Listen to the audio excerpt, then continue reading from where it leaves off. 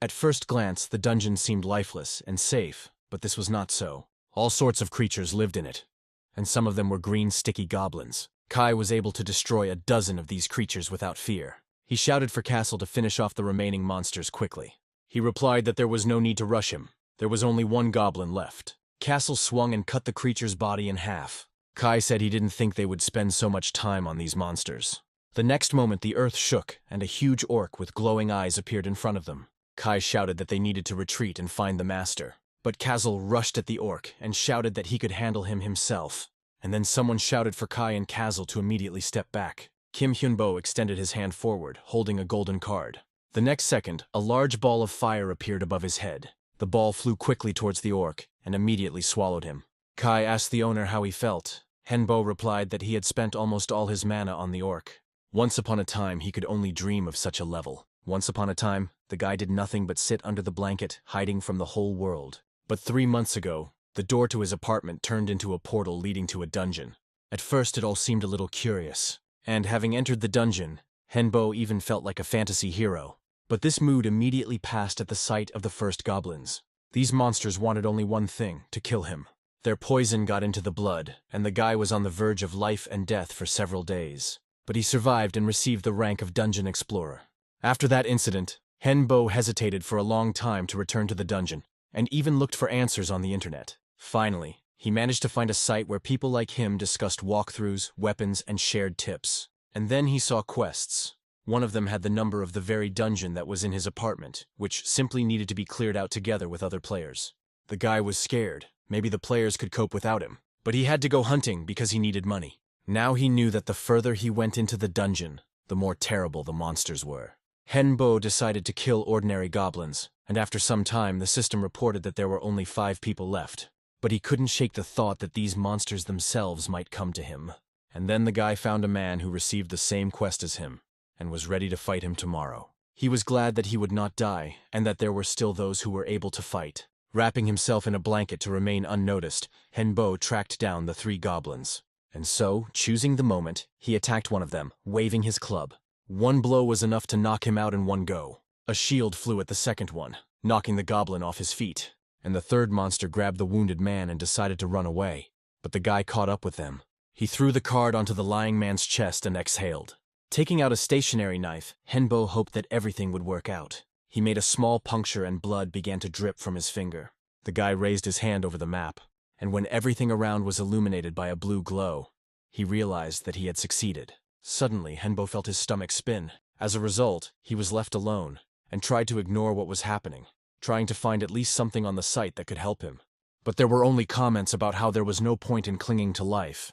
The only thing left was to die. There was no choice. I had to fight alone, or stay with the dungeon forever. In the meantime, it was possible to evaluate one's skills. Seeing that he could have mana, concentration, and luck, he realized that he was a wizard. And thanks to these skills, he learned to subjugate goblins. But this could only be done a few times. The mana was exhausted. After taking a closer look at the site, something else became clear. Magic skills were quite rare and were more often used in group raids. But at that moment, Hyunbo got scared and didn't take the chance to fight in the group. Now he was alone, with 272 days left before the raid failed. And the guy spent only 3 days in the dungeon. And then Hyunbo heard some rustling behind the door. He abruptly opened the door and prepared to destroy the enemy together with the tamed goblins. But there was no one there. Only some kind of box was standing by the door. The employee asked if the chairman had sent another parcel. He replied that we need to invest in their future, since most of them will die within a year anyway. But those that survive will become very strong. The chairman added that, of course, this is not a small amount of money.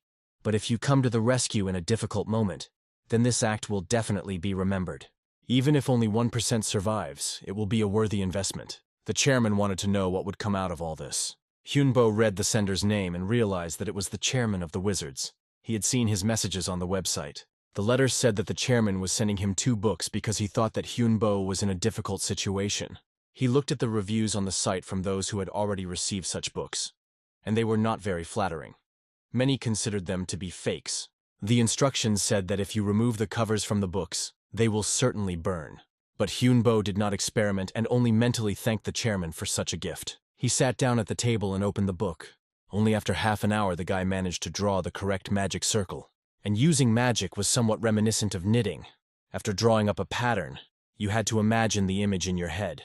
It took Henbo 4 days to study the books completely. The system reported that 20 hours were given for today's task, and if it was not completed, the player's level and skills would be reduced. And Henbo had no choice but to go hunting. He went down into the dungeon and immediately noticed several wild goblins. Henbo immediately ordered the tamed creatures to destroy them. The goblins completed the assigned task immediately. A few minutes later, the guy managed to tame another one. After studying the books, managing mana became much easier. At that moment, other monsters appeared. They were skeletons with glowing eyes. Henbo managed to hide and thought whether he should try his magic on them. The guy read the information about them. To tame someone, you need to mix your blood with the blood of the enemy. But there was no blood in the skeletons. There were only bones. However, this did not stop them from using some skills. Henbo decided to catch them first and knock them out. Now it was necessary to try to tame them somehow. Unable to find the information he needed, Henbo decided to act intuitively. He tried to apply the same actions that were used to tame goblins. All you had to do was direct your mana correctly. And then the guy saw that he had succeeded, which meant he could rely on himself and trust his emotions. Even though it took a lot more mana, Henbo realized that he would now be able to advance further into the dungeon. Thus, having received more assistance, he decided to return to his apartment. When Henbo returned, he looked closely at the skeleton and realized that it was female. The guy thought he needed to give her some name. He approached the monster and said that her name would be Christy. Henbo had already been in the dungeon for 7 days, and there were still 268 days left before the quest failed. He woke up the next morning dreaming of nothing but battles. Suddenly, a skeleton head appeared in front of Henbo and said good morning to him. He was surprised, and Christy added that his mana had such an effect on her. The skeleton said that after receiving a name, she was able to remember her previous life. Hyunbo really wanted to hear everything in detail. He asked how the name he had invented could be connected to her past. Christy replied that nothing happens for no reason. She added that the creature that received the name is already moving to a new level and already has its own personality. One day she lost her identity and soul, and that's why she ended up in the dungeon. When asked if Christy knew who took her name, the skeleton replied that she did not. She added that her memory has not yet fully recovered, but she remembers one thing for sure. This is some kind of creature that scares the living daylights out. Henbo looked at Christy and realized that he might have to fight some new unknown creature in the future. But if he dies, he too may lose his soul. And then Christy touched Henbo with her bony hand and said that she would not let her master die. He asked if Christy remembered anything else. Every little thing was important to him. She replied that she still didn't have enough strength to continue the conversation. She needed time to recover. Henbo suggested that Christy browse the internet to try to fully restore her speech and memories, and he himself began to study information about her. Henbo noticed that in addition to her strength, magic, and skill, her skills now also included giftedness. He had an idea that if he and Christy developed magic together, then during the battle they could stand behind while the other skeletons fought. Henbo looked at the skeleton who was interested in studying the information and decided that he could buy a computer for Christy. After some time, Henbo said that since she was a sorceress in her past life, she would teach him the skills of magic. She taught him how to draw magic circles correctly, how to accumulate mana and use it correctly. Christy patiently pointed out all his mistakes, and within a week, Henbo had already learned a lot. He was already impatient to go down into the dungeon to use all the knowledge he had gained. Christy said that the first thing they need to do is tame as many goblins as possible. After a few manipulations, she added that this amount would be enough for now. Christy approached one of the goblins and said that she wanted to check something that was related specifically to her. She reminded Hyunbo of the moment when they were gathering mana to go out, but the amount of her mana did not change. The next second, Chris grabbed one of the goblins and began to absorb his energy. The guy didn't understand what all this meant, but he didn't interfere. A minute later, Chris reminded her that she was undead. She added that after death one wants to live even more. Chris said that she can't store mana because she's already dead. And in order for the undead to be stronger, they need to take other people's lives. To survive, she needs to kill other creatures, and this is monstrous. Hyunbo gave Chris permission to kill others to become stronger. Otherwise, she would not be able to protect him. She looked at the guy and said that he was a very good person. Hyunbo replied that they just needed to survive at any cost. Chris added that there are still zombies in the dungeon, and unlike her, they need to eat their victims to become stronger. Henbo decided to test Christy's skills after what happened, but they did not improve. He decided that she needed to find someone stronger than the goblins. Suddenly, everyone saw a crowd of goblins rushing towards them. Christy said to leave it to her, and she could handle it on her own. The next second, she drew a magic circle in the air and created magic arrows. Arrows flew into the angry crowd and destroyed several goblins. Christy had used up almost all of her mana, and Henbo told her to rest and recover. He prepared for battle and directed the tamed goblins at the crowd. The creatures mixed together and a fierce battle began. The tamed goblins fought with all their might to protect their master. And then one of the monsters managed to get to Henbo and immediately got hit in the green face. The goblins decided to run away, but the guy ordered to catch up with them. He followed his own, and then saw that all his tamed goblins were dead, and the rest had disappeared. And then Henbo realized that he was wrong. The goblins did not run away, but lured him into their lair. He knew he didn't have enough mana to subdue them all, and then Christy came up from behind. She said not to be sad about the dead. These goblins were expendable anyway. Christy added that it was necessary to go back and heal the wounds. Once home, Henbo felt something unusual and asked Chris what she was doing. She replied that she was using the first circle of healing magic, quick healing. Once the wounds were completely gone, Chris said that she didn't think she would be able to use this skill as an undead and was glad that she succeeded. And then she leaned over to the guy and asked if it was time to buy better equipment, because the next trip could be even more dangerous. Hyunbo replied that the most basic set cost 150,000 won, but Chris said that it would not be enough. The guy replied that he didn't have enough money for anything else, to which the skeleton replied that they could create a page with paid advice and make money. Chris added that she could post tips on magic, then they would definitely have a lot of views, for which they would be well paid. Henbo didn't know that knowledge could be exchanged for money. He thought, surely there would be those who would need such advice. After some time, Henbo checked the status of his account and was horrified. Christy proudly said that now they can buy a new base, or rather move. She said that after payment you need to indicate the old address, then indicate the new address, then stay in the dungeon for half a day, and then return to the new house. When Hyunbo said he wanted to move closer to people, Christy said that's what they would do. They paid a deposit, signed a 1-year contract, and moved into their new home 4 days later. Henbo went out onto the balcony. It seemed to him that there was someone behind all this, who had sent him a parcel with magic books. Then Chris came up from behind and reminded them that they needed to go through the dungeon. The guy asked if there was any other way, but Chris replied that perhaps he does exist, but it is not a fact that he will be much more dangerous than the chosen one. She added that avoiding problems will not solve them. Hyunbo shouted that he just wanted to get out, and he would definitely manage. The next second, everything around was illuminated by a bright blue glow, and Christy realized that this was what the owner's mana looked like. Now Henbo has another weapon, a mace, and it has become much easier to deal with enemies. In addition, his body's own mana awakened. Returning home, Christy explained that her owner got her for being able to overcome himself. She added that now he can definitely be called a wizard. From now on, Henbo was a magician of the first magic circle. He began to manipulate the magic circle. This was necessary in order to successfully complete the subjugation of the 2 captive skeletons. Henbo gave them the names Castle and Kai, but Christy suggested taking it slow. She added that it was not a fact that these 2 would be as obedient as she was. After all, the memories of life and death that appear in the body of the undead can affect them in unpredictable ways. A couple of hours later, they returned to the closet where the skeletons were locked. Henbo came closer and opened it. Christy touched one of the skeletons and said that their memories had returned. The guy replied that they seemed to understand him, but they couldn't answer anything. Christy said that they lack vocal cords and that she herself is an exception. She turned to the skeletons and said that today they had another chance. Christy pointed to Henbo and added that this was their new owner who saved them and gave them new names.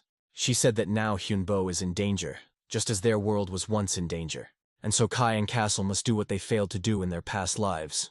Christy told the skeletons to swear allegiance to their master, and if they did not, they would die on the spot.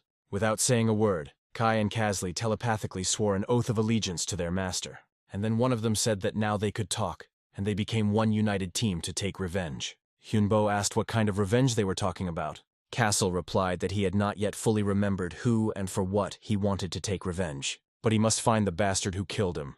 Kai remembered that his family once had a family heirloom, but it was lost in the dungeon. But when his older brother went there, they lost contact with him. And now his goal is to find this thing and defend the honor of the family. Christy told them that in her past life she was a sorceress, and now she wants to continue studying magic to become stronger. Hyunbo realized that he had to say something too, so he said his name and added that his goal was to survive. He was once on the verge of death, and he doesn't want to experience that fear and pain anymore. Hyunbo added that each of them, by going towards their own goal, helps him achieve his goal. Christy, Kai, and Castley responded that they were ready to help the owner and follow him. Having gone into the dungeon, Henbo was already eager to see his skeletons in action. Kai remembered the oath he had given and wanted to live up to his master's expectations. Castley was very resilient and fearlessly rushed at the crowd of monsters. Thanks to their combined efforts this time, Hyunbo managed to go much further and reach the boss's gate. Someone who has reached this place wrote on the site that behind these doors, there is 1 goblin boss and 20 small goblins. Castle said it wouldn't be difficult and they could do it in 5 minutes. But Kai replied that he was too self-confident, because the boss was much smarter than an ordinary monster. And Christy added that she would not trust websites at all, and would better prepare for the upcoming fight. Henbo listened to Christy and they all returned home together to prepare to fight the boss. A few minutes later, he reported that he had good news. Everyone's stats and skills had improved thanks to the battles they had fought. When he decided to look at information about himself, he saw that he had reached the highest level. But the guy thought that this was not enough. He needed to become even stronger. Kai said that they might need some magic crystal powder for the upcoming fight. Hyunbo went to the website and saw that 10 grams of the ingredient cost 1 million won. And when Christy added that they would need a whole kilogram, the guy replied that he didn't have that kind of money. Christy insisted, saying that they could buy what they needed on an installment plan. A few hours later, the package was delivered. Christy said mysteriously that she needed to create something and asked not to interfere. When she added that it could take several hours, the others decided to go down into the dungeon without her. Almost 300 units were destroyed. Kai said that the enemy was weak today. Castley replied that they had squandered almost all their luck. And then Hyunbo remembered that he had a skill called luck, which should help in difficult situations. But Kai replied that luck doesn't come easy.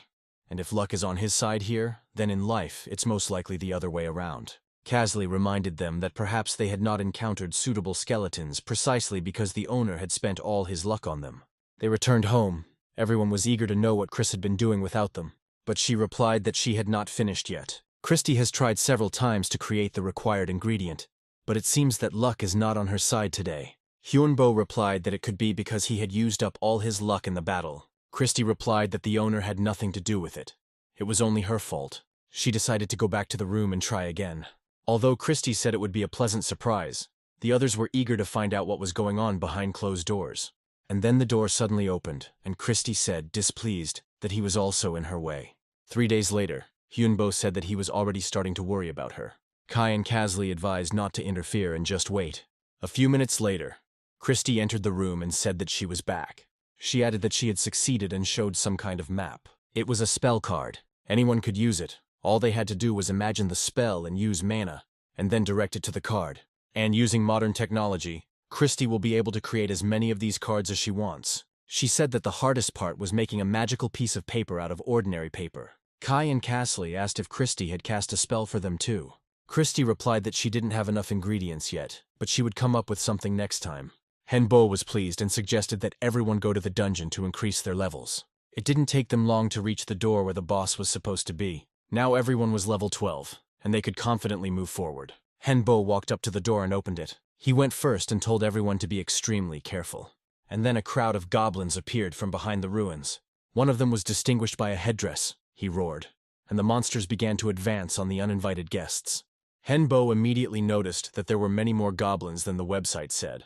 But it seemed that Kai was not at all embarrassed by this, and he rushed to attack. The guy told Christy that it was her turn to use one of the cards. Together they held the cards forward and mentally cast spells, and then fireballs appeared in the air. The balls quickly flew into the crowd of monsters, destroying them.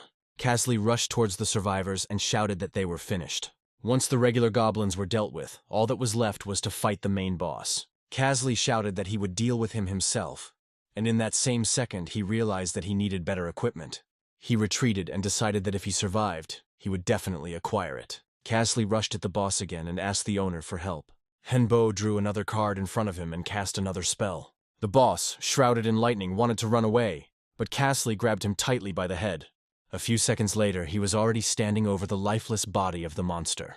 Kai noticed the surviving and wounded goblins and said that they needed to be finished off. After some time, Henbo lay on the ground and understood only one thing. They had won. The system reported that a participant named Hyunbo had cleared this dungeon quest first in 50 days and had received a reward of 1 million won. Tired and exhausted, they returned home alive. Henbo decided to lie down and rest for a while. He almost fell asleep, but when he opened his eyes, he saw a goblin's severed head in front of him. Henbo jumped up screaming and realized that he had fallen asleep right in the dungeon. He looked around and said that it was time for them to go back.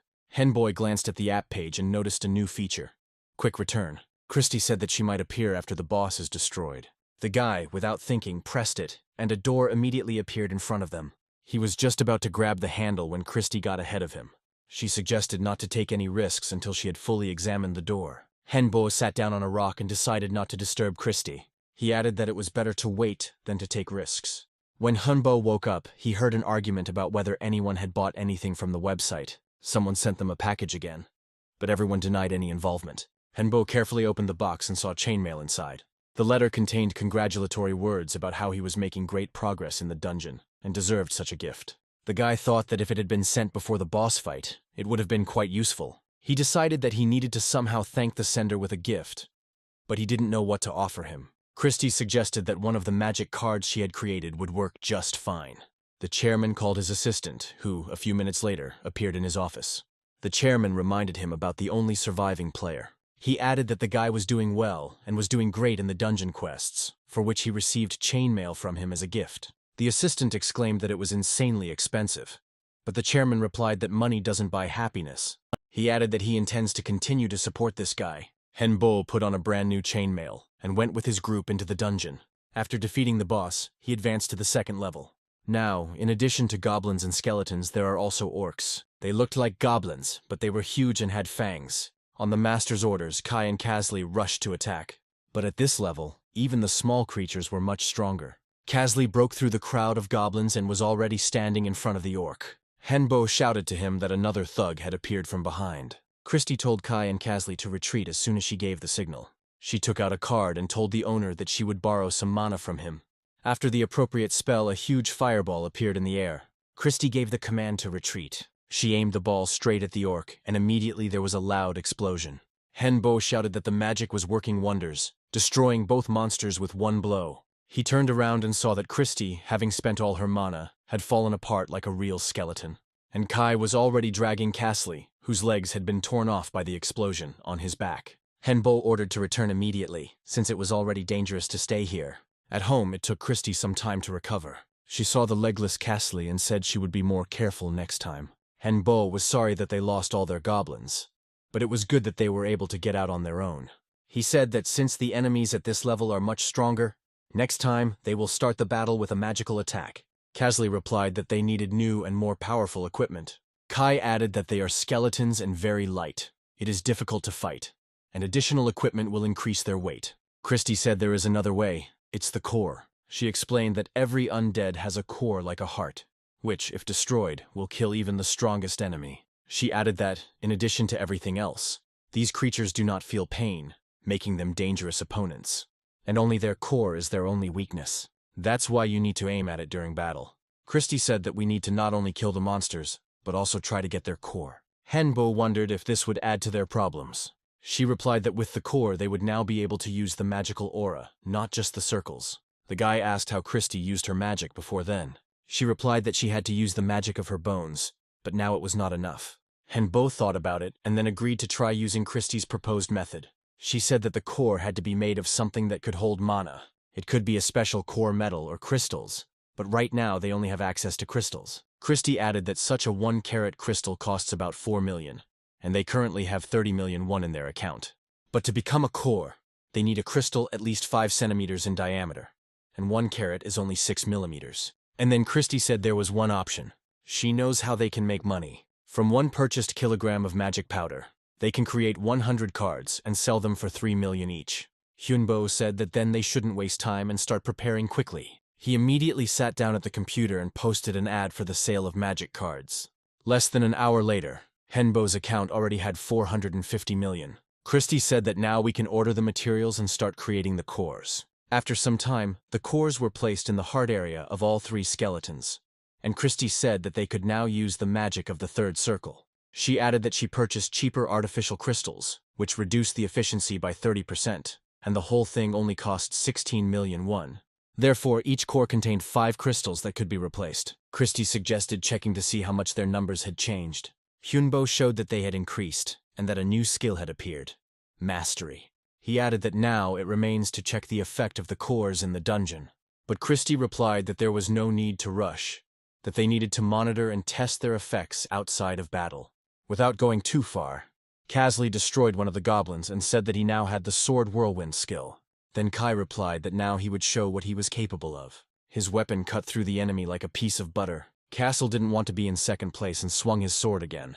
But after a couple of seconds he folded up just like Christie did last time. Christie said that this method takes a lot of mana, and the problem is that it takes a long time to recover. Henbo picked up Casley and suggested that he return home and sell the second batch of cards he had made. And then they realized that the road home would not be easy. A crowd of mouse gnomes stood in front of them. Henbo exclaimed that they couldn't cope without Castle, but Christie said not to worry and used lightning strike. And then she stopped the dwarves for a while, using the breath of ice. Kai took advantage of this moment and rushed into the crowd of monsters. Swinging his sword left and right, he managed to destroy the entire crowd. Christie gave Henbo advice. A wizard should never panic. Otherwise, he will not be able to use magic properly and will die. Returning home, Hyunbo went to bed feeling pleasantly tired.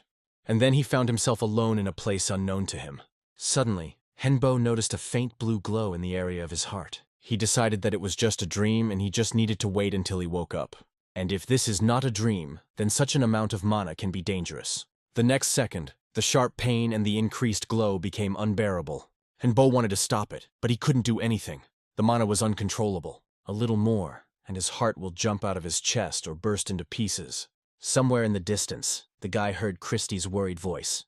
He opened his eyes to see Kai, Casley, and Christie looking at him in horror. Hyunbo sat up on the bed and asked what happened. Christie said they saw a strange glow outside the door of his room, and when they entered, they saw that it had already filled the entire space. She added that if they had not woken up the owner, he could have died in his sleep. Henbo asked if Christie had helped him, but she replied that the attack had stopped on its own. He wondered if he could really handle it on his own and keep his mana under control. Henbo was able to master the mana and control the situation. Now he could control her completely. Christie said that the owner becomes a real wizard, although sometimes it is dangerous, and his body of a magician immediately moved to the third circle, bypassing the second. Christie added that it was imperative to consolidate this result and start training and managing her mana from today. Hyunbo suggested having breakfast first, but she said that studying came first. On subsequent trips into the dungeon, she felt as if she had been born again. Christie said that the enemies in this location have been destroyed and they can return. When Hyunbo came out of the shower, Christie said that they wanted to test their stats with skills. The guy looked at their tables and replied that they had now been awarded titles. Christie became a skeleton sorceress, Kai became a skeleton knight, and Casley became a skeleton warrior. He added that, in addition to this, their performance indicators have improved. Casley said they feel it themselves, especially the changes in growth. Both skeletons stood in front of Henbo, and he was surprised by their enormous height. Christie said that she is changing too, but all these changes are happening inside. She added that when the owner became a third circle mage, it directly affected them as well. Henbo replied that since they had such improvements, they could go and clear the second floor. But Christie said that it was not ready yet. The guy didn't argue with the sorceress and decided to just wait.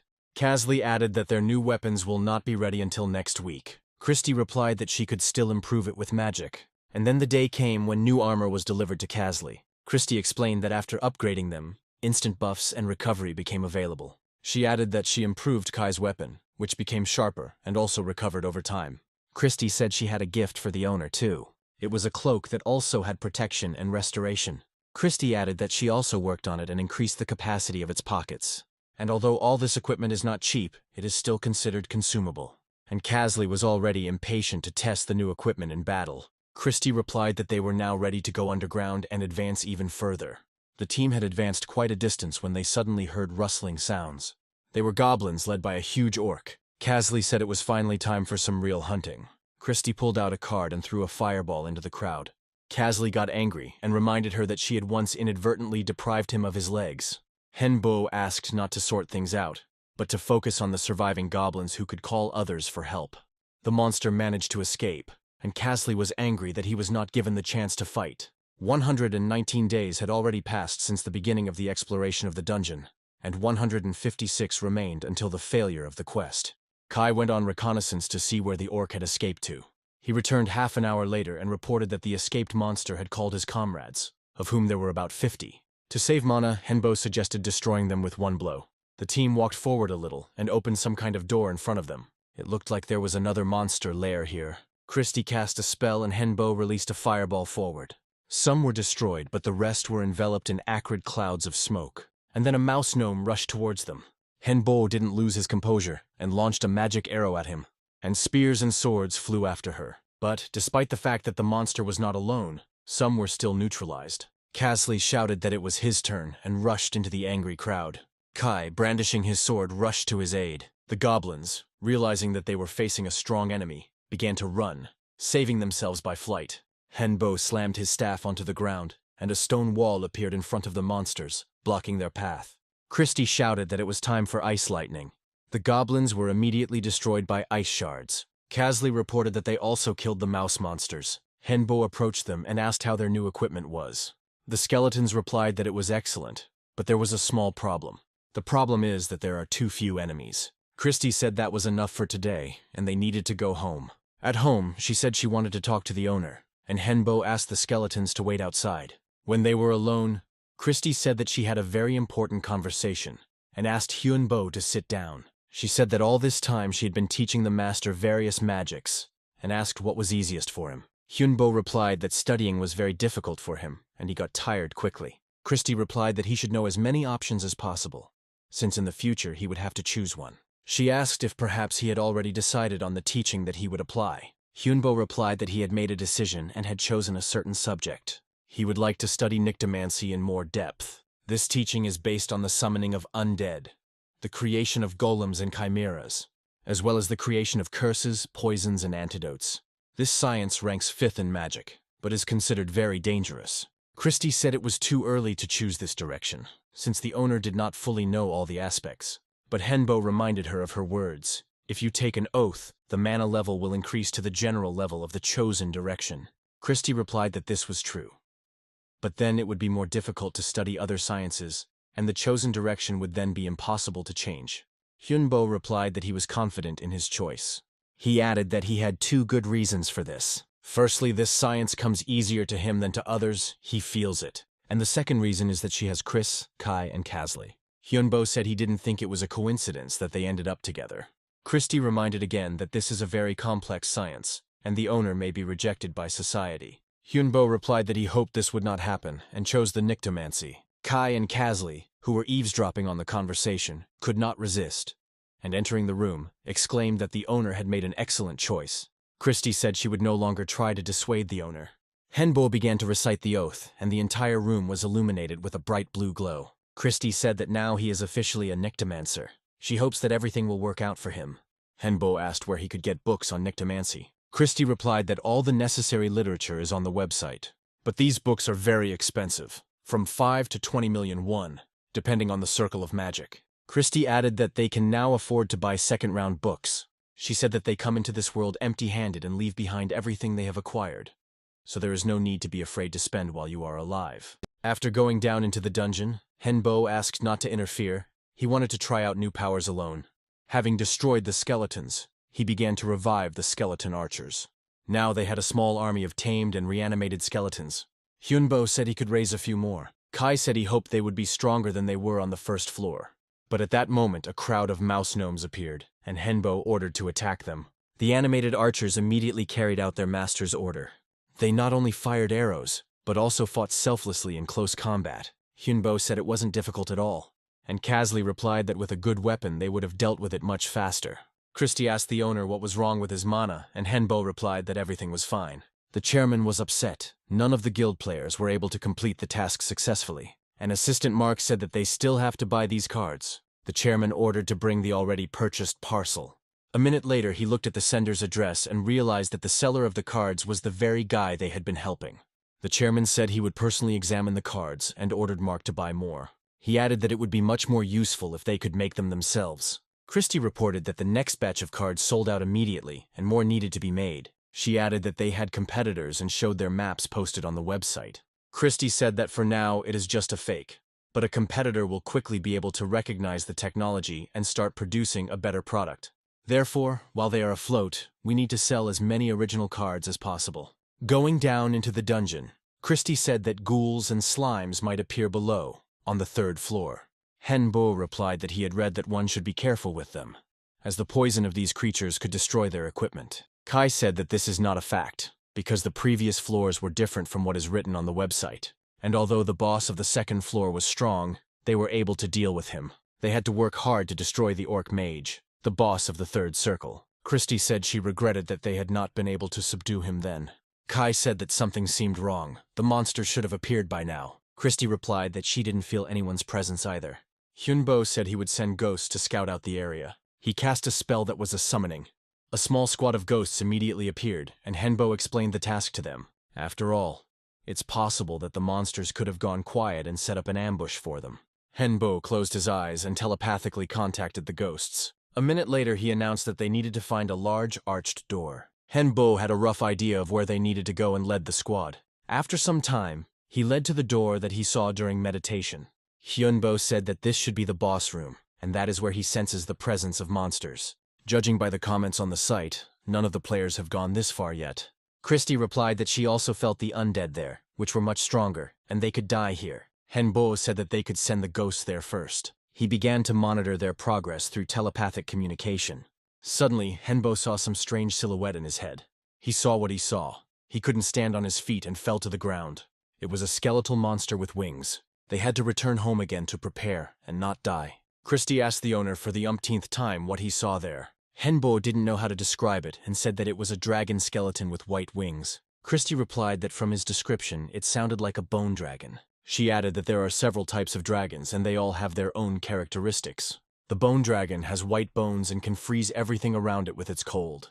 Hyunbo replied that he saw an ordinary skeleton and nothing like ice. Christy said that then it might not be a dragon, but an undead creature made from dragon bones, or more precisely, a skeletal dragon. She added that they usually take a long time to form, and the one in the room had not yet reached the limit of his strength. Chris then explained her theory about the dungeon's capacity. According to her guess, the strength of monsters directly depends on their number in each sector, and is distributed among all creatures. Hyunbo replied that if there was only one monster in the room, it must be very strong. He added that in any case, they need to move on. From the next day, it was decided to begin intensive preparations for the meeting with the skeleton dragon. Only 3 months later, they descended into the dungeon again and stood in front of the now familiar door. Hyunbo warned that it would be a very tough battle and opened the doors. At that moment, the skeletons that were guarding the boss began to crawl towards them. Henbo cast a spell and summoned his assistants. A minute later, the tamed skeletal warriors stood opposite those who were protecting the dragon. The main monster glowed red and tried to subjugate the alien warriors. Henbo shouted at the creature that he would not get them. The boss jumped up and, surrounded by his assistants, rushed towards the uninvited guests. Kai and Kasley realized they better be prepared. Kai took out some colored balls and said that they had been preparing these bombs for the monster for a long time. A second later, there was a powerful explosion, and everything around was engulfed in flames. Kai told the owner that their skeletons were not coping, and more were needed. The more damage the dragon suffered, the more helpers he called for help. Kasley yelled that his mana was running out too quickly, but Kai told him not to whine and to put all his strength into the strike. Kasley struck with a mace, but it broke, and he continued to strike with his bare hands. The next second he was thrown back. The dragon used force light. Henbo and Christy struck their staffs and summoned clay golems. Remaining invulnerable, they surrounded the dragon and began to suck it in. And now only the head was sticking out of the viscous clay liquid. Christy instantly created a fireball and threw it at the monster. When the clouds of smoke cleared, everyone saw that the dragon's head had been torn off. Christy said they were able to kill the monster by destroying the core in its head. But it turned out that it was too early to rejoice in victory.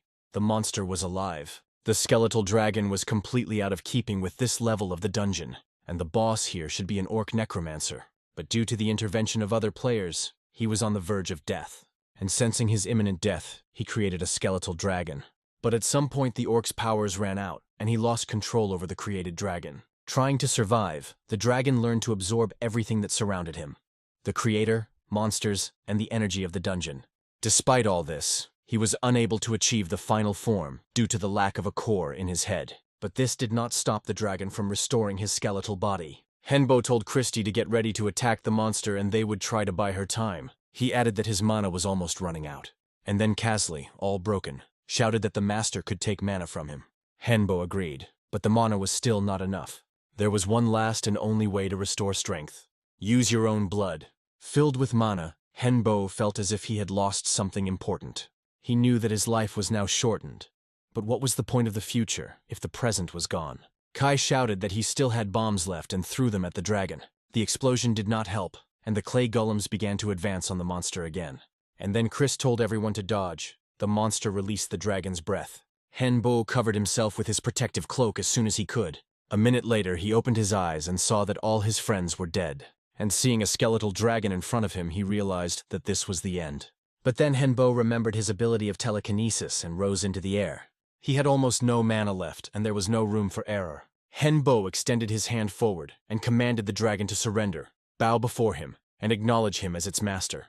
And suddenly the monster replied that he would never recognize a pathetic little man as his master. Hyunbo shouted that he was just a pile of bones and a pathetic fake, but despite this, it gives him the opportunity to become stronger than any real dragon. Otherwise, they both will have to die. Henbo quickly flew up close to the monster and touched its head. Using up the last drops of mana, he lost consciousness and fell to the ground. Henbo came to his senses and saw that he was lying in the bony clutches of a monster. The dragon's eyes changed color, and he said that the master must keep his promise and make him stronger than real dragons. Henbo didn't believe that he was still alive, and he succeeded. He managed to complete the quest in 329 days. It looked like an ordinary high-rise building in Gangnam, but in reality it housed a secret organization that supported underground explorers. Henbo reported that he had arrived with a report on the completed quest. The manager replied that this quest was quite easy and did not require a report. But Henbo said the run was quite unusual and his report was worth checking out. The manager took a huge stack of sheets and wondered what could have happened there. After reviewing the documents, he couldn't understand how the guy had gone through alone and managed to subdue the skeletal dragon.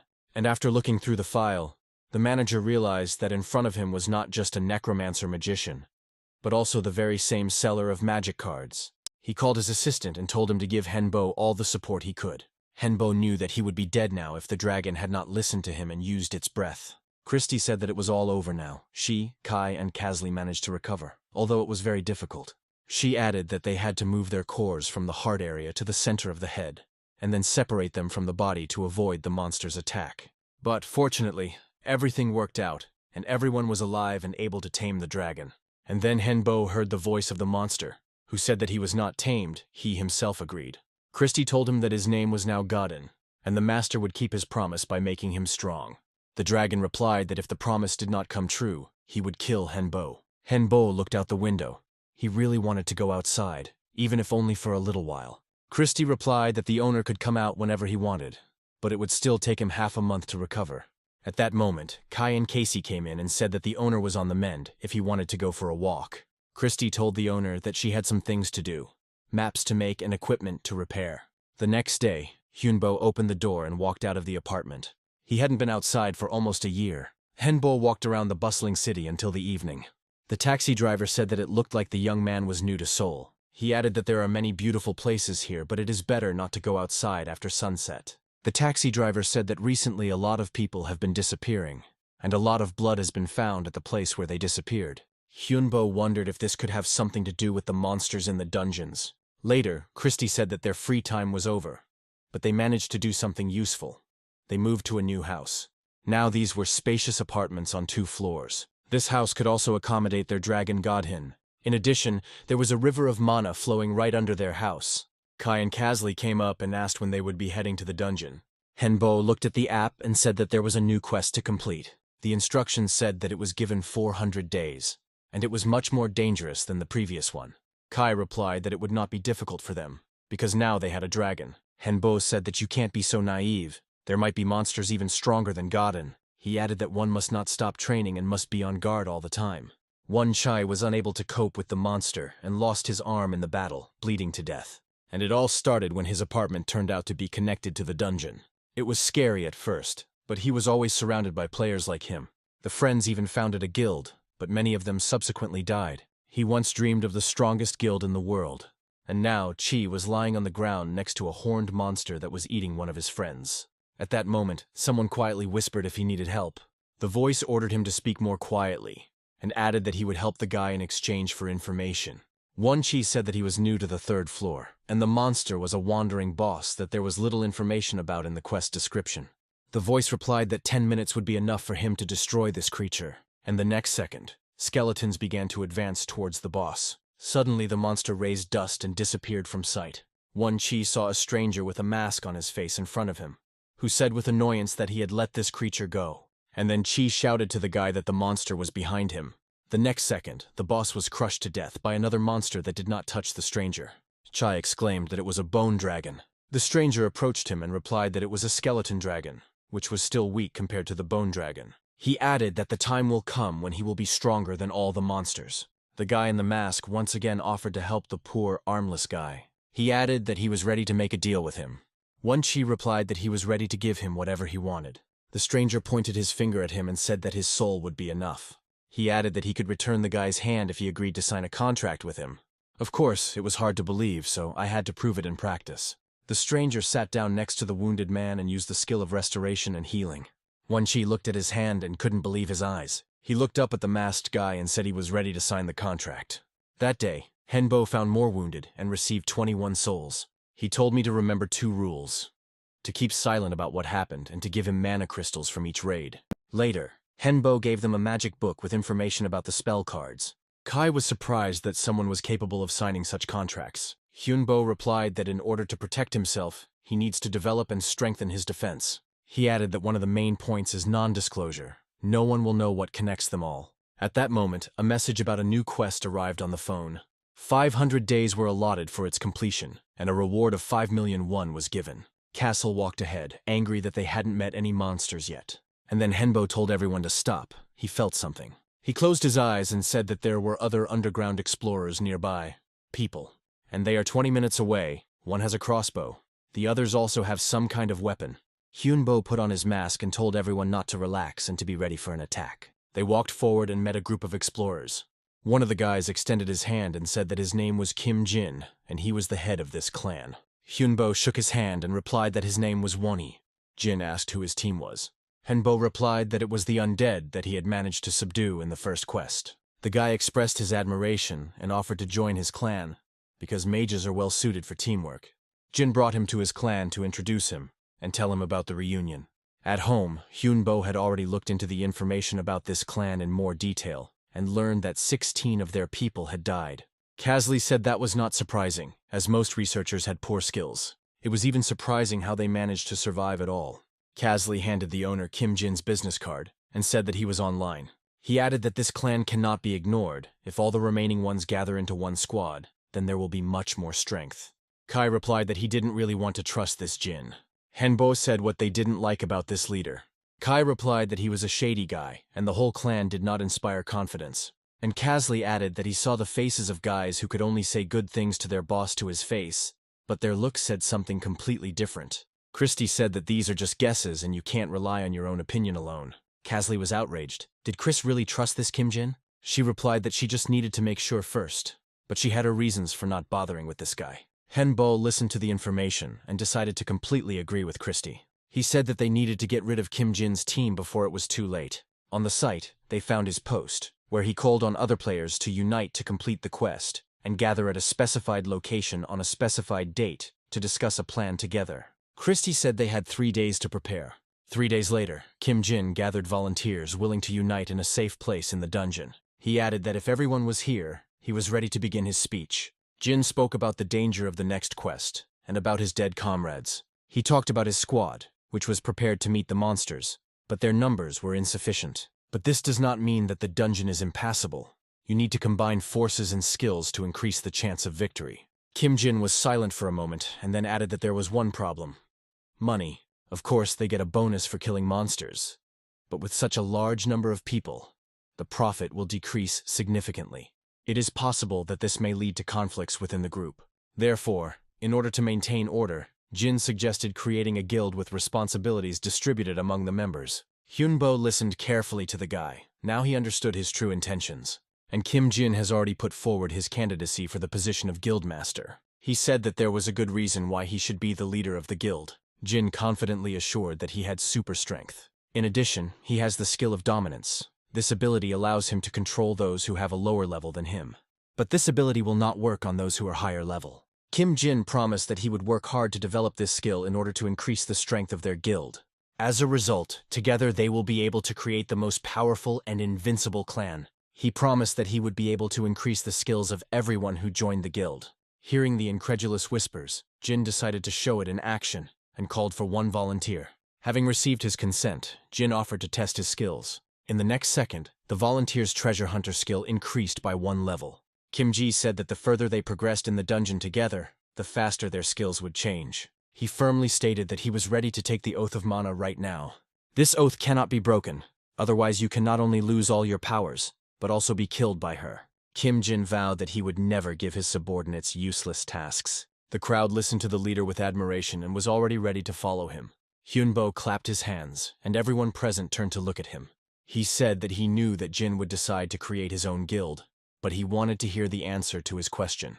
Hyunbo asked if Jin's influence would increase if he strengthened the skills of his subordinates. Kim Jin replied that it was, but they could resist if their level was higher than his. Hyunbo said he now understands how 16 people on his team died. They tried to resist but ended up dying because of his orders. Kim Jin tried to object that he did not kill anyone. And if Wani doesn't believe, then he can take the Mana Oath again. Hyunbo said that of course Jin didn't kill his subordinates personally, but he gave the dead the order to kill each other. Hyunbo turned to the crowd and said that Kim Jin was previously an ordinary dungeon explorer. He was absolutely no different from the other players. But somehow Jin managed to gain superpower and subjugate those weaker than him. Kim Jin shouted that this was all nonsense, and Won-hee had no evidence. He began to accuse Hyunbo of wanting to assert himself at his expense, while he himself was afraid to even take off his mask. And then Henbo confidently replied that he had evidence. Kim Jin laughed and told the crowd that the guy was bluffing. His team members tried to stand up for their leader, saying that they were alive only thanks to him. Hyunbo replied that these were just misconceptions, and now he would prove it. He struck the ground with his staff and cast a spell to revive the dead. The next moment, all 16 dead people from the clan rose up. Henbo said that he is a necromancer wizard and has many options for using magic. Kim Jin shouted that these were just magical tricks, illusions, and a play of light. He claimed that Won-hee also wanted to become the guild leader and subjugate those present for his own benefit. But the people no longer trusted Kim Jin very much, and were sure that he would do the same to them as he did to the dead. They started shouting that they would never choose him as guildmaster. Kim Jin couldn't stand it, pulled out his sword and rushed at Hyunbo. But then Castle came to the rescue and parried his blow. Kim Jin shouted to those who were still on his side to destroy Won-hee and his team. The subordinates rushed to help their leader. Kai shouted that they needed to be stopped, but in a way that would not harm them, since they were not guilty of anything. A minute later, he realized that the enemy was much stronger than he thought. Kim Jin laughed and said that they couldn't handle his people. Christie decided it was time to intervene and took out a magic card. Kim Jin's team was scattered across the ground. The leader shouted that now he would show all the power of submission. He raised his people and gave them even greater strength. Jin shouted that now Won-hee's only option was to kill them if he could. Kai and Kasley began to repel the enemy's attack again. Christie pulled out a second card and fired ice arrows. And Kim Jin swung his sword and shouted that now his bony toys would fight on his side. But Hyunbo replied that the guy had chosen the wrong opponent. And the next moment Gauden appeared and grabbed Jin with his huge paw. An army of summoned skeletons grabbed Jin's men by the legs, preventing them from fighting. It took several minutes to neutralize the leader's men. Hyunbo said that if he hadn't guessed about Kim Jin's plan, then perhaps everything would have worked out for him. He raised his staff over the guy's head, and he begged him to stop. He understood everything. Hyunbo answered whether he had pardoned the dead people who asked him for mercy. With these words, he suddenly brought the staff down directly on Kim Jin's head. Hyunbo hadn't left the restroom for half an hour. He could not come to terms with the fact that he had killed a man. The guy couldn't help but think about it, much less forget it. From behind the door, he heard his team saying that the owner had done the right thing. Otherwise, many people would have suffered. Hyunbo believed that he was no better than Kim Jin, because he also subjugated the undead for profit. He opened the door and said that he would like to be alone today. The guy headed to his room and, closing the door behind him, collapsed onto the bed. Henbo tried to convince himself that this was the only way out, otherwise they would die. The next morning, he woke up to his skeletons entering his bedroom and telling him that the owner had moved on to the fourth circle. Hyunbo sat up in bed and didn't understand when this could have happened, because they weren't fighting monsters. Christie explained that yesterday his determination was able to improve the master's skills, and he became a fourth circle mage. The guy wondered if he had really gotten a promotion by accepting his sins. Christie took the owner's hands and said that he shouldn't blame himself for getting a new level in this way. She added that a lot has happened recently, and everyone needs a good rest. Christie said that there are a lot of people in the dungeon now. After they left, the remaining players united and, after all, created their own guild. But they still don't have a worthy leader and are trying to find Hyunbo. The guy laughed, of course. He had solved the problem so brilliantly and saved people from danger. The chairman was already aware of the incident that had occurred, having read the players' posts on the site. But he couldn't understand how a skeleton dragon could end up in this dungeon, since it was at least a sixth circle monster. Michael reminded that only a very talented and powerful magician could subdue such a monster. The chairman turned to his assistant and replied that this meant that such a player already existed, and there is already a lot of confirmation of this on the site. Many people describe the same thing. He added that he now does not rule out the possibility that a 5th or 6th level necromancer already exists. Henbo decided that since they weren't going into the dungeon yet, they might as well spend their time usefully. Castley attacked the owner and recommended not to dodge the blows, but to repel them. Moving on to the 4th circle, Henbo's strength and speed increased, and he could now predict his opponent's movements. He had a complete feeling that he had become a different person.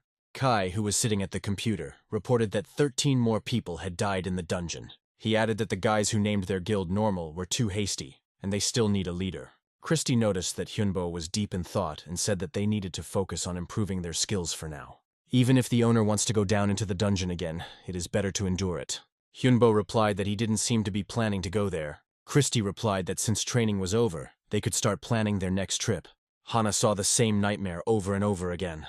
In his dream, Kim Jin again subdued her and forced her to attack the monsters. The girl woke up and sat up in bed.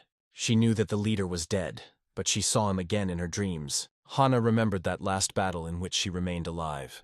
She heard Wanhee's words in the mask that from the moment Jin died, he would begin to suffer real torment. Wanhee grabbed the leader and threw him into the crowd of resurrected. He told them that they could do whatever they wanted with him. That day, Hana realized that she could move. She was alive. The next second, she saw the ghost of her sister among the resurrected. Hana knelt before her and cried. She felt guilty for her death. The ghost smiled and said that her sister had to survive for both of them. Hana clenched her fists. She shouldn't just sit at home and cry. She must become stronger and more resilient. Henbo looked at the plan Christie had drawn up and asked why they needed a base. She replied that there were many dungeons in that world, and they could not explore each of them. If they make a mistake during the passage, the rest of the explorers may become undead like her, and it is possible that someday monsters from the dungeon will be able to penetrate this world. Hyunbo remembered the taxi driver's words that it was dangerous to go out in the evening. Many people were disappearing, and Christie continued, saying that the base is necessary to protect the survivors. It will be a safe place for researchers in need. Henbo replied that construction needed to begin as soon as possible, but Christie said there was another issue to consider. She explained that the cards are not selling very well now, and construction requires a lot of money. Christie added that most people continue to buy counterfeit cards at a lower price. She said they could start selling magical artifacts.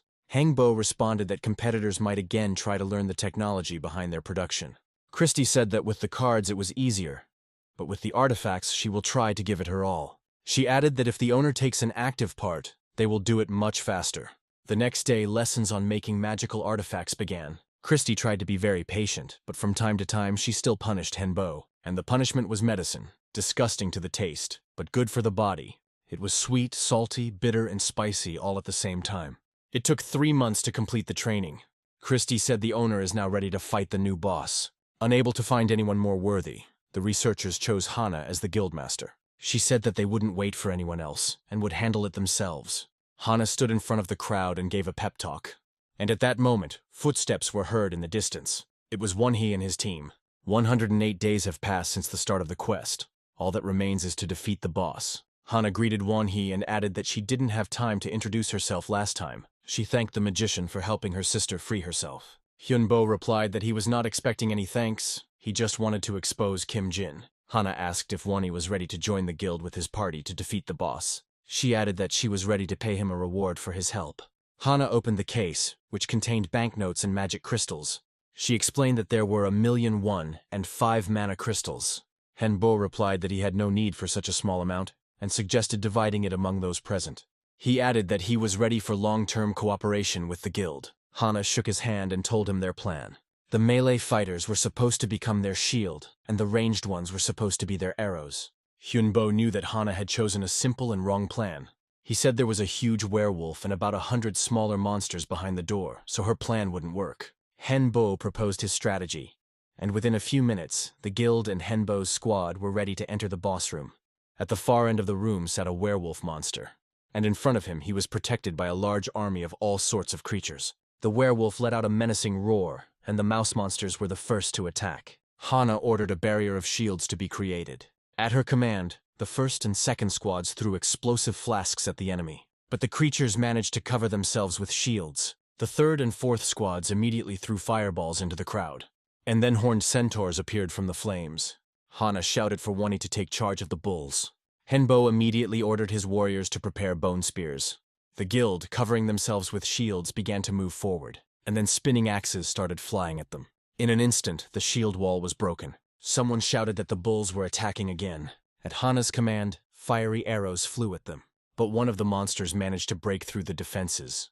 Hana screamed not to give up and to fight until her last breath, and then Henbo ordered everyone to step back. His warriors surrounded the enemy, giving them no escape route. And then Henbo called Golden. He shouted at the dragon to use his breath. It was the breath of darkness. Hana was horrified as she watched what was happening. There was no trace left of the bulls. She approached Wanha, who said that it was not over yet. More shadows of some creatures appeared in the smoke. This was the boss's second army. Hana ordered everyone to group up and prepare for another attack. The first to come out were the archers with crossbows. They managed to destroy the first enemy ranks, but other monsters were already running after them. Henbo did not risk people and sent forward an army of skeletons. To distribute the forces, he shouted that he would hold back the strong bulls, and that Hana should take on the mice. Henbo ordered Kai and Kasley to attack the bulls, and Christie used lightning strike. The monsters received multiple injuries, but they had the ability to regenerate, and their wounds began to heal right before our eyes. But Hyunbo insisted that they still had a chance to win, and he sent Kai and Kasley into the attack again. The monster began to fight off the enemy's blows, but Kai chose the right moment and wounded the monster. He did not give the creature the slightest chance or time to regenerate, but the monster still managed to recover, and Kasley shouted that his head needed to be cut off. But this creature covered itself and did not give the opportunity to strike at the neck. Kai wanted to go around him from behind, but the monster immediately changed its position. Christie shouted that she would try to help them. She took out a card and cast a chain spell. The monster was immediately tied hand and foot and could not move. Kai flew over the monster's head and raised his sword, and a second later the monster's head was already lying on the ground. Henbo saw something glowing and picked it up. Christie said that it was a moon crystal. It was very valuable and could be useful to them in the future. At this time, Hana was able to destroy one of the monsters.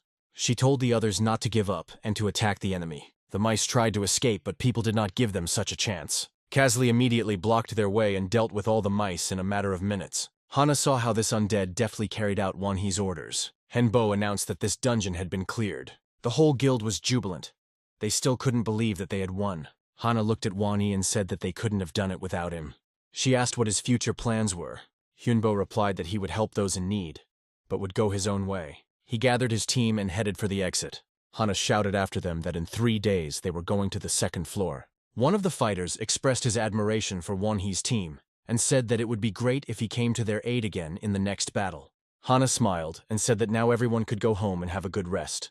Henbo asked Christie if this crystal was really that valuable. She replied that in her world this object was called the Eye of God, which illuminated the darkness. And when the moon turned red, all the monsters became evil.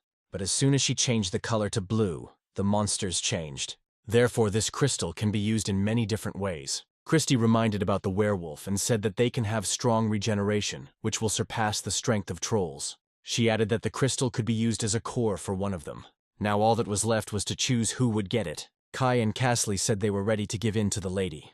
Christie said, "Can she really take the crystal for herself?" Hyunbo also decided that it would be better this way. Christie replied that she would definitely live up to their expectations. She asked not to be disturbed for a while and immediately rushed to make the core. Hyunbo laughed and said that it looked like they wouldn't see her again anytime soon. 3 days later, Hana's guild was ready to explore the second floor of the dungeon. The girl reminded that this floor was even more difficult than the ones they had gone through before. She told everyone to spread out and be ready to protect each other. She reminded them that their goal was to survive and return home. They walked down the slippery stairs for a while, and Hana finally said that she saw an exit ahead. She added that it is unknown what might await them ahead and everyone should be careful. After passing through the dark tunnel, everyone saw a bright light ahead. No one could understand how there could be a sky in the dungeon, and ahead of them lay a dense forest and the unknown. The detachment did not move from its place and waited for instructions from the commander. Henbo watched the guild's progress with interest and was also puzzled as to where the sky came from in the dungeon. Kai replied that this could happen, but only in dungeons that were of a higher class. Henbo decided to ask Christy for advice and looked at the closed door.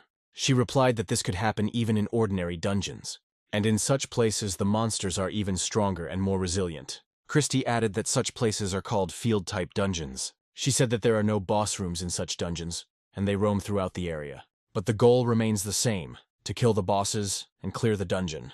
After this, Chris returned to the room and closed the door behind her, and Hyunbo decided to go to training to prepare better. A few days later, Henbo and Christy came up with a plan and contacted the guild. Hana read the message and reported that Wonhee was not asking to join, but was only warning about the dangers of this dungeon. Kai said that we need to hurry up and dig faster. He said that if the wall was not strong, they would die first and become undead like him. Hyunbo said that thanks to the guild's help, the work was going much faster. This time he asked for help, and in return offered to conduct training and teach magic. Thus a good defensive camp was built. Kasley reported after reconnaissance that they now knew of the existence of the great ape, the red ape, and the rhinoceros beetle. The beetle was the size of a human head, could fly, and had a large horn that posed some danger. Hyunbo said there was not enough information and advised caution, and at that moment Kai was conducting training for the guild. After the training, Hyunbo personally conducted the magic training, saying that a true magician should give as much as he received. After all the classes, many stayed overnight in the dungeon to accumulate as much mana as possible, and Hyunbo trained hard, meditated, and also worked on accumulating mana. Almost 3 months passed like this. Kasley shouted that they needed to run as fast as they could, and from somewhere in the forest, huge stones were already flying. At this point, huge boulders blocked the path of retreat, and on the other side, a crowd of monsters was already approaching the guild. Hana ordered us to split into groups and stand back to defend ourselves. Kasley lunged at the nearest creature to protect the others, but then he received a heavy blow to the head. He flew back to the rock, and the monster was already flying towards him, waving its huge paws. And then Hana appeared in his path and covered herself with a shield. She fainted and knocked the monster off his feet. Then one of the guys with a crossbow jumped up to help the commander finish off the creature. Kasley said that thanks to her, he stayed alive. But there were still monsters that were already running towards the guild team. The boys stood back to back again, and on command began to beat the creatures. One of the monsters jumped too close and was immediately hit in the head by Hana. Kasley swung his sword, cutting through bodies and severing limbs. It seemed like this fight would never end. Suddenly, fireballs began flying, and Kasley realized that the monsters had increased their activity. He almost missed the monkey's attack, but immediately responded with a blow. And now another monster has fallen dead to the ground. Kasley shouted that the red monkey was dead. Things should be easier now. But he was very wrong. A white monkey was hanging right above him. It was one of those wandering bosses. Kasley managed to dodge, but some of the guys were not so lucky. He looked around and realized that he was left alone with this huge monster. Here the boss let out a menacing roar and looked somewhere to the side. In front of the monkey stood a monster of the master necromancer. It was a stone golem of the 4th circle. He arrived just in time. There was no one left to fight. The golem received the order and rushed at the monkey. Kasley came to his senses and saw his master. The monkey hesitated and did not advance, but the stone golem was in no hurry either. Kai told the owner to be careful. No one knows how this creature will behave. The monster stood up to its full height and let out a loud, inviting roar. The sound was so loud that Hyunbo had to cover his ears. But it was not just a roar. The monkey called his assistants. These were 2-headed blood wolves that, like the monkey, were wandering bosses. Christy managed to get around the wounded, using cards and a healing spell. Hana couldn't believe that she was alive now.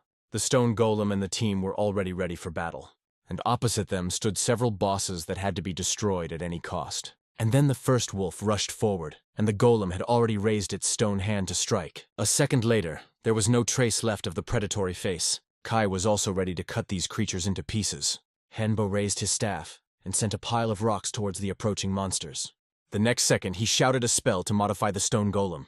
The monster grew in size and swung at the monkey. One blow was enough to send the hairy creature to the ground. Henbo shouted that his mana would only last for 20 minutes, but they had to make it in time. And then Hana shouted to look under her feet. There were crawling pieces of a 2-headed wolf. Henbo ordered not to let these pieces join together into one whole. And then Christy said it was time to show the strength of her core. With one movement, she summoned an entire army of enraged Meiji skeletons. Henbo now knew what the power of the moon crystal was capable of. But that was not all the skeletons. As they moved forward, they began to acquire armor and turn into skeleton knights. The first of them had already broken through the enemy crowd and pierced the wolf with a spear. Now none of the monsters could escape the deadly blows of the knightly army. The white monkey standing behind lifted a huge stone boulder above itself and let out a victorious roar. At that moment, a huge golem hand appeared above his head. She squeezed the huge boulder in one motion, and a bunch of stones flew at the boss. The entire team remained under the cover of the stone golem and knew that any interference would be dangerous to their lives. The two-headed monster opened both its mouths, and bloody breath came out of them. Henbo used his defense skill and managed to catapult everyone out of the dangerous perimeter. The guys were thrown back to a safe distance. The next moment, Henbo summoned his dragon again. He waited for the right moment and ordered Godin to release his counter-breath. The bloody breath became stronger, and the dragon began to back away. Henbo put his hand on his body and shouted that he would give him all his mana so that he could show the boss his full strength. A second later, Godin opened his mouth and used corrupted breath. Henbo lost his strength and fell to the ground unconscious. When he opened his eyes, Christy, Kai, and Casley were standing over him. The guy didn't remember anything and asked what happened. Friends replied that he had used up all his mana, that the owner was completely exhausted and needed rest. Hyunbo asked what was wrong with Hana and her guild. Casley replied that everything ended well and everyone was safe. But there was one problem. Because of Godin's pride, they could lose. Casley added that after the battle, Hana's team conducted reconnaissance and discovered a new monster. "This is a huge boss with a horn on its forehead and fangs," the boy exclaimed. Was he really even bigger than those they had fought? Kai said that it was a low-class monster, slightly smaller than a white monkey, and its name was a weak giant. He added that fighting him could be difficult as magic does not work on him. Despite its name, the boss has high intelligence. It is possible that he is the most dangerous of all, and we need to come up with a method to combat him. Then Godin appeared and said that he would kill him himself. He added that he would not need help and asked not to interfere with him, as last time. Christy quietly said that such behavior of the dragon could not be ignored. She added that now the owner needs to rest, and then they will take care of his upbringing. None of the dungeon explorers could have imagined that the monsters had a main master, or rather a mistress. Humans were able to easily defeat the two-headed wolves, and this became boring. She said it was time to play big and spun the roulette wheel.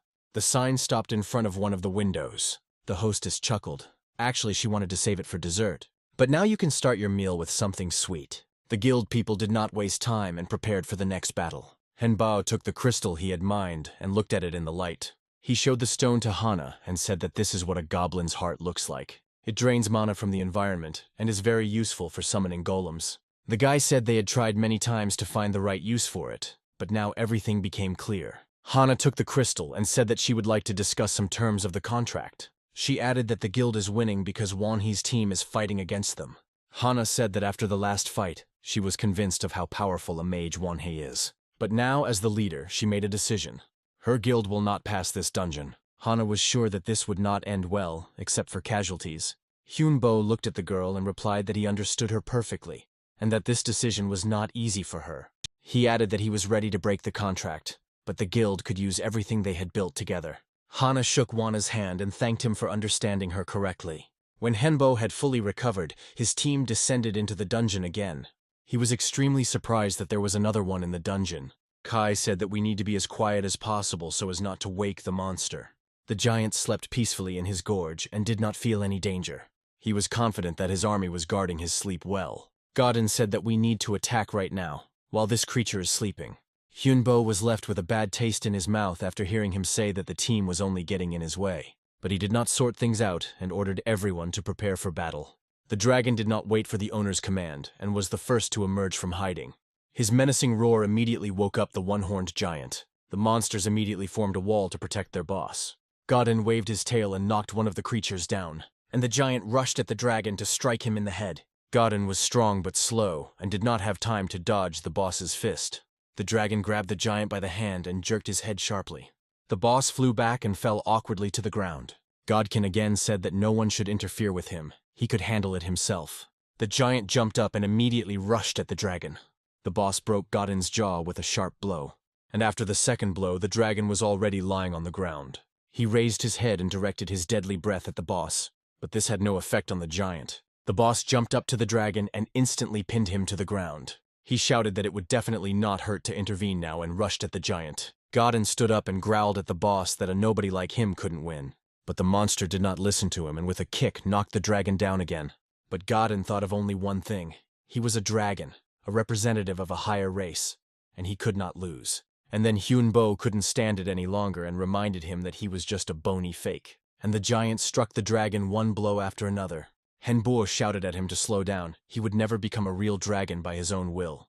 The boss walked up to the lying Godin and the next second tore his skeleton into tiny bones.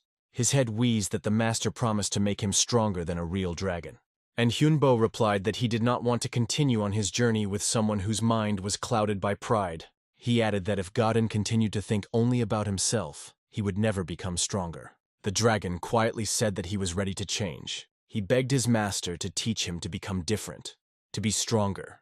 Henbo looked at him and replied that he had been waiting for these words for a long time. He decided to give the dragon a second chance and, using magic, gave him power. Godin instantly pulled himself together and stood before the boss again, full of strength. Henbo jumped on the dragon and shouted that it was time to get rid of the monster. He added that Godin now has ghost armor, negative energy, and unholy weapons. To become stronger, the dragon must learn to use all of this right now. Godin replied that he would try and rushed at the boss. Henbo jumped to the side, and the dragon flew into the air along with the monster. The master shouted for Godhen to use the bone spear of death. The dragon succeeded, and a huge piece of rock was already flying towards the giant. The spear of death found its target and pierced the monster through and through, pinning it to the ground. The earth began to swallow the monster, and soon it went completely underground. Christie said that Godin now looked like a real dragon, and then the earth trembled in the place where the boss's body had disappeared. Everyone hurried there and saw that in the place where the giant had disappeared, some kind of glowing hill had appeared. The next second, a ball rose from the ground, with a giant inside. No one could understand what was happening, because they were able to kill him. Hyunbo shouted that he didn't like this area, and told everyone to be careful. He added that there was a feeling that someone was nearby and was now watching them.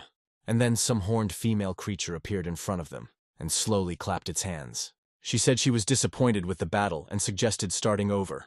None of the team yet knew that this was the mistress of the monsters herself. She asked if Hyunbo wanted to ask her anything, although it is not a fact that she will answer the questions. The hostess added that she had been watching the fight closely, and now understood what the guy was like. She said that she initially wanted to kill Hyunbo, but now she decided to keep him alive. She likes his self-confidence and the dedication of his team.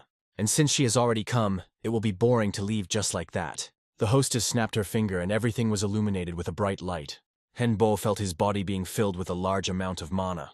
After a few minutes, the hostess said that if everyone had recovered, then the battle could begin. She smiled and added that she would fight at half strength, and that Hyunbo only needed to hold out for 5 minutes. Christie said that maybe she was just testing them, but Hyunbo replied that all they could do was accept the offer. He added that if anything goes wrong, he will transfer his mana to Godin to strike. Kai and Kazli will have protection. The hostess said that it was enough to waste time, and she would give them the right to strike first. She instantly flew up above the ground, and Godin decided to strike her first with his breath. It was the vicious breath of death, and then the mistress's right hand turned into a huge clawed paw, and she exclaimed, "Is this really their attack?" She added that it was too boring and dealt a powerful blow to the dragon. With one movement, the hostess was able to break Godkin into bones. She said that she might change her mind and just kill Hyunbo. No one could understand who she was or how to fight her. The hostess seemed to read their thoughts, and replied that she was a creature from another world. The guy gave the dragon his mana and managed to restore it. He ordered Godin to destroy the giant immediately. Then Henbo turned to Christie and said that he needed a magical explosion. The next second, everything around was illuminated by a bright fiery light. The explosion destroyed the ball containing the monster, so that Godin could reach it. And then the giant boss began to come to life. Kai rushed towards the ball to finally smash it. Kazli rushed to help finish off the creature. The mistress chuckled, saying that Henbo had wasted almost all of his strength on some low-level giant. The guy replied that a creature like her could not have entered this world on her own. She must have had a guide. The owner said that he really was not like everyone else. She came down to earth and declared that she was leaving them alive. They had passed the test. Thanks to them, she at least managed to have some fun. The hostess said that she could even give them some kind of reward. She added that she could take Henbo and make him her disciple or servant. But now it's time for her, and there's a nice bonus for them. After disappearing, the owner said that her name was Gloria. She was a demon dragon. Finally, she added that perhaps they would meet again and play just as merrily. Returning home, Hyunbo could not stop thinking that Gloria could have taken him with her. Christy replied that it was possible that she might do so at their next meeting. Henbo said that who knows what other creatures and monsters they will encounter in the dungeon. Kasley said that, in any case, we need to be prepared to fight Gloria. Hyunbo replied that he needed to become stronger in order to fight on the same level with her. Christy said that they are all ready to follow the owner to the end. Hyunbo replied that they had already come such a long way and had trusted each other all this time. And then someone rang the front doorbell. Hyunbo walked up to the camera and, seeing the girl, asked who she was. The stranger replied that she was from the dungeon site, worked in the operations bureau, and her name was Hae Kang-mi. Christy, Kai, and Kasley were very surprised. They had no idea that there was a real company behind all this. The manager of the secret organization was furious.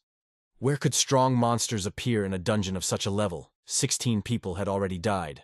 The assistant replied that there were survivors, and that a certain young man was especially talented and had taken a swing at these creatures. He added that he could send an agent underground to investigate the deaths. But the manager suggested that the first step be to contact this promising researcher. Entering the room, Kanmi explained that their organization manages the site, sends out requested items using the technology of higher beings, and also deals with money turnover. Christy asked what kind of creatures these were, and if their organization could contact them at any time. Kanmi heard the talking skeleton and was speechless at first, but then she remembered that this was her job and continued. The girl replied that she didn't know for sure, but it seemed like they were both gods and demons at the same time. Henbo suggested getting to the point and explaining the purpose of her visit. Kangmi replied that while looking through the members' information, it was discovered that 16 people had already died in the dungeon. She asked if Hyunbo could tell her more about what was going on there and also offer him cooperation. The guy became interested and asked what the organization could give him. He added that he was not interested in money, he already had enough of it. Kangmi replied that if Hyunbo shared the information with them, they could sell him the mana crystals. She added that, unlike the dungeon, they have some fairly rare specimens. Christy quietly whispered that with the acquisition of such crystals, they would have even more opportunities. Hyunbo looked at the girl and replied that this was not enough. Kanmi asked in surprise if he was so sure about the value of his information. Hyunbo replied that he was ready to bet his life and he would stand by his words. The girl stood up abruptly, took out her phone and told someone that they had a small problem. She walked over to the window and continued the conversation for some time. A couple of minutes later, Kangmi approached Hyunbo and, holding out the phone, said that the director wanted to talk to him personally. The director offered him to sell medicinal herbs, metals, and mana crystals cheaply. Hyunbo replied that he would agree if the discount was half the price. We had to bargain hard with the director, but he didn't want to give in. When the two came to a common opinion, Hyunbo asked for another 3-year contract. The director said that Hyunbo was asking for a lot. A discount would be quite enough. But the guy knew a lot, and also knew his own worth and his magical abilities. Henbo replied that otherwise he would find someone who would pay him for the information at his price. The director said he was willing to sign a 3-year contract, but Hyunbo had to work for the government the entire time. The guy categorically refused such cooperation. He explained this by saying that he does not want to be limited by the established framework of the government and act on someone's orders. The director offered a 2-year contract and freelance work. Hyunbo would like to hear more detailed conditions. The director replied that he would send him the contract, and the guy would be able to familiarize himself with all the terms. Chris said that now they will have a lot of necessary items. The director said that there would be one more condition. You would need to pass a certain test. Their organization is a government one, and he cannot personally enter into a contract. Other organizations may be against it, and he wouldn't want other people to control the researchers. Hyunbo didn't really like this proposal, but he asked what should be done. The director said that they needed to go through a dungeon that was sealed, and none of the participants had been able to go through it before. He added that it was in this world, but sealed so that monsters could not get out. As Henbo had assumed, these creatures were already in their world. Hyunbo looked at his friends and asked if they were willing to take this test with him. Christy decided to answer for everyone. They need to go through the dungeon, become stronger to return to Gloria. Henbo understood that this monster would not leave them alone anyway, and, sooner or later, another battle would occur. He put the phone to his ear and replied that he agreed, but he needed all the information he could about the sealed dungeon. A few days later, the helicopter landed on the territory of a closed military base. Kanmi was assigned as an escort for Hyunbo's team. They approached a group of military personnel, and the girl introduced the team that had arrived. The commander looked at Henbo and said that he did not really believe that he would be able to complete the task. Kanmi replied that although he looked like an ordinary young man, he had already managed to clear more than one dungeon. The commander said that if the guy retreated, they were not going to be held responsible for the consequences. He silently gave a sign to follow him, and Henbo's team proceeded to the base, where there was a lot of equipment and military personnel. Having reached some door, the commander ordered to stay there and wait. Later the door was opened, and behind it there was another one. It was behind it that the dungeon was located. And then the door opened and goblins crawled out. "Commander, immediately block the first door and destroy these monsters so that they do not break out." But the door wouldn't close. Something was jammed in the hinges. The commander ordered the soldiers to go on the offensive and not miss a single creature. The next order was given, and the military opened fire. And then another goblin came out after the goblins and hit the staff with skulls. The entire passage was engulfed in flames. The commander ordered that doctors be called to provide assistance to the victims. Henbo summoned Godin and ordered him to destroy the monsters. The dragon began to mercilessly crush the green creatures. The commander was shocked when, after a few minutes, everything around became quiet, and Hyunbo calmly replied that he was ready to enter the dungeon. It took only 30 hours to complete the quest. Henbo's team remained alive and unharmed. After completing the test, Henbo signed the contract and handed over all the information he knew about the dungeons, the dead, and also told about Gloria. The manager did not yet understand how to eliminate this problem. He decided that it was necessary to join forces and ordered his assistant to send the information he had received to other countries, but secretly, to avoid panic and leaks. In addition, he gave some note and told who it should be delivered to. Christie opened the secret section of the site and asked the owner what could be purchased from the materials presented. Hyunbo replied that even with the discount provided, everything was still very expensive, but Christie would like to buy almost everything. Many useful things can be made from this material. Recently, Hyunbo and his team moved house again and now had a full-fledged office for Christie on the second floor. On the first floor, there were bedrooms with a living room, and on the third, there was a training room. The house also had passages into the dungeon, and Kai decided to apply magic circles to the walls to protect them from possible penetration by monsters. Kanmi came to them again and praised their choice of a beautiful house. Hyunbo asked with displeasure why the girl had not informed him of the visit. Kanmi reminded them that today was their last free day, and tomorrow their house would turn into a portal to the dungeon. She added that she already has information about which dungeon Hyunbo will get. The girl said that, besides him, there would be 35 more researchers in the dungeon. Together with them, the guy will need to explore the Cave of Doubts. And then Hyunbo said that he refused. He explained that he would not be able to protect such a large crowd of people, and that conflicts were possible, and he could only gather information about the dungeon. The girl handed Henbo a flash drive, saying that it contained information about upcoming quests, general and additional, after completing which the player would receive points. After going down into the dungeon, Henbo said that from this point on, the dungeons now had names and they needed to get into the Cave of Doubt. Kai said that it was very dark here, and the owner could practice seeing in the dark. He suggested that Henbo go down a little lower than he usually walked and observe the movement of the air. Kai added that the owner can use magic to replace the missing feelings. Henbo concentrated and felt everything that Mana touched. And then Christie exclaimed that these people from the company had deceived them. She handed the owner a phone, where there was information that with the points received, she could buy herself freedom for a day. But there was a limit. Only 30 people. Christie panicked. If they had known about this earlier, they would have accumulated more points. When they tried to calm her down, she said that they needed to buy something for Godin. She explained that his bones were held together by mana, but he had no organ to close the mana control circle. In simple terms, Godin does not have a dragon heart. To become a real dragon, it needs a core. But there are downsides here too. Now his body is a vessel for the soul. If the body dies, the soul will remain. But if the core is destroyed, Godin will die. The dragon was upset and replied that he didn't care. He was and would remain a fake. Henbo noticed that after meeting and fighting Gloria, Godin had changed a lot. Kasley reported that while they were talking, he decided to look around and noticed signs of an ambush. It seemed as if the monsters had begun to act deliberately. Their actions are similar to waging a guerrilla war against the researchers. Henbo took note of this and suggested moving on.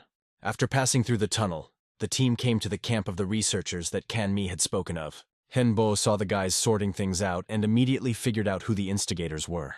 It was Kim Tae-han, the guildmaster appointed by the central office. The second one was named Kim Ji-ho, the master of the Kanjin Guild. Then Park Gyuk-han, the master of the Taemo Guild, approached them and suggested that they stop fighting, and behind them walked Seo Jin-won, the master of the Haemosu Guild, who was carrying a wounded man. And then Guk-han saw how some girl injured a tamed monster, mistaking it for an enemy. It was Choi Mi-yeon, the master of the Survivors Guild, who claimed that he could attack them at any moment. At that moment, the earth shook. The guild members became alarmed and grabbed their weapons. Jin-won shouted to check the situation immediately. The girl found herself on the roof of the tallest building in a few jumps. Her name was Lee So-ri. She was the deputy and second in command of the Himosu Guild. The girl looked down into the distance and was horrified. She shouted to prepare for attack immediately. A whole army of skeletons was approaching the camp. The monsters appeared in the researchers' territory in a matter of seconds, and Jin-won struck the nearest monster. And then he saw that his sword was melting from contact with the creature. Jin-won shouted that weapons couldn't kill the monsters, they had to be burned. Several guys grabbed the cylinders and threw them into the crowd of creatures. Several powerful explosions occurred immediately thereafter. Several roofs of buildings were engulfed in flames due to the intense fire. Burning debris fell down and the researchers tried to avoid it. At that moment, a horned creature appeared in the sky and spread an icy fog.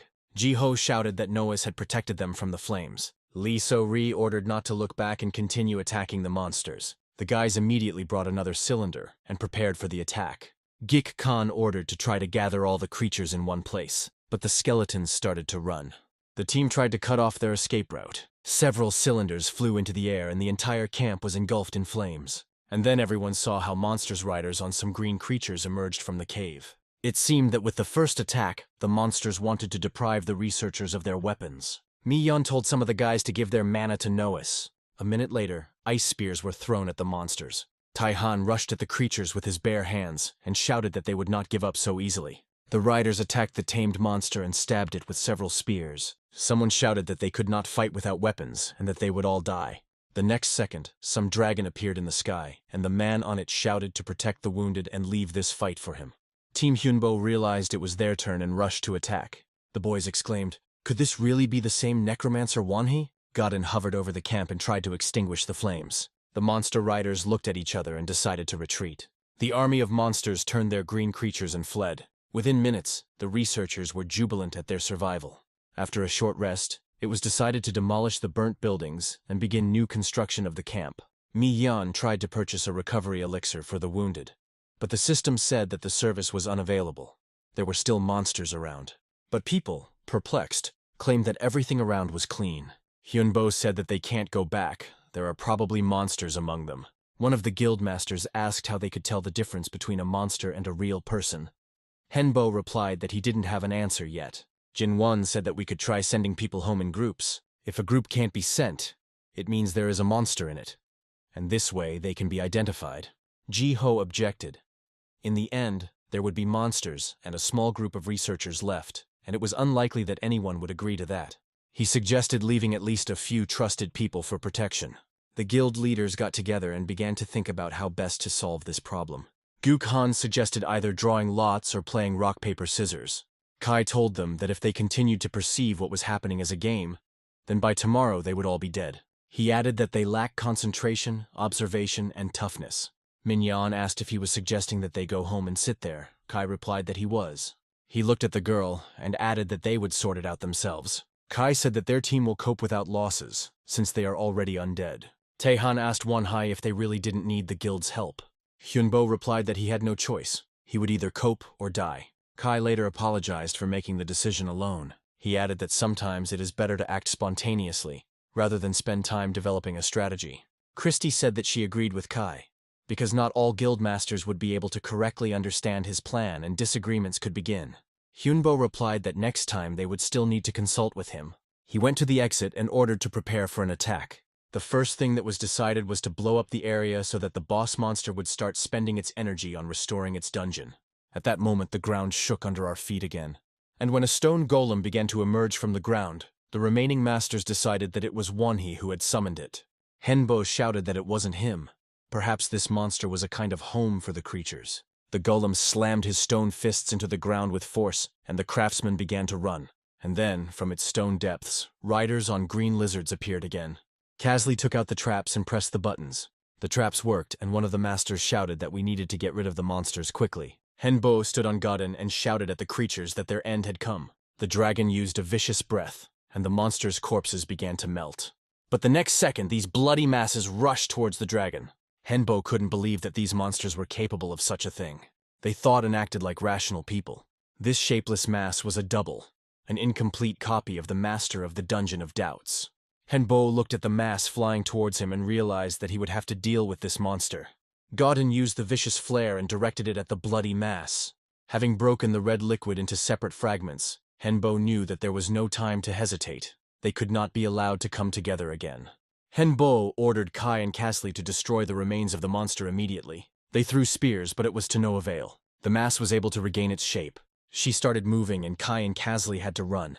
And at this moment, the guildmasters had already managed to destroy the stone golem. Christy pulled out her staff and used paralysis on the bloody mass. The boys heard an explosion and saw the mass shatter into pieces. One of the pieces fell right in front of Taihan and continued to move. Christy shouted at him to destroy the piece of the monster immediately. It was difficult. The creature was trying to gather itself into a single being again. The masters united and tried to destroy the creatures together. One of the pieces took the form of a bull and hissed that it would destroy the pathetic humans. Jiho ran too close and the mass swallowed his body. The master could not move and began to choke. Hyunbo threw a bone spear to try to free Jiho. The monster retreated, but the master was unconscious. Henbo ordered to collect the wounded and immediately run for cover. The bloody monster screamed that it was his turn to die. The guy was left alone with the monsters, and they surrounded him. Henbo cast a spell and summoned the skeleton knights. At his command, the tamed undead rushed to fight the creatures. Casli, Kai, and Christy also rushed to help. Christy raised her staff and pointed it at one of the monsters. The bloody creature flew into pieces again. But after a few seconds, she stood unharmed again. It seemed like a vicious circle, and there was no end in sight to the battle. This bloody mess was stronger than the summoned skeletons. Hyunbo decided to use the last possible method. The pieces began to shrink in size and lose their strength. In Henbo's hands was a mana storage. It was a type of trap that would take away mana from the enemy. The last remaining monster was still trying to fight with all its might. He said that even if a human destroyed his dungeon, the monster's mana would still be released. Henbo stretched out his hand, threw a spear at him and replied that this would not happen. He added that at the end of his spear was part of his mana, which could destroy the monster. Henbo shouted at Godhin to finish off the bloody creature and the remaining doubles. The dragon soared into the sky and once again directed its vicious breath at the enemy. The next moment, the bloody monster changed its form and shouted, if it weren't for them, it could have become perfection itself. The monster didn't have time to finish speaking and burned in the flames of Godin's breath. And then the monster's doubles began to melt before our eyes, losing their strength. Henbo sat on the ground. He had almost no mana left. Kai approached him and said that, thanks to the owner, they managed. Returning home, Hyunbo could neither eat nor sleep, realizing how close he was to death. Casli entered the room and said that he had an unusual request for the owner. He said that he would like to leave the house and meet his friends. Henbo turned to Christy for help, and together they began to create a face for the skeleton so that it could go outside. Christy put her ear back and told Henbo that she wasn't capable of that yet. The guy chuckled and said he could add a skill to Casli so he could taste food and alcohol at a meeting. When everything was ready, Casli went out to see him off and told him to return before midnight. Back at the house, Christy suggested starting mass production of the doubles. Casli returned cheerful and drunk, and Henbo noticed that if he didn't leave the house, his free time didn't decrease. And then an interesting idea popped into his head. You can use the images of doubles outside. Time until the quest stops and there is no need to fight. Henbo sat down at the computer and saw that a new feature had appeared on the website. A mercenary system. Kai said that things didn't seem to be going well in the dungeon. Hyunbo wondered why such a function existed. Christy assumed it was because mana from the dungeons was leaking into their world. Due to the number of explorers, the density of mana in the dungeon increases, and within a year, this amount can be equal in the dungeon and outside. Hyunbo replied that for them personally it was not so bad, but there was a danger that in the near future battles would begin in their world. He remembered Gloria, and Henbo was no longer sure that she was the final boss. Christy said that we need to get stronger and do something before the amount and density of mana equalizes. Hyunbo said that they should try working as mercenaries first. And when Christy suggested that with this system, many strong players would want to get rid of the weaker ones, the guy laughed. He stated that they themselves would become wolves in sheep's clothing and would not spare the weak. After registering as a mercenary, Henbo saw that there were many people from other countries who wanted to join. Christy said that there would be no problem with languages. They could use the magic of translation. She wrote something down and added that she would immediately start creating this skill. Hyunbo and Kai started looking at more expensive offers for those who needed urgent help. He realized that he could not only make money, but also gain a lot of allies. The chairman carefully studied the researchers' reviews of the necromancer who came to help. Some even thought that he had made a contract with the devil himself. He decided that he needed to meet this magician as soon as possible and lure him to his side before he became too strong. The chairman went out into the hall to give instructions to the administrator, but there was no one there. And then he noticed the open door and heard some sounds there. The next second, someone entered and said that they had finally met. The chairman realized that he was all alone and panicked, asking who he was. And then this someone said that the time had come. The disasters that we wanted to avoid have already begun. The military threw all its forces into preventing the monsters from entering the real world. Gloria looked at what was happening and rejoiced that there was a cheerful danger outside. Mi-yeon lay with her head under the blanket and muttered only one thing. She didn't want to die. She had lost too many people in the dungeon, and there was only a month left to clean it up. The girl was even scared by the sound of the incoming message, but she took the phone and decided to look. The message said that the dungeon had been cleared, thanks to mercenaries. Mi-yeon decided to carefully look out the door, behind which was immediately a dungeon. The first thing she saw was Wonhee and his dragon. She walked forward and heard the researchers marvel at the necromancer's strength and skill. The girl thanked Wonhee for responding to their request and helping with the cleanup.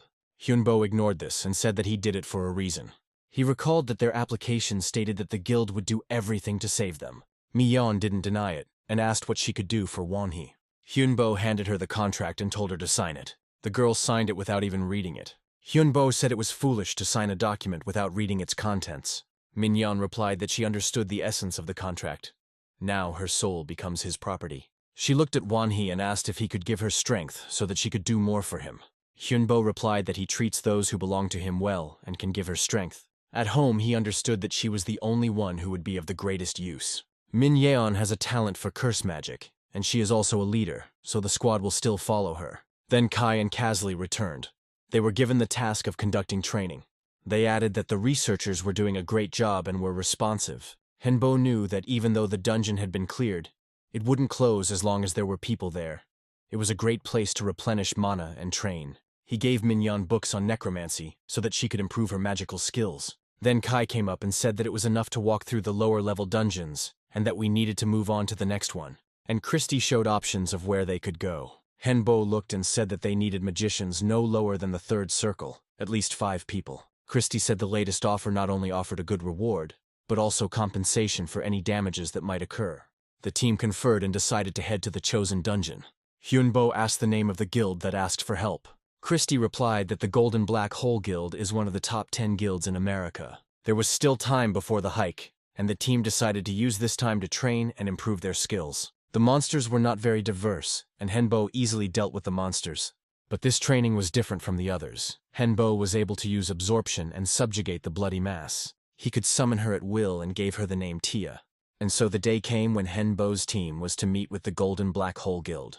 Having passed through a narrow gorge, they were suddenly blinded by a bright light. Hyunbo said his name was Won-hye and asked them to turn off the lights, but someone told him they were doing it for safety reasons. A minute later, Hyunbo saw the guild leader and his men. The chairman said his name was Richard Leon Hart, and he was the one who hired him. He added that he considers himself the director of all magicians. Hyunbo realized that this was the very person who had sent him the packages with books and chain mail, and it was thanks to Hart that he was able to survive then.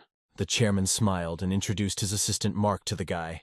Hyunbo was wearing a mask and had no intention of revealing his true identity yet. Hart said that although they don't know each other, he hopes they will get along and find common ground. He invited us to sit at the table and drink tea. Hyunbo took off his mask, and the chairman said that it seemed like he had his own reasons for wearing it. When the others joined in, Hart offered to begin negotiations. He said that his guild was engaged in a complete clearing of the dungeons. According to his calculations, the work may take no more than a month. Kai liked these terms. He was already tired of constantly going down and back. After resolving a few issues, Hart said that he was glad that a necromancer mage of such a high level had appeared in their ranks. He was sure that Wonhee would never accept his offer to join his guild, so he didn't bring it up. The chairman said he knew about the tamed dragon, but he hoped his help would not be needed. Hart later led Hyunbo's team to the location where they would begin the cleanup. Hyunbo told Kasley to gather as much information as possible about this location. He added that he does not rule out the possibility that they will have to meet with Gloria again. Hyunbo turned to Hart and said that he had encountered dungeons of this type, and there could be a large number of strong monsters there. Mark told the director that he hoped the battle would end without major losses. Hyunbo added that in one of the dungeons he managed to meet one creature. Her name is Gloria, and she considers herself a demon dragon of disaster. She is different in that she feeds off other bosses to survive. Henbo revealed that Gloria had no intention of killing him, but was merely testing him with a battle. He noticed that she used 3 bosses in a 5-minute fight. She eventually acknowledged the force and said that he had passed. Hart asked how many men Wonnie needed to defeat Gloria, but the boy refused to help. The chairman handed him the bracelet and explained that it was a magical communication item. He wished Wonnie's team good luck and hoped that they would succeed. One of the previous days, Casley suddenly said that they needed transportation. He explained that they spend a lot of time moving around the dungeon on foot. Christie added that you can summon a dragon and ride on it. Yunbo replied that it would use up too much mana. He suggested another way of transportation, which everyone supported unanimously. Kai pressed the gas as hard as he could, and the car sped across the sandy area. The chairman and his assistant looked after them in surprise. They did not expect to see such a thing in the dungeon. Richard gave the order, and the guild began to build a fortified defensive camp. Henbo said that, according to his calculations, they would be there in about 30 minutes. Having explored the area, the team did not encounter a single monster. Henbo reported the current situation and said that they were returning. The car made a sharp turn and headed towards the camp. Henbo looked around and asked Kai if they were going back the right way. After some time, the car stopped, and everyone got out to look around. Christie said there was 2 pieces of news, good and bad. Henbo chose to hear the bad news, which would have to be resolved anyway. Christie said that they were stuck in the sand, and magic alone wouldn't help now. She added that she checked the area, distributing the mana around, and saw that it stopped in one place. Mana is difficult to control and moves from one place to another on its own. Christie said it was no coincidence, and the same could happen to them. She explained that the lowest circle of teleportation magic is the 5th. For groups, it is the 7th.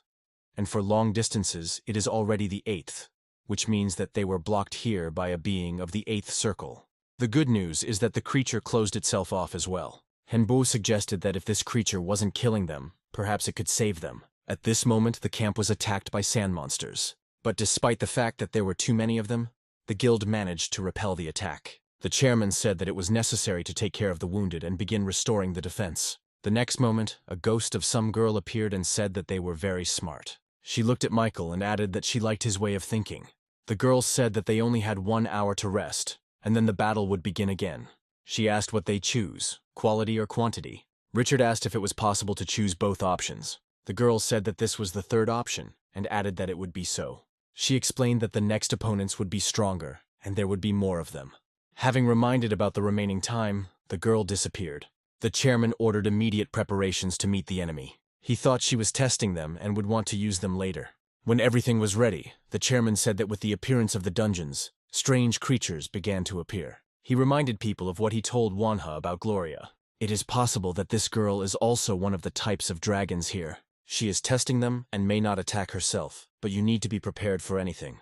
Richard said the battle would be difficult, and it was unknown how many people would die. He added that no one would be forgotten, and if he died, he asked that they remember him.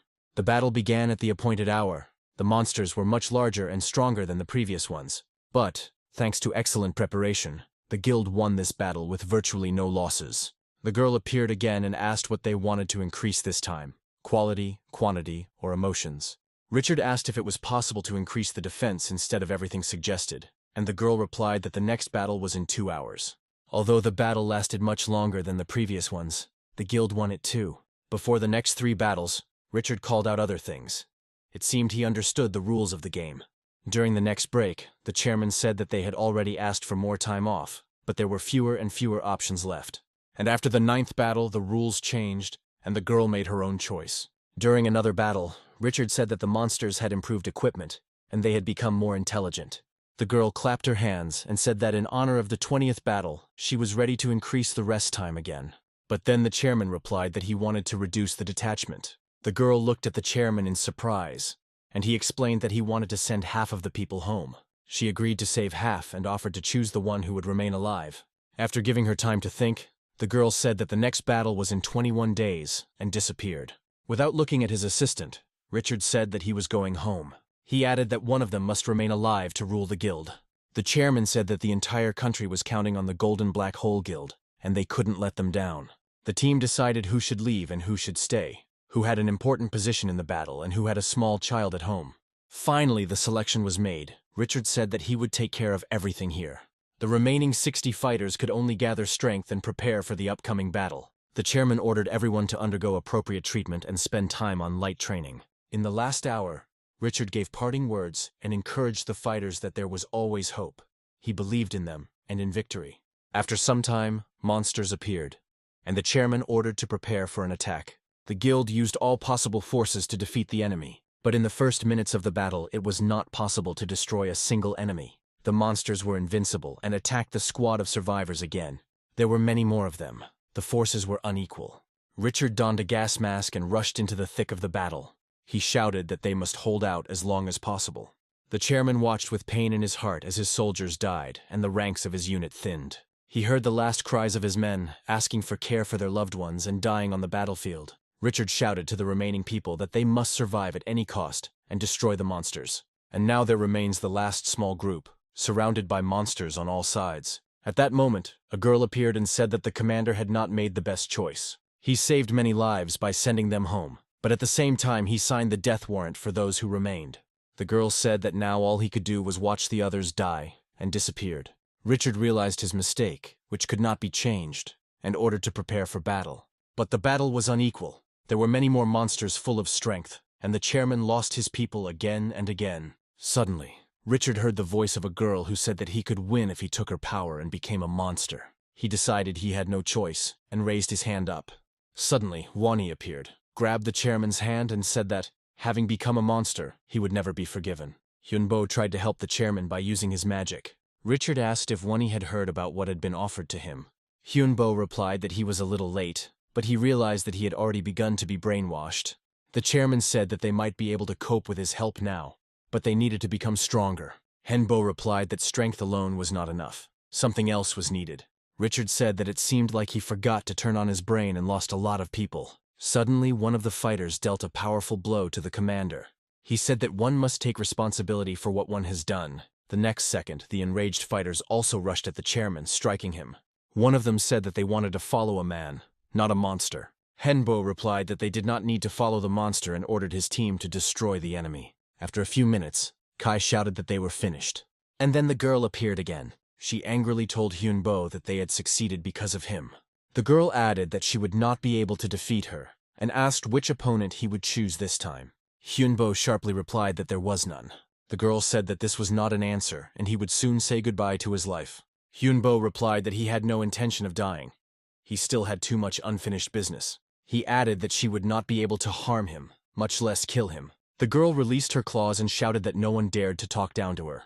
Hyunbo realized that she was strong, which meant that somewhere in the dungeon, there must be the source of her power. He said that the girl had spent too much energy on her soldiers, and she could not support herself. Hyunbo added that he had figured out her secret and she would not have enough strength for another attack. He became stronger by overcoming the barrier. That's the first reason. The second is that he is a necromancer and can control his own team of undead.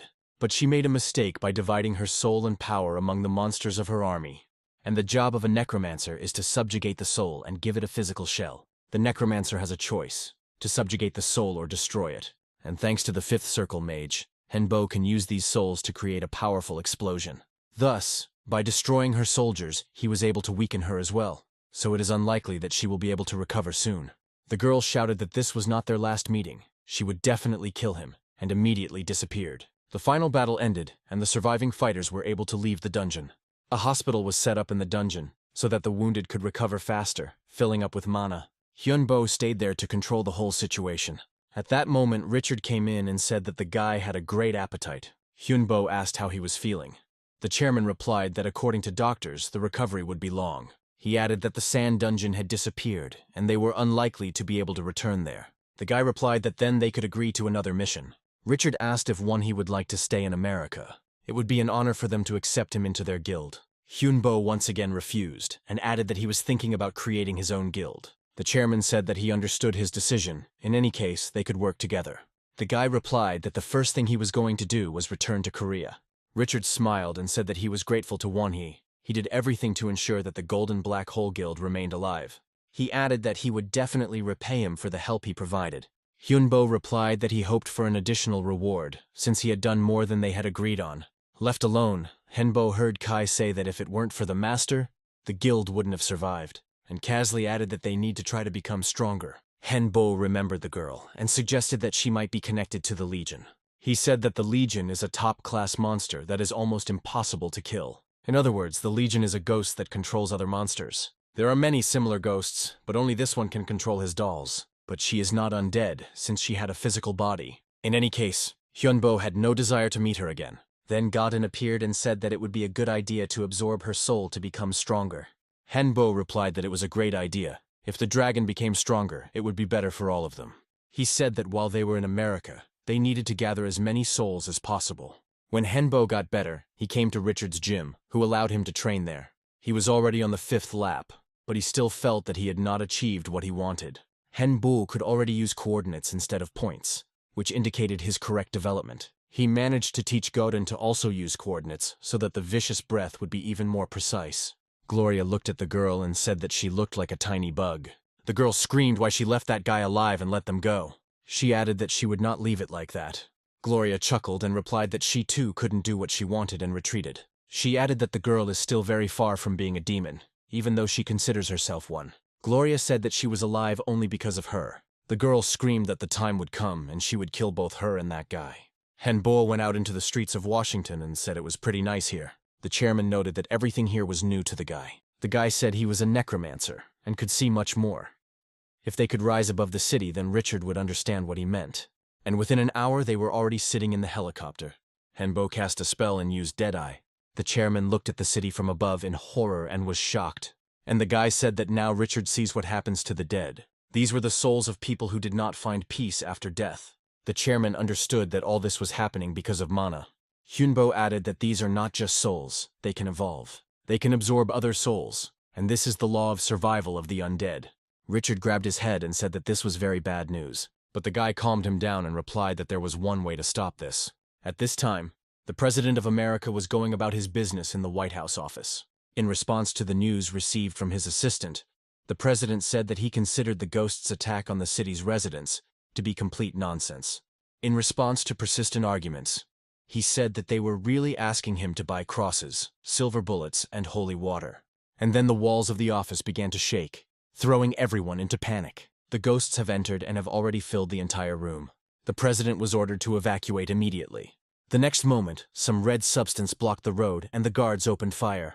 And then one of the employees said that this is precisely why the president needs to pay more attention to what is happening in the country. The president shouted what all this meant. The army commander-in-chief explained that it was just a setup, but this can happen in the country quite realistically in just 1 year.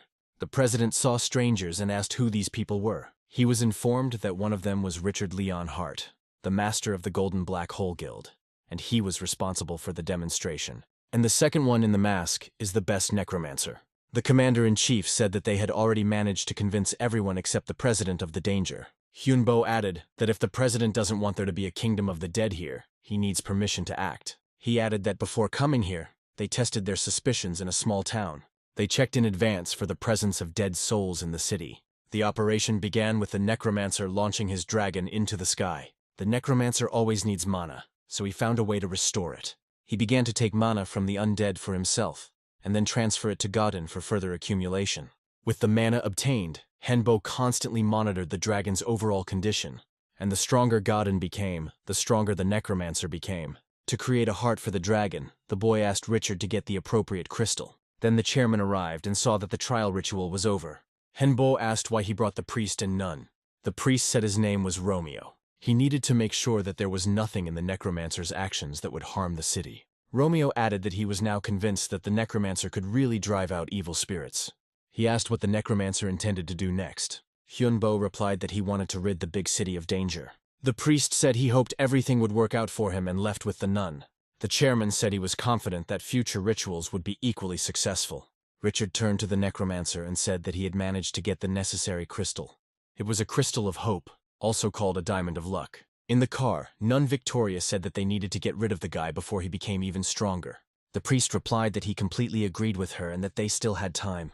Before doing anything, they decided to observe the necromancer for a while. The chairman entered Hyunbo's room and asked what he was doing. The guy replied that he needed to create an undead that could restore his mana and fight for a long time, as well as use different weapons.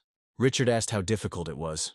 Henbo replied that it was a long process, And besides, he still didn't understand how to instill the necessary skills into the undead. The chairman thought for a moment and then suggested that the boys study robotics. He suggested that these processes are very similar. 2 more rituals were subsequently performed, and over 1,000 undead were used to create mana for Godin. One of the cities chosen for the ritual was Las Vegas. There were many events taking place here, and they managed to disguise their ritual as one of them, so as not to cause panic among the population. People were amazed by the event, not even suspecting what was really going on. The residents weren't even scared by the dragon that hovered over the city. Everyone thought that it cost a lot of money to create such a robot for the show. And Henbo himself was dressed as a magician and did not arouse any suspicion or fear. But most of all, the residents liked the fact that they themselves could take part in the festival of exorcism. They were given all sorts of weapons that looked like game weapons. Hyunbo was in control of the situation, and was glad that he could test the weapon in a real situation in this way. Once the city was cleared, Henbo realized it was time to end this circus. He shouted to the crowd that they were all fools and were only helping his dragon feed on the energy of the dead. And now they are all useless and must die. But today he is kind and will turn a blind eye to all this. Hyunbo added playfully that they wouldn't get off so easily next time. After these words, the magician flew away on his dragon, and the holiday ended. Henbo was about to leave this city, but he realized that it would not be so easy. In the crowd, he saw knights with crosses and holy signs. They shouted that they would not let this vile creature escape unpunished. The chairman realized that they were knights of the Catholic Church, but they claimed that they would fully support this event. He immediately found the priest and said that they had broken the agreement. But Romeo replied that he did not understand what the chairman was talking about. The priest added that he had warned everyone, but apparently not everyone decided to listen to him. Richard immediately reported to Henbo that helicopters and tanks were heading their way, and then a soldier came up from behind and said that there was no need to worry anymore. He immediately transmitted over the radio that they knew of the traitor, and ordered them not to touch the necromancer. The chairman was surprised and asked if they had deliberately delayed their actions in order to identify the traitor. The military man replied that this was indeed the case. Richard immediately contacted Henbo and informed him that he could leave the city without hindrance. But he suddenly replied that he would not do this. He was going to change the script. Henbo flew up to the Catholic army and said that their indignation was very great if they decided to act in such a way. But the knights shouted that today was the last day of the magician's life. Hyunbo exclaimed that they, as humans, are imperfect and are constantly trying to become stronger. In fact, they are just hiding behind God, thinking that He is protecting them. And then he said that if they think that they are doing things at the behest of the Almighty, then God forces them to commit misdeeds. There was complete silence among the Catholic ranks. The next moment, the knights' weapons flew to the ground. Hyunbo didn't expect that his words would have such an effect on the believers. One of the Catholics apologized. They just wanted to follow God's instructions, but they were wrong. He added that he did not want people to die in this battle. Hyunbo replied that they might consider him an enemy, but he was now leaving their city. The residents were delighted with this ending to the show, and with shouts they saw off the magician flying away into the distance on his dragon. Having found a safe place, Hungbo thought that he did not expect such an outcome and so many problems. He looked at the dragon's skills and asked why it was still under his control when its stats were already much higher than his. Godin replied that it was most likely because of the oath. Hyunbo said that although it will always remain a fake, he will try to make the dragon stronger and better than the original. The dragon replied that he could share this power with his master. And then Christie said that the owner became the master of the dragon. He has complete power over him, thanks to the oath. Hyunbo replied, that means that by working together, they can all become stronger. A month later, the second stage of the cleanup began, and it also ended successfully. And Christie, Kai, and Castley were able to get a lot of negative mana, and Hyunbo was able to raise his level even higher. After successfully completing the third stage, Hyunbo informed the chairman that it was time for them to return. Richard wished the guy good luck and added that he would always be glad to meet him. Hyunbo was extremely surprised when Kang-mi met him at the airport. And then 2 guys whom she didn't know approached the girl and asked who they were. The red-haired guy laughed and replied that they had already met. Kan-mi looked closely and recognized him as Kai. Looking at the second one, she realized it was Castley. Kai said that they got really good in the States, and now they look like this. A minute later, the girl handed Henbo a letter and said that it was from the director. It was a talisman that had a certain power. After returning home, Hyunbo went about his usual business and then decided to look for information about the talisman he had been given. At first he thought it was just part of Asian culture, but it was a little different. And then Henbo felt that there was so much power in the talisman that he needed to learn to control it. Kai entered the room and said that they had guests. It was the same director who sent the boy the talisman. Hyunbo was surprised. He imagined him to be much older. He said that the director came personally. Doesn't he know how dangerous magicians are? He replied that he himself had fought the undead. They really are crazy guys. Hyunbo asked if magic already existed on Earth. The director replied that it was true, although there was little of it. The wizards had learned to use it correctly. The guy asked to tell him everything he knew about it. And then Hyunbo felt that he couldn't move. Could the director really control his body? The director said that many wizards wanted to kill him, but he just wanted to teach the new generation. Then he stood up and added that today would be a great experience for the guy. The director walked up to the window and said that Hyunbo had to do whatever he said for 10 days, and if the guy succeeds, he will receive a great bonus. Hyunbo had no choice but to agree to this proposal. As he left, the director added that they would communicate using the amulet they had received, since it was not a fact that the phones would work. It was a mystery to the boy how the director could use magic of this level. The skeletons said that they needed to prepare well. The director's tasks would probably be difficult. Hyunbo wanted to understand what it was. Paralysis or some kind of pressure. Or maybe a stop in time. And Christy said that either way, it was terrible. The next day, Kanmi showed up and said that these 5 trucks weighed 10 tons each, her director told her. Then she handed over 3 books and added that the director had also given these. These were books for modern wizards, the Book of the Dead and the Book of Talismans. A couple of days later, Hyunbo received an assignment and needed the chairman's help. Richard was able to obtain for him 1.5 tons of silver and 18 tons of iron. Hyunbo summoned the golems and ordered them to carry the cargo inside. After some time, he came to check how his task was being carried out. The work began with creating good protection. The soldiers provided by the government were completely under the control of Hyunbo, and their brains were constantly being improved. Soon, the basement looked like a huge weapons depot. The government sponsored with bombs and missiles. Then Hyunbo began to develop new weapons. Christie came up with sketches, and America brought them to life. And spell cards were now mass-produced in huge quantities. In exchange for the cards he made, Hyunbo received crystals from America. Soon information was received that this task was completed.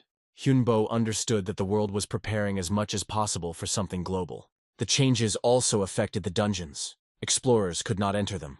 There were no new quests or tasks, but this did not reduce the skills and abilities. The manager really didn't want to go to work on the first day of the new year. It was already 9 in the morning, and it seemed strange that it was so dark outside. What was also strange was that there were traffic jams on the road at this time, and the next moment, the roadway was attacked by huge monsters. What followed were 4 days that turned life into a living hell, and these days were able to completely change humanity. The director called Hyunbo and said that he urgently needed to go to Seoul and destroy all the monsters he saw. The guy asked how much time he had. The answer was, until tomorrow lunch. Hyunbo thought the task was a bit stupid, but he didn't say anything. He gathered his team and announced that it was time to move out. By this time, the monsters had already filled the entire city and were mercilessly killing its inhabitants. The woman did not understand what was happening and screamed that they were living a normal life. Nobody wanted to die, but there was no help. One of the creatures overturned the scooter and was already approaching the woman. But the next second, some figure in armor appeared next to her. The stranger helped the couple to stand up and then headed towards the monster. When the smoke cleared, the couple saw soldiers and realized they were alive. On the outskirts of Seoul, there was a secret bunker where the government was located. South Korean President Kim Dae-chul came into the room and asked how things were going. Defense Minister Chol Han-kyung approached him and reported that the military was trying to clear the city. He added that the causes are still unknown, and high mortality is expected in all cities of the country. Park Man-hae, the youngest son of the CEO of Chandan Group, approached them and asked what the president was going to do. His father approached him and asked him not to interfere in the leader's conversation. And suddenly he dealt his father a strong blow, from which he died on the spot. He exclaimed that he was glad that this old man would no longer bother him. Someone shouted how the boy dared to kill his own father. He grabbed him by the neck and warned him that if he didn't shut up, he would be the next to die. The president looked at the boy and assumed that he was the traitor among them. He spread his arms wide and said that he had chosen the side of strength, and no one could blame him for it. Now he was special. He looked around at those present and added that no one could defeat them, not a single earthling. And this is just a part of the invincible power. But they will pardon those who join their ranks. He killed another one and added that they could refuse and die. In order not to lose their lives, those present said that they would follow him and fell to their knees. The president sternly asked if the guy really didn't understand what he was doing. He didn't like his words and he rushed at the president. And then one of the soldiers blocked his way and grabbed his arm. He asked the commander-in-chief for permission to deal with this boy. The soldier squeezed man. His fist so hard that he doubled over and screamed in pain. The man added that he was an ordinary sergeant who had experience in going through dungeons. And as a soldier, he is obliged to destroy the traitor to humanity. He added that it was time to pay for his stupid choice. It was the first of 4 black days, but people were already aware that monsters were among them. Military units arrived at the site of the monsters gathering and tried to destroy them. Someone advised to aim for the heart to kill for sure, but the creature turned out to be smarter. It grabbed a car from the roadway and used it as cover. One of the tanks turned its barrel towards the monster. The commander prepared to give the order to shoot to kill. And then a silhouette in armor appeared in the ranks of the military and ordered the order to be cancelled. He rushed at the monster and delivered a powerful blow to its groin. The stranger lifted the car to move it to a safe distance. And then the commander ordered to shoot at the monster. There was a powerful explosion, but the man in the car was saved. When the monster was dealt with, the commander asked who he was, and the stranger replied that he was reinforcements. Kai added that he is not alone, there are others. He said reinforcements were on the way and asked not to shoot at civilians if they were under attack. And then everyone saw that a new army of creatures was approaching them. Kai explained that these were reinforcements. The military could use them as a shield. He added that such tamed squads have also been sent to other areas of the city. The commander turned to the soldiers, explained who they were, and ordered them to cover themselves with them. Henbo watched his tamed troops and saw how harmoniously they worked together with people. And suddenly he saw some kind of magic circle, and realized that someone was about to appear, but it was still not clear who it could be. Henbo told Christy that the circle was so strong that he would not be able to destroy it. She advised to leave, now a magician or a higher-level being might appear. The girl managed to hide in the garbage bags and was about to call someone for help, but suddenly she heard heavy, inhuman breathing. Yesterday was a completely ordinary day, but today everything has already changed. A wolf-like monster appeared near the dump, slowly sniffing everything around. The girl held her breath so as not to give herself away.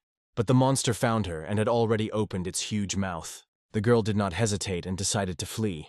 She already thought that she had managed to escape, but she found herself surrounded by other similar monsters. And suddenly a voice asked if she needed help. It was the guy who added that such a special girl should not die. When asked who he was, the guy replied that he was evil, which became evil after losing to God. But unlike the Almighty, he can fulfill her wish right now. The girl burst into tears and begged to be saved.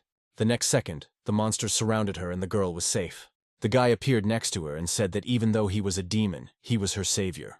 A minute later, everything became quiet and he took the girl in his arms. The guy added that he would now move her to a safe place. Then he raised his head and saw in the sky a huge dragon with a man on it. He never thought that he would be able to see a necromancer of such a level here. Henbo collected a lot of materials and destroyed many monsters.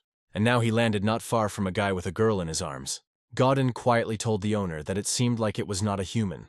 The stranger said that he had never seen necromancers of this level and asked if he wanted to talk. Hyunbo replied that he was not sure that the person in front of him was not an enemy. The guy said his name was Andromalius and he was very happy to meet him. Henbo looked at him intently. That was the name of the demon Solomon, the 72nd deposed god, the Count of Justice. Andromalius noticed that the necromancer was not very surprised to see the archdemon in front of him. Henbo replied that he had already seen many undead, monsters, dragons, and demons. Godhin quietly said that they shouldn't mess with him. They wouldn't be able to defeat the archdemon. And Andromalius continued to praise the boy, saying that he was able to reach such heights at such a young age. He asked if the necromancer had purification magic, since his treasure could not be left in such a state. The archdemon said that he saved this girl and now she belongs to him. He smiled and suggested they talk somewhere else. Andromalius said that he offered to help the girl, and she quickly and easily agreed. Hyunbo asked why he was telling him all this. He replied that he wanted to be closer to the necromancer, despite the fact that he was weaker than him. In addition, his visions told him to meet the first craftsman he met on the street, and that this meeting would be useful to him. Henbo was glad that, judging by these visions, he would still be alive. He said that he had already met 2 strong demons, but he didn't see any reason why they would do anything for the sake of people. The archdemon looked at the boy and asked who he had managed to fight. Henbo told him about Gloria and the girl he met in the desert. The archdemon smiled and replied that his enemies were indeed strong, and then said that he had a gift for the necromancer. The box contained a monocle that could grant wishes. He added that this thing can be used 3 times, and that one can also ask for help at any time. Henbo gratefully accepted the gift and put the box in his pocket. Andromalius told him about black magic and the world of demons. He said that demons have been visiting the earth for over a century, only when summoned by dark magicians. Then the archdemon looked at the girl and said that she was very dear to him now. Henbo asked how many dark magicians there were on Earth now. He replied that there were already more than 10,000, and their number was growing. He added that he has a book that contains all the information about dark magic. The archdemon took it out and handed it to the necromancer. Besides the book, he gave Hyunbo some kind of ticket. The guy looked carefully and saw some coordinates and a route. Andromalius added that they would be waiting for him at the specified place, and suggested that he come. He carefully took the girl in his arms and said that it was time for him to go. Later, Hyunbo met with the director. He immediately noticed that he didn't look well. The director said that they had already given him a talisman, and they had something else. He added that a trip to Yendo was coming soon. But for now, Hyunbo could rest. And the next second, the director coughed up blood. Hyunbo asked to tell him what was happening to him. The director replied that everything was fine, and there was no need to worry. Then he quietly said that his entire family had tried to support this country for generations, but he was tired of living for others. Many are ready to do anything to save their skin. He will not allow this country to fall, but he does all this only for himself. Then the director said that there would be other people in Indo, but they would not be united into one team. Hyunbo replied that he understood everything and left with his team. It was the second day of hell, and the military was ordered to collect the corpses of the slain monsters from the streets. The soldiers were saying that they were being paid a lot of money for them. The two decided that they could make some good money from this, since they had killed the monsters themselves. And then the military saw that the corpses of the monsters began to come to life and stand up. Some unknown force brought them back to life. Both soldiers, in fear, abandoned their positions and fled. And then a stone golem appeared, blocked the path of the revived monsters and began to throw them aside. Henbo watched what was happening and said that these undead were not so undead. But he shouldn't have interfered. Otherwise, they would think it was his doing. Then Hyunbo decided to give someone a test. As a result of the infection, a new race appeared. The genie. It was a new being, neither an angel nor a demon. Henbo summoned the tamed Agni, who was glad to finally be called to work. Agni was a genie of fire and could grant his master's wishes. Henbo ordered him to burn everyone except people and those who were under his command. Agni soared into the sky, and everything around was illuminated by fiery light. Christie said that he would burn down the entire city, to which Hyunbo replied that Seoul would never be the same again. The guy turned to Christie and reminded her that they were heading to Yendo tomorrow. Having completed the work, Agni returned to the owner and said that he wanted to see that very magic circle. Looking down, he guessed that this circle was calling someone. Henbo asked how much time they had, but the genie replied that they had none and suggested that they look around. And then Henbo saw that more of the same circles had appeared, and they were activated. The next second, a huge monster appeared from the ground, resembling a mammoth with glowing eyes. Agni said that this is the king of the earth, the king of monsters, one of the two best monsters on earth, and his name is Behemoth. The genie exclaimed that he could defeat him. He was stronger than this monster, although this was not the case before. At this time, the light from the magic circles became brighter, and Henbo decided to use the amulets. He gave each of his team an amulet. Then he remembered the glasses he had given her and handed them to Christie. Godin began to attack and spread vicious breath, but neither the genie nor the dragon could defeat the monster. The amulets only held him back a little, and Henbo sent Kai and Kasley forward. But the monster's skin was too tough. Neither sword nor spear could pierce it. Then a genie flew up and delivered a powerful blow straight to the eye. The monster only let out a hoarse roar, but remained on its feet. Behemoth shouted that it was time to finish off this hairy creature, and rushed at him again. Henbo looked up and hit the ground with his staff. The next second, hundreds of bone spears pierced the monster's body. But nothing helped. This creature was impenetrable. The mammoth suddenly grabbed the genie's hand and squeezed it tightly. And then he swung and threw it back.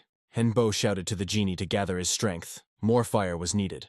He summoned the undead to distract the monster, at least for a while. Kai ran up to Henbo and asked him for the amulet. He had an idea. And now the undead cooperated with the undead, obeying Kai. He imbued the skeletons with powerful strength and directed them at the mammoth. Leading a squad of undead, Kai rushed at the monster. Agni managed to gather his strength and also rushed to help. And the dragon attacked from above, using a dark blast. The team tried their best to deal the monster a fatal blow. Henbo shouted for everyone to get ready. He was going to use reverse gravity now. The ground instantly dropped out from under their feet, and the team had to find the right position in the air. On Hyunbo's command, the genie and Kai simultaneously struck the monster's head. He later admitted that his lack of strong attacks was his weakness. Is there really no way to increase negative mana? Christie replied that he had attributes of death and curses, so anything was possible. But only by uniting all forces at the same time can we win faster. And so, thanks to joint actions, the mammoth monster was defeated. Behemoth exclaimed that it was a great attack, and then Henbo saw that Christ had lost her limbs. He reassured her by saying that he could restore her body. The genie flew into the sky and shouted enthusiastically that everyone deserved a great rest. Thus ended the third day of hell.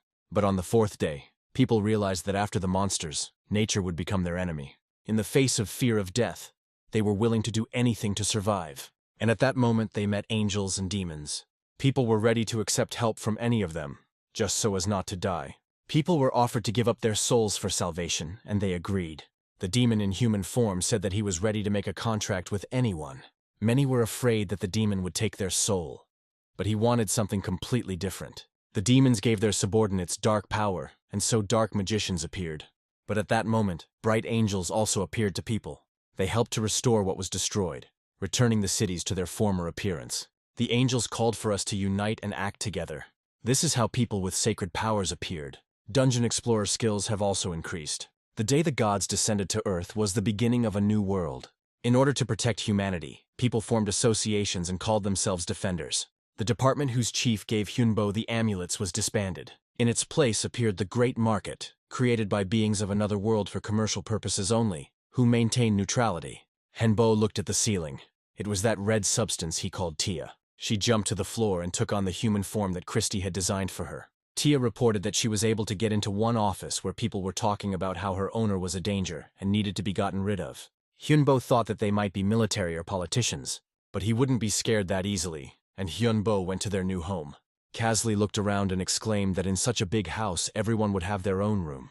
Henbo lay down to rest and asked Christie to order something for dinner. He recalled the words of the director, who predicted the coming chaos. Then Tuya came up and said that they had an important guest. Andromalius appeared on the threshold and said that the guy had settled in well. He pointed to his friend and said that this was Sayer. He was also a demon. He was also called the Duke of the Underworld. Sayer held out the box and politely said that he had heard a lot about the necromancer. He explained that it was the Horn of Baphomet, which might be useful to him. Andromalius said that he also had a gift and handed Henbo a magic cloak. The guy thanked them for the gifts and only now noticed the dark-haired girl with them. The archdemon explained that it was Lady Sue. This was the same girl whom Andromalius called his treasure. He asked Hyunbo to become her teacher. Henbo looked at the girl and was surprised by such a request. Andromalius announced that he was heading to China with the Asian Union. This union arose after the collapse of China into several states. Hyunbo guessed that because of the war, many people had made contracts with demons. The archdemon added that there were many monsters in Korea as well, and they still needed to deal with the creatures in Japan. He said that he could only entrust this treasure to Wanha. Hyunbo listened and said that he would have several conditions. Firstly, you need to be prepared for the fact that the girl may get injured during training. Sue looked at her master capriciously, but he replied that this was necessary so that she could become stronger. The girl sighed and agreed. Hyunbo continued and said that before training, some research needs to be done. This time, Sue replied that she herself would like to know more about herself. Third, Henbo needs her blood and hair. This is necessary to summon the great demon. There was no turning back, and the girl agreed. In conclusion of his demands, Hyunbo said that all tuition costs would have to be covered. Andromalius took out his phone and replied that he could transfer the specified amount right now. A few minutes later, he shook Henbo's hand and said that he hoped for a good result. 3 days passed, and Sue had no intention of starting her studies. To Hyunbo's displeasure, Sue replied that it was none of his business. But Hyunbo insisted that it was time for them to talk. He needs to learn how to properly develop her mana. To somehow push the girl to study, he said that if you drink her blood or eat her flesh, you can become stronger. Therefore, her body can become a target for monsters. But Hyunbo promised to protect her if she started studying, and she needs to learn to become stronger herself in order to be able to protect herself. When she started testing, Christie said the Sumana had 10 times more than its owner. The next test showed that with the help of dark magic or mana, she could keep coins in the air for up to 30 minutes. During the break, Christie noticed that the owner was unhappy about something. Hyunbo said that he was not afraid of anything in this world, but the fact that the girl existed made him nervous. Christie replied that anger and envy are not the best feelings. She once felt the same way when her master grew stronger every day. Christie was able to suppress them, realizing that she could still become stronger than she was. She added that one needs to learn to use these feelings correctly. Later, Sue tried to use the magical aura. When she failed, the girl said she needed to use another spell. Hyunbo replied that she did not come to learn spells, but to learn how to defend herself. He added that she needed a definite goal and not to give up. And then they will be able to choose the right workouts. At this time, a group of dark magicians did not sit idle and held a meeting at the Abyss headquarters. The director asked how things were going. Tantalion, the 71st demon, Archduke of Hell, said that everything was going according to plan, and they were ready to move on to the second phase. The director ordered the information to be spread that Lady Su was with Wanhei, and then added that he was looking forward to the moment when they would react to the danger. In the Gangnam area of Seoul, there were communities, Guardians, Hunters, Abyss, and Necropolis, and they all obeyed one leader. The assistant reported that the demon Andalmalius and the demon Seer were spotted in the Asian Federation. In addition, the Abyss's informant said that a witch was spotted there. He added that Tantalion is responsible for the people of Japan and Korea who signed contracts with demons. The boss asked about Necropolis. The assistant replied that this information was not yet available. The boss said that we need to find a way to get rid of the demons and their followers. He asked what about the necromancer. The assistant replied that no traces of him had been found yet. The boss added that we need to find him and his followers, who are also not the last ones in this game. The assistant bowed and left the office. During one of the training sessions, Hyunbo told Su to use as much of his energy as possible. The girl concentrated, and the entire training room was illuminated with bright light. Su collapsed to the floor, exhausted, and Hyunbo reminded her that this was only the 9th day of training. When the girl came to, the guy said that she had become stronger, and now the training would be special. Hyunbo placed a goblin in front of her and told her to kill it using her power. Su had to do it without magic and mana with her own hands. The girl took the knife and approached the goblin, and the next second she plunged the knife into the monster's chest with all her might. The goblin fell to the floor dead. Hyunbo said that it was now time to start new training. He ordered the girl to attack him, and Su resolutely rushed at Hyunbo, but the guy immediately protected her with a dome, which began to hurt her. The girl screamed, "Why is he doing this to her?" Hyunbo replied that she should know how terrible it is to take someone else's life. She must be prepared to be hated for making a dark contract. A girl who agreed to cooperate with a demon will become a target for those with a holy attribute.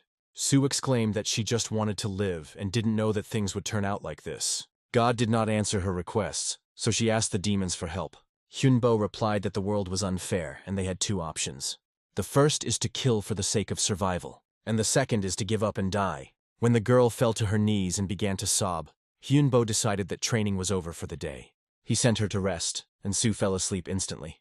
After some time, Tia reported that some people were constantly circling near their house. At first she thought they were ordinary people, but that turned out to be not the case. It seemed to Tai that their mana was of the holy attribute, and it was possible that they might start attacking. She also heard the military talking about some kind of offensive. Hyunbo asked Christy about the protection for Su. She replied that everything would be finished today. The guy added that it would be necessary to test it in a real battle. Hyunbo looked out the window. There were indeed some people standing near the house. During lunch, Su asked for a second serving of noodles. Hatem she asked for pizza, chicken, and hamburger.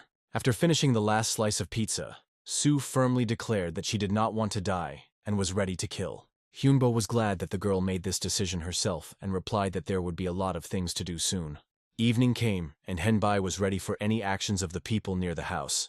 He walked into Christie's room and she said everything was ready. She added that she managed to obtain demonic magic from Sumanu, but the magic inside the girl has not yet fully formed, and everything will be like two dishes on one plate. Hyunbo wanted to know how different she was from the other contractors. If not demons, but gods had responded to her requests, everything would have been different. Su could have become an incredibly powerful priestess.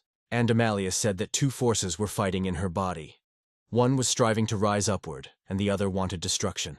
Henbo said that he wanted to ask the genie Agni about the girl. Jin replied that she was terribly strong. If you get her flesh and blood, you can become much stronger yourself. Hyunbo told Christy that he now understood why Su was entrusted to him. But before they could finish speaking, an attack began outside. The guy immediately rushed into the girl's room and saw that she was cowering in fear and lying on the floor. Henbo told her to calm down and run to the basement immediately. He shouted that he expected an attack, but did not think it would happen so soon. Looking out the window, Henbo saw that the house was surrounded. He said that they were all aimed at destroying contract soldiers. The girl replied that she understood perfectly well what was happening. Henbo looked at Su and ordered him to prepare for battle. The girl instantly transformed and was illuminated by the light of mana. The guy handed her a staff and added that it would help her control her power. Hyunbo added that he had already prepared everything to deal with everyone.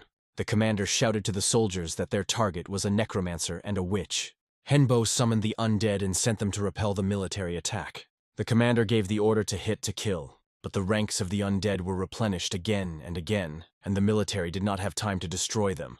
And then people with the holy attribute turned to God for help. The commander decided it was time to use the ammunition located underground. He quickly gave the order for all troops to retreat, and a few seconds later, combat missiles appeared from the ground. After the explosion, the commander ordered that no one had time to leave the building. Henbo held the girl's hand tightly and ran quickly through the corridors of the house. He understood that there was no way to escape in the basement and that he needed to immediately leave the burning building. After escaping through the back door, Hyunbo said that he would not be able to protect the girl if he was attacked. He will try to do everything to protect her, but he only has one life. Sue was scared and asked not to leave her alone. Hyunbo replied that there was no need to count on him. The girl should pull herself together and not act like a child. He added that if Sue used her power correctly, she would be able to defend herself. The girl asked why they were following her and wanted to kill her. Henbo replied that the gods and their archbishops knew that she had made a contract with a demon. He added that Christy, Kai, and Kasley will try to stall for time. Hyunbo said Sue had 3 options. This is to be killed, to become a test subject, to be captured, or to die by accident. And the 4th is to commit suicide by killing yourself. At that moment, people with a holy attribute appeared and shouted that the enemy had been discovered. Henbo tried to delay them to buy time to escape, and the saints shouted after them that the witch would be dead. When they started shooting at Sue and Hyunbo, the girl realized how strong their desire to kill her was. To protect the girl and himself from the bullets, Henbo put up a bone shield, a ghost shield, and then a firewall. They had already decided that they had managed to escape. But suddenly an army of saints appeared before them. One of them said that now this place will become a grave for the witch and the demonic minion. The boss's assistant came out of the crowd and ordered that both of them be burned. Sue shouted why they wanted to kill her. She didn't do anything. She didn't kill a single person. She just wants to live. The girl added that she asked them for help, but they remained silent and did nothing.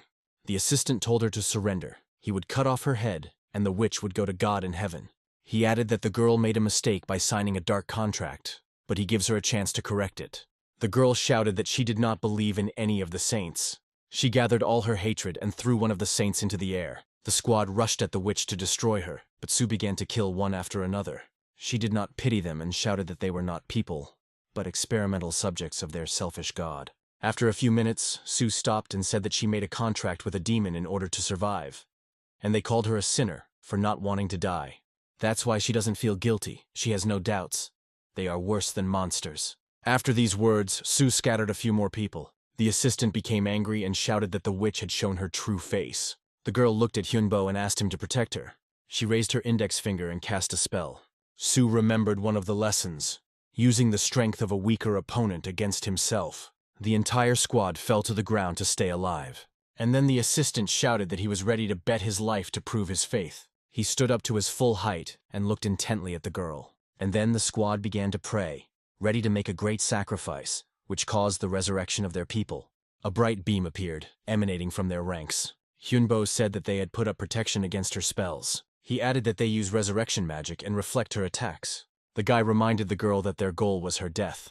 There is only one way to survive: to absorb them. Hyunbo shouted that before they died, Sue needed to absorb their holy power. He added that her body was capable of containing not only mana and demonic magic, but other types of magic as well. Henbo shouted that his shield wouldn't be able to hold for long and ordered the absorption to begin. Sue closed her eyes, concentrated, and was once again illuminated by the bright light of mana. The guy shouted that now they would join forces and they would succeed. He added that if she died, then he would die too, since they were now in the same boat. Henbo told Sue to absorb holy energy and transform it into demonic energy. The girl briefly remembered the first lessons that Andromalius gave. Then she answered that light conquers darkness. But the demon laughed and said that the one who is stronger will win. Sue realized that the strongest wins. The girl began to absorb holy energy and transform it into demonic energy. And Hyunbo shouted that everything was going according to plan. At some point, Sue became so strong that he became afraid. A few minutes later, both were lying on the ground, exhausted. They heard the voices of the military who were trying to kill the witch, but the soldiers' bullets hit the shield and ricocheted back. Hyunbo helped the girl up and said that it was dangerous. He said that Tia told him that they would make a great sacrifice to kill Sue, but she was able to transform their energy into her own and became stronger. And thanks to their joint actions, the power was transferred to Hyunbo as well. The risk they took was able to turn into success.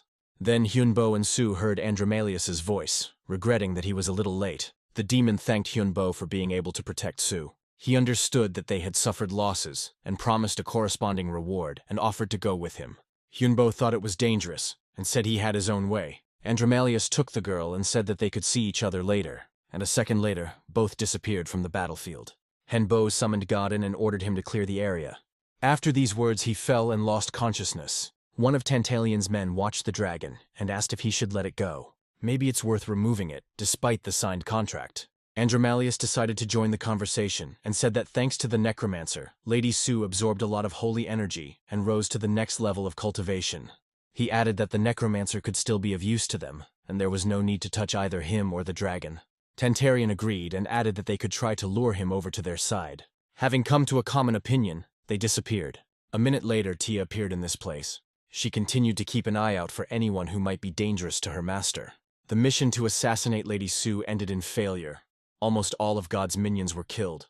Only a few people survived. Video from city street cameras has become the most discussed topic. The media were quick to report on the strange behavior of the henchmen. And the government, the military, the associations of hunters, guardians, and other communities began an operation to suppress them.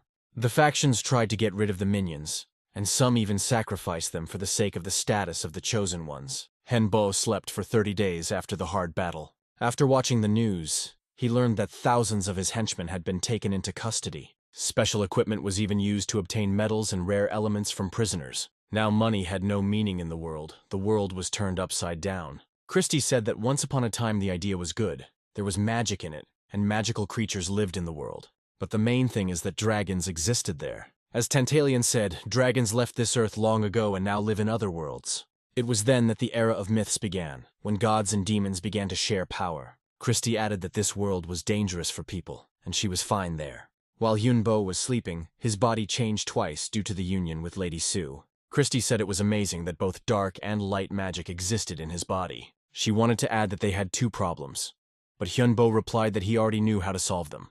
Hyunbo asked everyone to take human form and said that they were going to the abyss. A joyful Lady Sue ran out to meet him.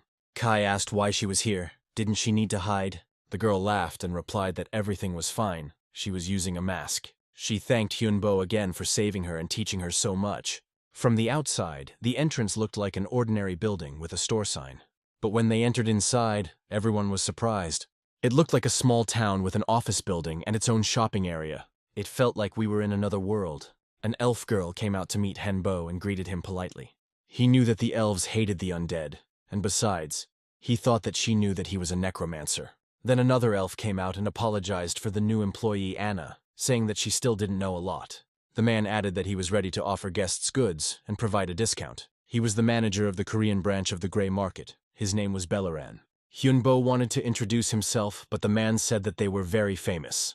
At the market, Hyunbo picked up one of the stones and said that it was an excellent mana crystal. Bellaran replied that he had good taste. There were only 5 such crystals on Earth. Hyunbo was surprised when he heard that the Grey Market owned more than 10,000 crystals of this quality. Christie explained that such crystals and in such quantities are only found in wizards' guilds and empires. Bellaran announced the prices and waited for the guest's decision. Sue immediately began choosing and saying that they were ready to buy a large batch.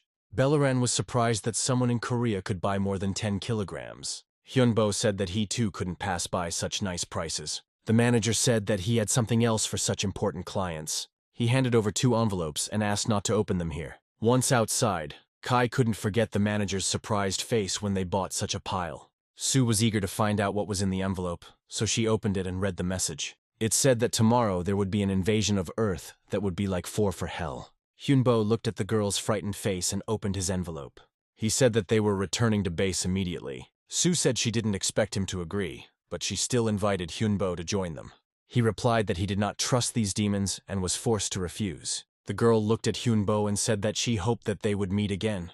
He summoned the dragon and they headed to the base. Arriving in North Korea, it was clear that the country was destroyed by monsters. The first thing was to understand how mana behaves, to feel its origins and paths of displacement. After descending below the base, Hyunbo didn't feel anything special. But then Godin said that changes had occurred in him.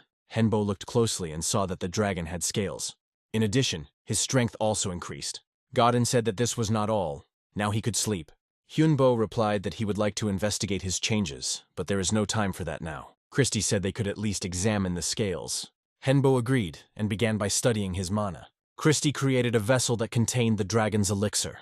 Henbo exclaimed that they would now be able to restore mana faster and also increase its supply. After some time, he received a new quest called The Abyss of the Fallen, which was given 150 days to complete. Henbo said that their enemy now is the former humans, the traitors who betrayed the human race. He added that this time the battle would be unusual and told everyone to prepare. Much had changed in the world, and now even ordinary people were connected to the dungeon. But the good news was that there was no punishment for refusing to pass. No one forced me to do so. But now the monsters themselves could come into this world. Henbo didn't like the area right away. There was no shelter here. Besides, the door didn't disappear, and that was bad news. This indicated that the monsters could follow the hunters and get out. By this time, there were already more than 50,000 dungeons on Earth. Each country began to prepare for underground exploration, and the first expeditions were organized within 2 weeks. It was an air base for the Korean Expeditionary Force. When the people and equipment were ready, the military opened the gates, and then they were immediately destroyed by otherworldly monsters. Later, more than 1,500 guardians and the same number of military personnel, as well as 1,000 hunters, were called up, and the Abyss had to call upon the heavenly guards, who have light powers. Hai Quan, the general of the Hunter Association, said that the Necropolis forces will move together with Wan Hai. Kang Hyun Chol, commander-in-chief of the Expeditionary Force, said that there is little information about the enemy, and they are fighting on their territory.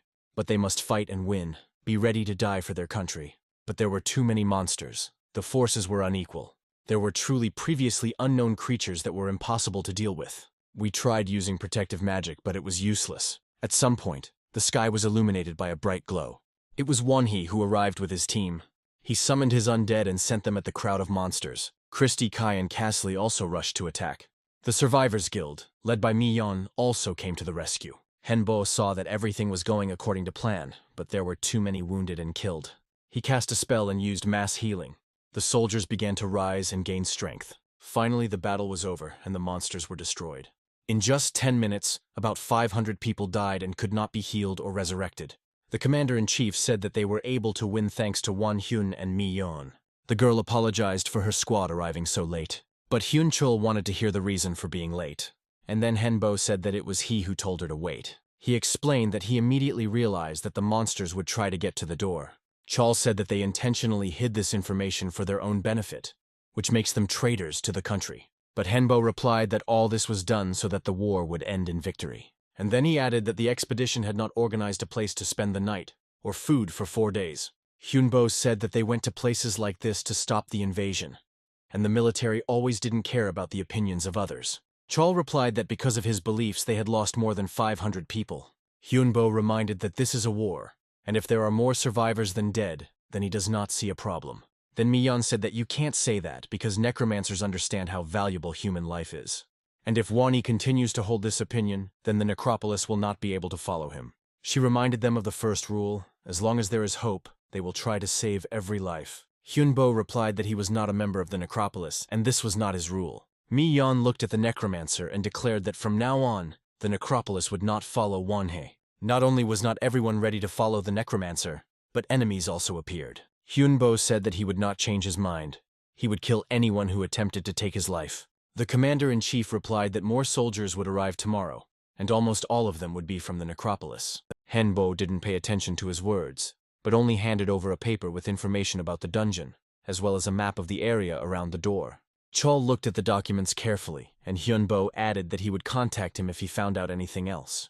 Hyunbo returned to his team and announced that there would be a new attack tomorrow. In the meantime, it was necessary to walk around and look around.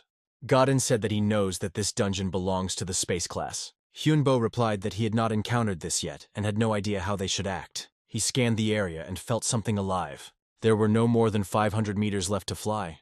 Henbo assumed that if they were destroyed, they would be able to avoid being attacked tomorrow. And the next moment he couldn't believe his eyes. Henbo couldn't understand how 2 such different places could exist in one dungeon. And the strangest thing was that they turned out to be not monsters, but people. Yes, they were just ordinary people trying to survive. And then Henbo noticed another oddity. There were only old people and children here. He decided to observe for now to understand why they built a city in such a place. But the next minute, monsters appeared, and the residents grabbed their homemade weapons. Someone in the crowd gave the command to protect the women and children, and the monsters were already advancing closer and closer. The old man who tried to take the children away realized that they could not escape. He turned sharply and rushed at the nearest creature with his bare hands. But the next second he was grabbed by the monster's huge paw. The creature had already opened its mouth to devour the poor old man. But then a strong blow fell on her face. Henbo realized that he had to intervene and ordered the dragon to destroy the monsters. A minute later, the residents saw how the creatures began to fall dead to the ground. Henbo cast the healing spell again, spreading it to all the city's inhabitants. People fell to their knees before Henbo and began to thank him for saving them. Henbo called on the people to follow him, since they were not fallen, and the people agreed. Rumors quickly spread throughout the expedition camp that Wanhee had prevented the monster invasion, and those who had considered him their enemy changed their minds and were ready to follow him. The rescued residents settled down near the fires and discussed the recent battle. After some time, the elder of the city came to Henbo to thank the savior. He then asked why Wanhee helped them since he was not interested in the general welfare. Hyunbo replied that he had his own benefit in doing so. He added that if an elder seeks a god, he can give him power instead, and in return he demanded his faith and soul. Henbo explained that after death, the elder's soul would go not to God, but to him. While he is alive, he is an ordinary person, but he can already gain power. The elder, without hesitation, replied that he agreed to everything.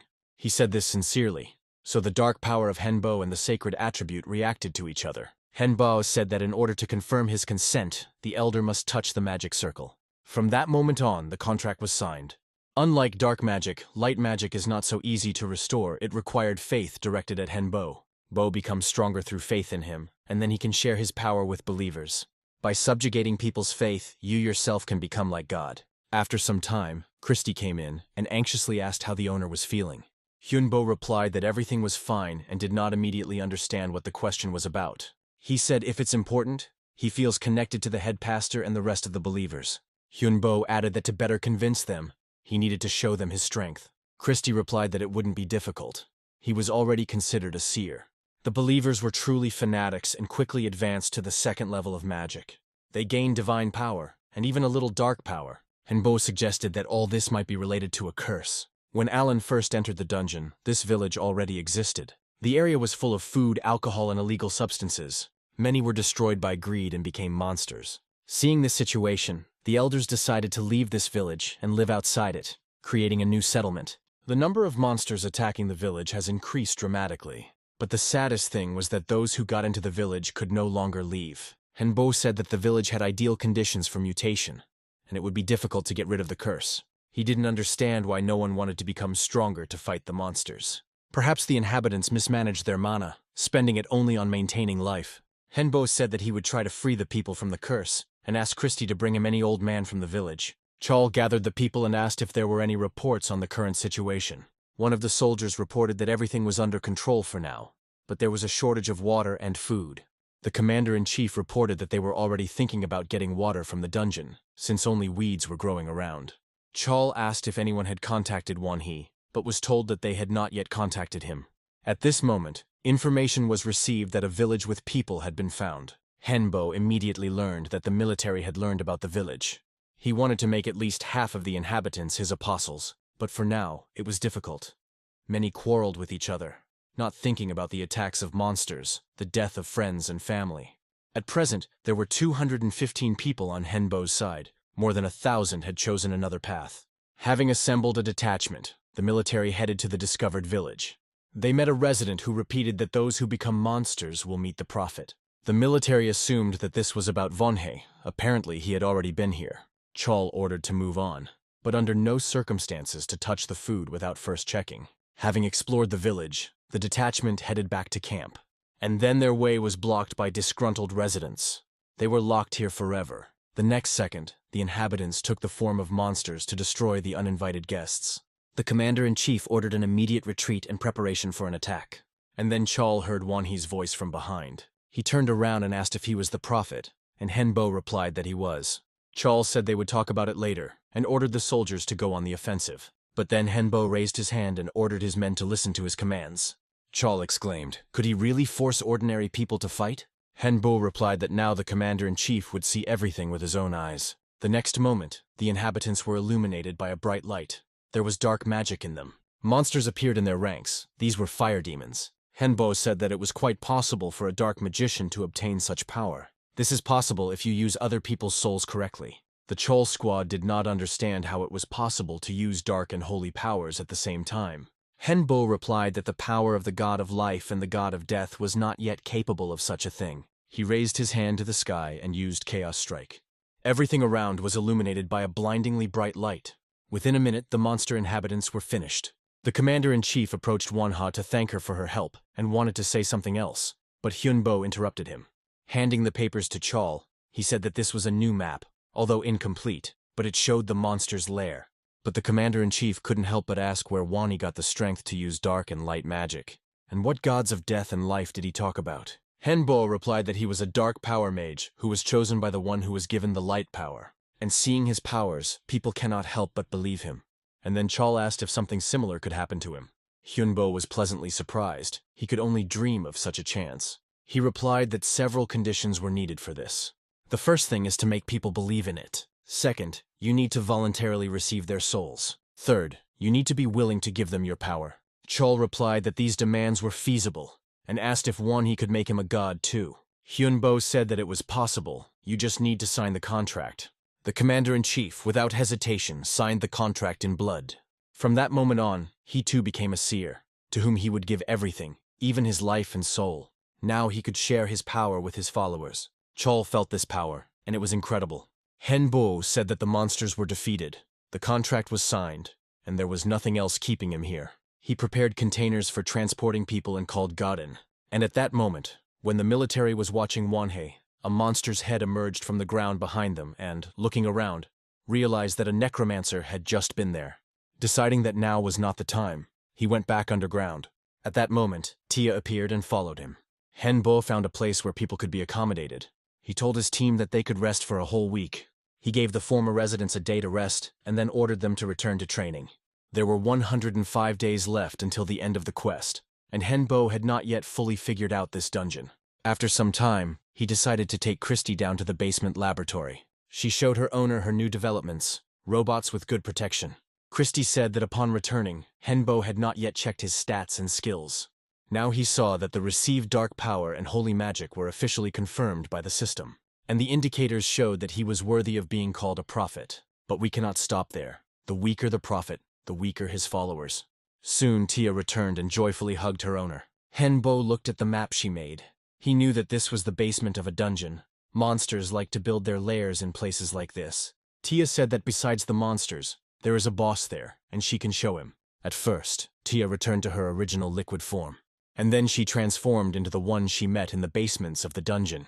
Looking at the created boss, Christy asked if Tia noticed anything unusual about him. Tia replied that those he had met could not defeat him. He also said that such attacks would not work on him, and then Kai said that only he should kill him. Hyunbo replied that one must always fight with a cool head, but Kai said that no one could dissuade him. He had already had to kill his master. To everyone's surprise, he said he wanted to be alone and went to his room. Kai had no memory of his homeland or his family, but he once had a wife and a son. He remembered his death and knew that the traitor had survived, but he had not. The traitor killed all his loved ones because they believed and followed Kai. Kai already wanted to forget about revenge, but now it appeared before him again. He told his story to Hyunbo, who came in, and added that he had difficulty controlling himself. Hyunbo replied that he wanted to understand Kai so that he could try to help him. That same traitor asked how many people they had. The monster replied that there were almost 5,000 of them. He was told that their strongest were the necromancer, the undead, and the dragon. Necromancer Wani is already in the 6th circle, and he has knights. The master ordered his monsters to prepare for attack, but one of the creatures replied that the people they were watching had disappeared, and all their minions had disappeared as well. And then the traitor felt the entire dungeon tremble. Henbo shouted that he had destroyed the fortress and the dungeon and ordered the creatures to come out. Chol asked if it was possible to influence nature with the help of magic. Henbo replied that the magic of the 8th circle can cause earthquakes. The next moment, a crowd of monsters appeared from the ground in front of the troops. They had already received the order to attack and rushed at the military. Chol also gave the order to attack and destroy the monsters. People had already encountered such creatures and knew how to kill them, but no one expected to see an unknown creature with 6 dragon heads. The squad realized that this was the boss of this dungeon. The monster spewed out green lava and directed it at the enemy ranks.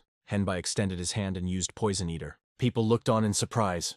Was one he able to absorb the boss's attack? Henbo realized that he would need help and called on Angie. The genie that appeared said that the owner had become stronger, and Agni would be able to have fun longer. He directed the devouring flame at the crowd of monsters, destroying them with his fire. The boss realized that his attack had failed, and said that he would not allow himself to be ignored. Henbo foresaw what the boss would do in the next second. The monster released ice shards from all 6 of its mouths, directing them towards the enemy. But the detachment was able to fight back, and was not harmed. The boss asked in surprise how they managed to repel his attacks. Hyunbo replied that they knew enough about him. They knew what he could use and with what strength. The monster shouted that it was impossible. He was able to kill all his enemies. Hyunbo replied that the boss himself knew that he was weaker than them, so there was no need to waste time on a useless battle. He added that the monster did not come here on its own. There is someone who controls it, and they know it. Hyunbo said that one of his heads lives its own life, and the real personality moves through the dungeon to break out. The boss realized that it was time to move on to the next act and began to transform. Hyunbo called Kai and said that it was his turn now. The same traitor stood before him and was angry that his memories were returned to him after death. Kai said that the traitor is alive only to get what he deserves, and he exclaimed in response, was he really going to defend himself with his toys? Kai replied that he had not come to defend himself, but to kill him. He cast a spell and sent a pillar of fire towards the monsters. The traitor exclaimed that no one had the right to touch his servants. Kai replied that it was he who taught him that in order to win, you need to do everything. He added that he remembered his name, it was Glance, and now he had a disgusting feeling. The traitor replied that now he also understood who stood before him, he also remembered him. He became filled with anger and added that he was ready to kill him again like last time. The next second, he took the form of a huge lizard. Kai said that even now he looked like trash and raised his sword up. He sharply directed the beam at the enemy and said that this was light magic that the master had given him. Hyunbo added that the name of this gift is Judgment. The lizard hissed that he would now destroy his entire army. He started grabbing monsters and devouring them. But that was a big mistake. The undead were also filled with holy magic. The squad did not waste time and attacked the lizard. Kai jumped closer to the monster to strike him, and he tried to attack with all his strength. He didn't understand why his attacks weren't working. The lizard said that this was not the end, and red glowing pillars appeared around him. He said that they would pay for taking the inhabitants of his village. It turned out that this was the same Garan, and Kai remembered his name. The lizard swung its clawed paws, but Kai parried its attacks. And then Garen managed to deal Kai a powerful blow, and he fell to the ground. The lizard stood over his headless body, grinning and asking what losing and dying tasted like. But the next moment, I felt pain throughout my body and did not immediately understand what had happened. Kai's head looked at the traitor and said it was checkmate. Even before the dungeon, Henbo told Kai that he should not fight the traitor one-on-one. He can help by casting a death curse on him, which will cause an explosion. The resulting life force will meet the original. And then the traitor that Kai hates so much will definitely die. Garen didn't understand what was happening to his body, but it was a terrible state. He sank to the ground, and, looking at the Kai's head, asked to spare him. Kaya replied that he could do it, but Glance, who was inside him, would not allow it. He shouted that even his head alone could deal with the traitor. Kai used his last strength to strike with his head and fell to the ground. He heard Henbo's voice shouting at Kai not to give up, he must not die.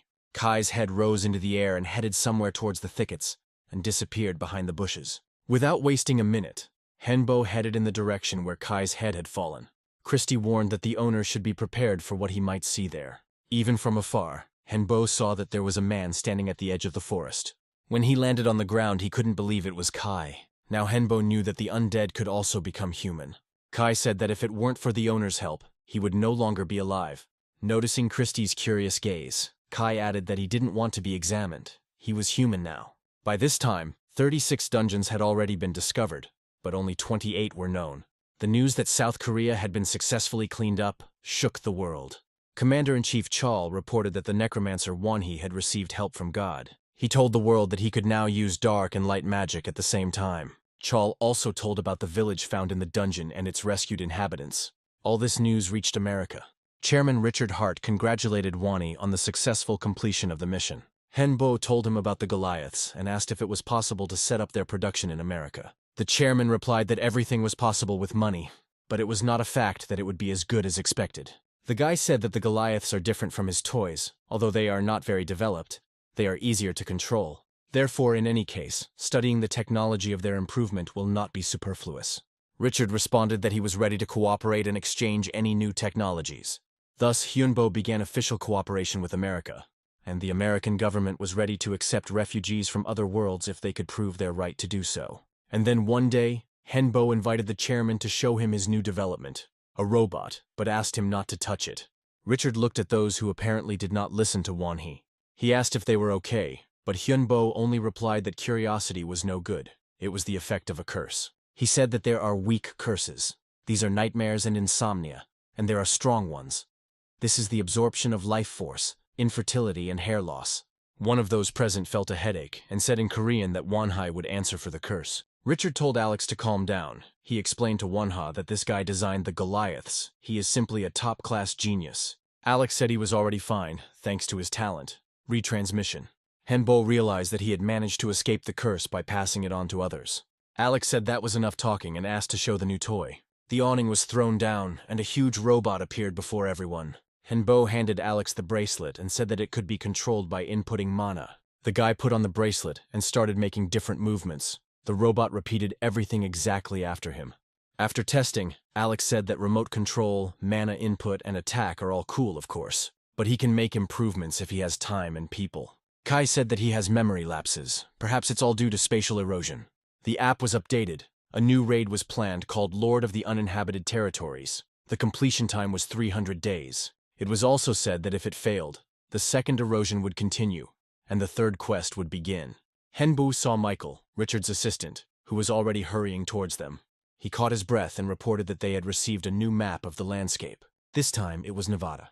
At the meeting, Richard reported that in places where spatial erosion has occurred, devices become inoperative. He added that the power of superpowers is weakened by about 5%. Someone present suggested that erosion begins where the clearing of the dungeon failed. Richard said that the upcoming dungeon also features golems, undead, and werewolves, and it was here that the American Skyguard was destroyed twice. Hyunbo said that there must be something else there. We need to explore the dungeon. As he descended with the team, Kai asked Christy if this dungeon was similar to the one she lived in before. She replied that she felt there was something in common. As the report said, there was a strong snowstorm here. Apparently it was snow magic. Hyunbo said it was hard to feel anything because of the snow and wind, but he could feel negative energy. After some time, he offered to return, but then Kasley stopped him. He said that he felt like this map was very familiar to him. Kai exclaimed, "Did he really remember something too?" Kasley replied that he simply felt like the place was very important. After hearing Kasley's suggestion, Richard suggested that the dungeons could be copied from another world and created to be similar to each other. The chairman added that it would be good if Kasley was somehow connected with the place. Hyunbo said that they still have time to make proper preparations. On the day of the expedition, Richard came out to the expedition and said that this raid would not be easy. Even though they have already lost over 1,000 people, they must do everything to pass the dungeon. The chairman added that everyone must try to remember the dead and survive at any cost. After these words, Richard spread the psychic magic he had received in the previous battle to everyone. This magic united allies and gave everyone greater strength. Only Hyunbo refused the magical union, explaining that he was closely connected with the undead and dark magic. Richard gave the order, and the squad entered the gates of the dungeon. They didn't have to go far. Right at the entrance, they were met by a crowd of underground evil spirits. The chairman ordered the guns to be aimed and the hosts to be greeted. The fiery blows sent heads and remains of the monsters' bodies flying in all directions. Hyunbo raised his staff and added a fiery explosion. It was the magic of the seventh circle. The dungeon was filled with fire and smoke. Christy directed the driving wind and the consuming storm at the creatures. And then she added a fire tornado. And then ghosts and ghostly riders appeared in the sky. They immediately realized that the necromancer was strong. He used dark and light magic. They could not defeat him. After the riders left, the chairman saw that something was bothering Wonhee. Hyunbo felt that the connection with Kasley had been cut off.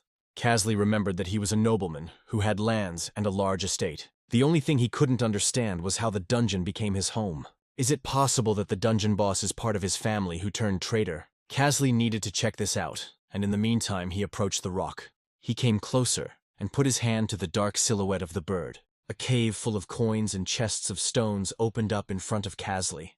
He heard footsteps and saw that Hyunbo, Kai, and Christy had been following him the whole time. Hyunbo said that if Kasley still considered him his master, he should return. Then horsemen appeared, and one of them sternly asked who had allowed him to come here. He immediately asked the second question, how he dared to go against the family.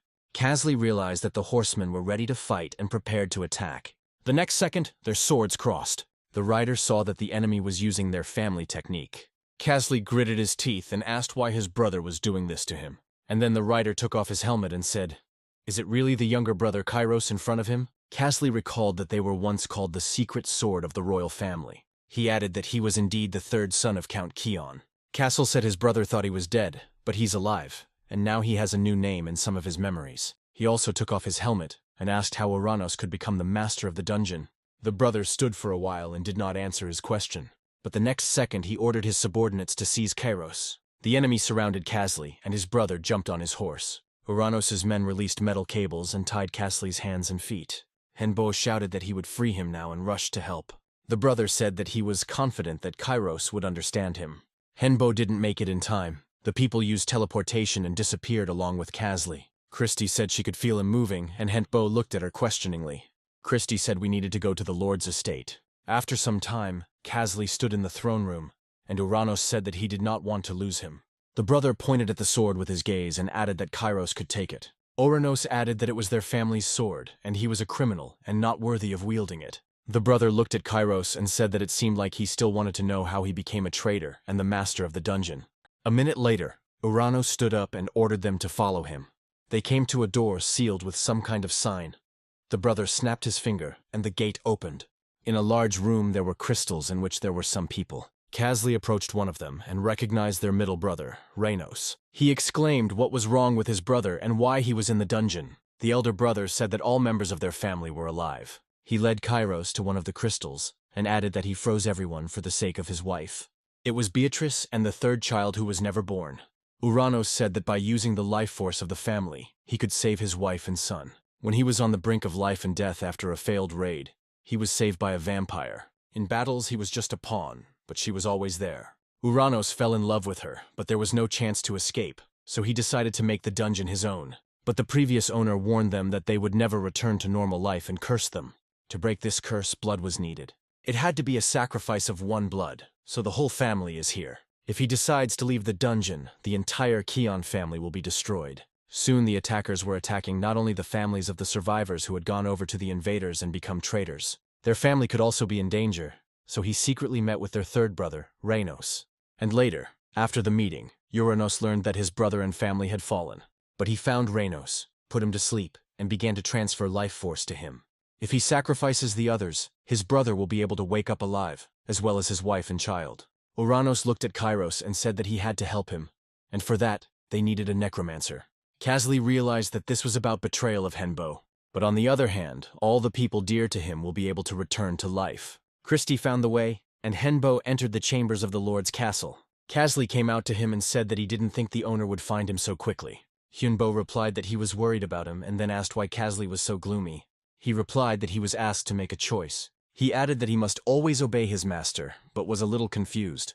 Hyunbo paused, then said he would like to give one piece of advice. Whatever choice he makes will lead to pain and loneliness, so he must choose what is more beneficial for him. Casley replied that it hurt, but he made a choice and drew his sword. Henbo said that in that case, he would not show mercy to his enemies. The next second, a whole army in Gauden stood behind him. Casley said that his older brother helped him, so the battle was inevitable. Then Henbo felt something and, turning around, saw that someone was attacking his shadow. This meant only one thing. There was a vampire here. Casley took advantage of this moment, jumped up to his owner and sharply hit him in the stomach, causing Henbo to lose consciousness. Kai, not believing his eyes, rushed towards Henbo. But the monsters blocked the way for him and the squad, not allowing them to approach the owner. When Casley picked up Henbo and started to walk away, Kai realized that he couldn't do anything. He just called out to his partner. Casley paused for a moment, turned around and apologized. The next moment, both disappeared. Kai ran up to the dragon and shouted why he didn't protect his master. Christina told everyone to calm down and think about how they would save Hyunbo. Kai shouted that there was nothing to think about. We had to kill everyone. Kairos held the necromancer in his arms and stood in front of his older brother. The brother apologized for forcing him to make such a difficult choice. Casley replied that the necromancer still remained his master. He was a high-level magician, so the address to him should be appropriate. Uranos agreed and reminded that in any case, he could be very dangerous. He then suggested to Kairos that they go to the wine cellar and celebrate their victory. Within a couple of hours, Uranos was dead drunk. Casley stood up and silently left the room. He could have killed his older brother, but he didn't, which means he's definitely on the right side now. Henbo stood in front of Uranos and ordered him to answer why he was here. Casley, who was standing nearby, replied that he was there at the request of his older brother. Henbo looked at him and said that he does not talk to traitors. Uranos said he wanted to finish everything properly. Casley asked if the master remembered the oath he had taken from him as an undead. He added that this oath was not said in vain, and now it can become salvation for his family. Henbo said he had one last request and asked Casley to come to him, but before he could approach, he received a powerful blow to the face. Hyunbo shouted that this was not the end and he would live. Uranos ordered that the necromancer be immediately seized and taken to his room. When Casley came to, his brother offered him a drink, but he replied that he wanted to be alone. When he came out, Uranos said that there was no need to follow him anymore. And at that moment the detachment had already approached the castle walls. Enemies immediately appeared in the sky, ready to defend their master. The chairman immediately gave the order to attack them.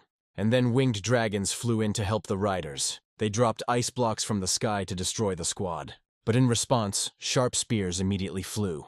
Uranos was surprised that it only took them 20 minutes to reach the castle walls. He looked at Hyunbo and said that he would help him fall asleep soon. Uranos took the sword and, heading towards the center of the hall, thanked the necromancer in advance for his body, soul, and magic. He slammed his sword down hard on the floor, right into the center of the magic circle. The entire castle was illuminated with a blood-red light. And then the squad didn't understand what was happening. Their mana began to fade. The chairman shouted that they needed to join forces and break into the castle. Uranos rejoiced. Did they really think they could defeat him? Henbo instantly jumped up from his knees and rushed at Uranos. The next second, the glow around the castle changed its color.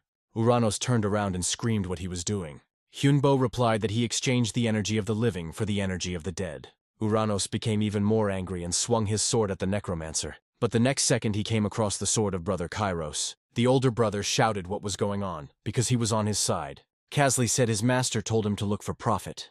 He added that Uranos could still abandon his goal and side with the earth. Of course, Casley understood how much mana and life energy were needed for his brother's wife and child. Henbo said that he absorbed the magical artifact and brought Tia so that she could recognize the energy of Uranos. And Casley added that life energy also exists on Earth. The elder brother replied that he knew about it and had no intention of becoming a traitor. But they don't understand anything. He is just a grain of sand in this huge world. He cannot betray those who gave him strength. Casley replied that they had already encountered demon dragons of this level. They use souls by burying them in the sand, and then control them. He added that they are also scared of them, but they continue to fight. Uranos turned away and said that he had been a fool to believe that his brother would help him. But Casley replied that he needed to come to his senses and understand that nothing would work out. The next second, the wall of the hall collapsed, and Richard's squad appeared in the opening. The chairman said that the land would be happy to receive Uranos, and suggested that his proposal be accepted. But Uranos replied that this was all nonsense. He did not believe in it. He added that their army could not cope with him. He would defend himself. Henbo replied that one Kairos would be enough. But Uranos stood his ground. They could not defeat him. Casley jumped up to his brother and shouted that they could check it out. And Henbo sat on the floor and concentrated on making Casley stronger. Uranos rushed at his brother and swung his sword. But Casley managed to get ahead of him and cut off his right hand. Uranos abruptly grabbed the sword in his other hand and put the tip to his brother's face. He said that he was not going to give up, and offered Kairos one last time to come over to his side. But Uranos heard a negative answer and that he would still lose. He cut his brother's body in a few moves, and said that no one would stop him from becoming the winner, and his hand instantly regenerated. And suddenly the severed limb grabbed Uranos by the hair, and Kairos stood before him, alive and well, saying that his brother had probably forgotten that he was no longer undead. The elder brother looked at Kairos and replied that then he would fight with full force. He shouted that he would now show the true power of the monsters, and turned the sword towards himself. The next second, blood gushed from Uranos' body and he let out a loud scream. Now standing in front of Casley was not his older brother, but a huge monster. He said that now Kairos would feel what he felt, and sharply chopped his brother on the left hand. Uranos aimed a fire table at Casley and sent him flying with a shockwave. Casley decided that things couldn't end like this and he couldn't die again. And then he heard the words of Henbo, who asked him to trust him and do as he said. Casley shouted that he trusted his master completely. Henbo shouted that the only way out was to absorb Uranos, become a part of him and begin to control him. Casley abruptly threw out his sword and prepared to absorb. As the owner said, this was the only way out. if only there was enough strength, mana, and energy for it. The next second, Uranos raised his hands to the sky and let out a sharp, piercing cry. The frightened people scattered in all directions, and only Henbo's detachment did not move from their place. Kai shouted that something had to be done, or Kasley wouldn't last long. Henbo looked at Christy and said that it was her turn now. She replied that it would be difficult, and told everyone to hold on. Now Christy entered the battle using her energy and spells. Kai shouted that there was not much left, but his strength was running out. Henbo said that he himself then approached Uranos. He was glad that Kasley had managed and was stronger than the damned soul. He had managed to get inside, and now Henbo needed to call him back. Uranos let out a final scream and his shell shattered into pieces. Henbo approached Kasley and said that he was the winner in this battle. Kasley came to his senses and the first thing he did was look at his brother. He told Hyunbo that something needed to be done, but he replied that he might already be dying. Kasley exclaimed, "Was this all because he interfered?" Uranos, without opening his eyes, quietly said that this was the price of his curse. This curse made him stronger, but it only took one loss for his soul to be destroyed. The brother smiled and added that Kairos should not be sad. He had seen with his own eyes what loyalty was. Uranos said he had one last request. He told his brother to take his soul and body to become stronger. Uranos asked Kairos to take care of his daughter. His last words were a wish for his brother to be happy. And the moment Uranos disappeared, the entire castle began to shake. Henbo saw that everything around him began to change. And suddenly Beatrice, the wife of Uranos, appeared before everyone. She fell to her knees and began to sob for her departed husband. Kasley said he regretted what happened. The girl replied that she knew everything. She saw everything. Kasley helped Beatrice up. She was barely able to stand on her feet. Henbo offered to examine the girl and came closer. But the next second, Beatrice made a sharp swing of her hand and cut off Henbo's head. She was jubilant that her clever trick had worked. Kasley exclaimed, "Could this all be because of the child?" Beatrice looked slyly and said that she never needed him. She added that she was ready to kill him and everyone present. Suddenly the girl felt the baby in her belly move. Beatrice exclaimed that this could not be. He should not be born. And then she saw Henbo, whose head she had cut off a few minutes ago. He was alive, and even the wound on his neck healed, thanks to Tia. Hyunbo said it was strange that she couldn't give birth to a child all this time, but now he realized that she was using their power to level up. Beatrice clutched her stomach again, and Henbo said that he was a necromancer and felt that her child wanted to be born, and he would help with this. He used magic and the girl fainted. And after some time, Henbo held the newborn child Uranos in his arms. The next second, the castle shook and began to collapse. Henbo realized that he had to leave this place immediately. And then a dragon appeared at the main gate and said that he would now kill them all. Kairos asked Henbo for permission to deal with him himself. The necromancer wanted to warn him that it was dangerous to fight alone, but he had already taken to the sky. Kairos said that he had no intention of fighting alone. Kai asked Henbo what kind of ghosts were around him. The necromancer replied that these were undead, loner squads and spirits. Meanwhile, Kairos formed a legion of summoned undead. The dragon hissed that this would not save them from certain death. The legion rushed to attack, and the dragon began to defend itself and try to kill the undead. Kairos shouted that this fight would soon end. His spirits were stronger than the dragon. The dragon exclaimed that she should not just die like that. Kairos replied that he had no intention of killing her right away. He added that she would die in terrible agony, and that it would be a lesson for everyone. After a few minutes, the dragon was dealt with, and Henbo said that the clearing of the third dungeon was complete, and it was time for them to return. He looked at Kairos and didn't even ask whether he would return with them or stay here. Hyunbo spent some time in the hospital to recuperate. Richard dropped in to see him to see how he was doing. Next to enter the room were Kasley and Iris Kiona, who had been in the dungeon all this time. In just 2 weeks, she had aged 5 years. The girl had spent too much time in her mother's belly, and was now happily telling how she had walked around the shops. Soon Kasley and Iris went out, and the chairman said that she was a good girl, and that he should look after her as if she were his own child. There are 36 C-class dungeons on Earth. So far only 2 have been cleared in America and 1 in Korea. Hyunbo said that the mission becomes more and more difficult each time. But after some time, 12 dungeons were cleared all over the world. It happened in Europe, France, Germany, England, Italy, Greece, and Russia. And in Asia, the undergrounds of China, Japan, and Indonesia were cleared. Henbo said that someone other than them was doing the cleanup and supported not only Henbo's squad, but also the Golden Black Hole. Richard replied that he had no information. The government was keeping it a top secret. All that was known was that they had existed since the time of creation. Hyunbo said he only had one guess. It was the director of the Korean branch of the dungeon community. After some time, he was walking down the steps of the plane. Hyunbo didn't expect that the director personally met him and said that they hadn't seen each other for a long time. He said he was surprised that Wonhee still called him director. Hyunbo replied that the director had given his name. The director extended his hand and said that his name was Bok-guk Yeon. Hyunbo immediately asked why the director had made an appointment with him. Bok-guk Yeon replied that Wonhee probably already knew about the appearance of the dungeon clearing group. And then the director suggested that the necromancer train them. And for this service, Bok-guk Yeon will give him a book containing the powers of the other world and information about the American territories. Hyunbo has been really interested in America lately. Bok-guk Yeon looked at Wonhee and said that he wanted to show him one terrible outcome. Hyunbo suggested that this was a terrible version of the future. The director added that this may affect his life expectancy, but it is worth it. Suddenly he said that they would talk about it later. There were people coming here whom he did not want to meet. Bok-guk Yeon instantly disappeared, and Hyunbo realized that he also had to get out of here as quickly as possible. People ran after the dragon and tried to stop Hyunbo. Hyunbo and his team stood in the training hall, eager to see what Iris was capable of. Kasley countered that it was not yet time for such a young girl to be training and testing. Hyunbo replied that she was strong enough and could handle it. Iris said that she was now going to show her secret, but no one yet understood what she was talking about. The girl approached the vessel and touched it with her hand.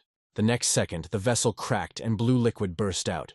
And then everyone saw some kind of castle in front of them. Kai asked how the owner knew about Iris's talent. Hyunbo replied that after 20 days had passed since her birth, Kasley noticed that the girl began to disappear constantly. Iris created her own dungeon and could adjust its size and change it. Hyunbo asked the girl if she could change the dungeon a little more using magic.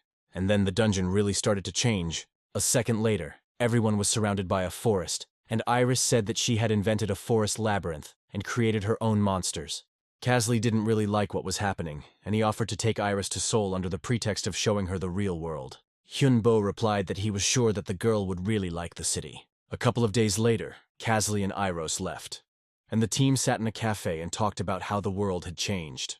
Hyunbo turned halfway around and asked if Kang Hyun-chul agreed with their discussion. The commander-in-chief was surprised by Wonhee's insight and replied that he was already a general. He added that he had heard that the cleanup operation in America had been successful. Hyunbo replied that it was all thanks to his loyal comrades. He said he had a gift for Chol. Hyunbo took out a pouch of space expansion magic from his inner pocket and handed it to the general. Chol replied that he would probably need it. The commander-in-chief thanked Wonhee once again and left. And then a woman came up to the table. She said that she was under the command of the Red Lord, who ranks 9th in the Magic Association. The woman said her name was Helena Scarlet. She was from the Scarlet Witch line, and handed Hyunbo an envelope. Hen was surprised that the Magic Association approached him. Helena reported that this was an invitation to a grand banquet from the 6 High Lords of the association. Hyunbo replied that he accepted the invitation with gratitude. The girl added that the banquet will take place in a week at Buckingham Palace. Kai said that they would wait for him, and this girl seemed to be a very good magician. Those who had managed to conquer dungeons around the world and who had played an important role in the cleansing were invited to the banquet. Iris was delighted. It was her first time visiting such a place. Hyunbo didn't know what to expect here and asked the girl to stay by his side. The whole team hurried to the banquet. At the entrance, they met Mi-yeon, the master of the Survivors Guild, who also received an invitation. She greeted Hyunbo and added that the magicians could not ignore them. Andromalius was also invited to the banquet and came up to greet the necromancer. Mi-yeon said that she heard that Wonhee managed to conquer 2 C-class dungeons. When he replied that he almost died, the girl said that dungeons of that level did not seem too difficult to her. She also managed to destroy one dungeon in China called the Garden of the Fallen Giant King. The girl encountered huge bears, trolls, ogres, and storm giants, and they were all bosses. She said only the storm giants caused minor difficulties. Hyunbo asked in surprise, "Didn't these monsters attack from behind and set traps?" Mi-yeon replied that nothing like that happened. They walked calmly along the road until they saw the boss's castle. Hyunbo couldn't understand why there was such a difference in the difficulty of the passage. Richard joined in and said that it was typical for monsters to attack suddenly. When the girl replied that there was nothing like that in her dungeon, Hyunbo realized that their dungeons were special. Richard said that there was nothing surprising, and the girl was just lucky. And then Aresta Crowley, the first of the magicians of the Magical Association, came out to the guests. He added that from tomorrow onwards, other high-ranking magicians will also be present at the reception. Hyunbo quietly told the chairman that this association was more like a group of monsters. Suddenly Iris felt ill, and Kasley managed to pick her up in his arms. Richard said that it seemed like it wasn't easy for the little girl to be around so many mages. Aresta walked up to Hyunbo's team with a smile and said that the baby seemed to be in shock. He apologized for any inconvenience this might have caused, and pricking his finger, offered his blood. The next second, a few drops fell into Iris's mouth. The girl instantly came to her senses and said that she felt something sweet. Hyunbo wanted to know how the mage knew that Iris was a vampire. The magician announced that he was leaving and wished everyone a good party. Henbo told Richard that today was not the last day of the reception, and that after attending the opening ceremony, they intended to leave. The banquet lasted for 6 days, and every evening a high-ranking mage of rank 1 to 6 would appear. On the second day, Tesla, the lightning magician, came. On the third day, Maha, the earth mage, arrived. On the fourth, Gaia is the tree mage, and on the fifth day there was Arya, the healing mage. On the sixth day, Aresta came out to the guests and announced that he was ready to get to the point. He said their association has influence in Europe, the Middle East, and Africa, which is currently occupied by invaders from another world. So by the end of the reception, he had made a serious decision. The association intended to carry out a great conquest with the aim of restoring Africa. The magician added that many dungeons still remain under enemy control, but first, they need to conquer the dungeons created for humans, and for this, they are ready to actively cooperate with other factions. As a gift for consent, the association is ready to present all those present with a magical new weapon absolutely free of charge. And in 2 weeks, a special test will be organized.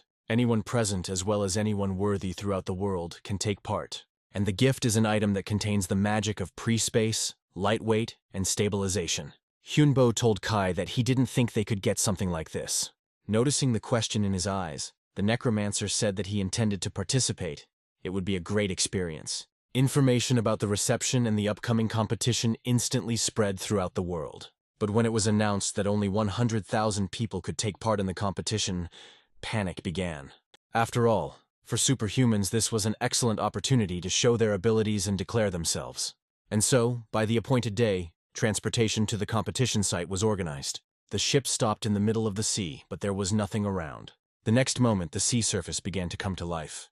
A huge militarized platform emerged from somewhere in the depths of the sea. A hologram of the first magician appeared in the sky, thanking everyone who arrived. The image of Ariest informed them that they were in Atlantis, a city of magic and science. After landing on the platform, Henbo said that this place did not look like it would be suitable for holding a competition. Kai replied that there would probably be some kind of epic entrance, like in the movies. The next moment, one of the walls began to change, sliding apart like a gate. All participants saw a huge arena, similar to the one in ancient Rome. Having settled into one of the hotel rooms, Hungbo wanted to know if it was possible to obtain permission to inspect the building. But Kasley said that Arista invited him to dinner today. Henbo remembered that the mage had shown interest in Iris and thought that he would have to be careful. By the appointed hour, the magician was already waiting for his command in a spacious gazebo. Arista said he didn't know their food preferences, so he prepared according to his own taste. During dinner, the magician suddenly asked if Henbo would like to become his disciple. The guy was surprised how he could know his real name. The old man said that it was not difficult for him to find the necessary information about the necromancer. He added that his actions indicated that the magician was very interested in Henbo. The guy asked why him, because there were other worthy researchers. The magician replied that it was all about his talent for magic. Hyunbo said he thought it was all down to luck in meeting Kai, Kasley, and Christie, and if it weren't for Godin's help, he would already be dead. Aresta replied that more than 1,000 people have a talent that is directly related to luck.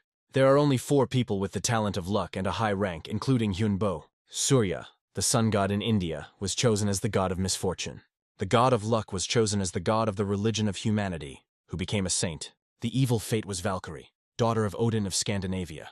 The mage added that he did not insist on his offer, but the knees could swear by their souls and mana. Hyunbo replied that you can't get someone by force. The old man understood this and said that he simply wanted to make him his follower. He asked Henbo to think about it and give an answer, and then immediately disappeared. The boy remembered that Arista Crowley was the first magician in the Magical Association. By becoming his disciple, he will be able to receive the best education and decent support. Hyunbo said that he had made his decision and would have to refuse, and there were reasons for this. Hyunbo was confident in the path he had chosen. He thought it right to stick to it rather than become a disciple.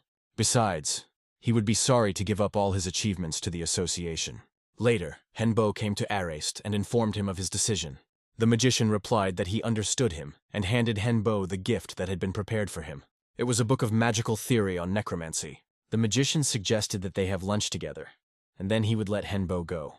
The next day, the rules of the competition were announced. The competition will be individual and group.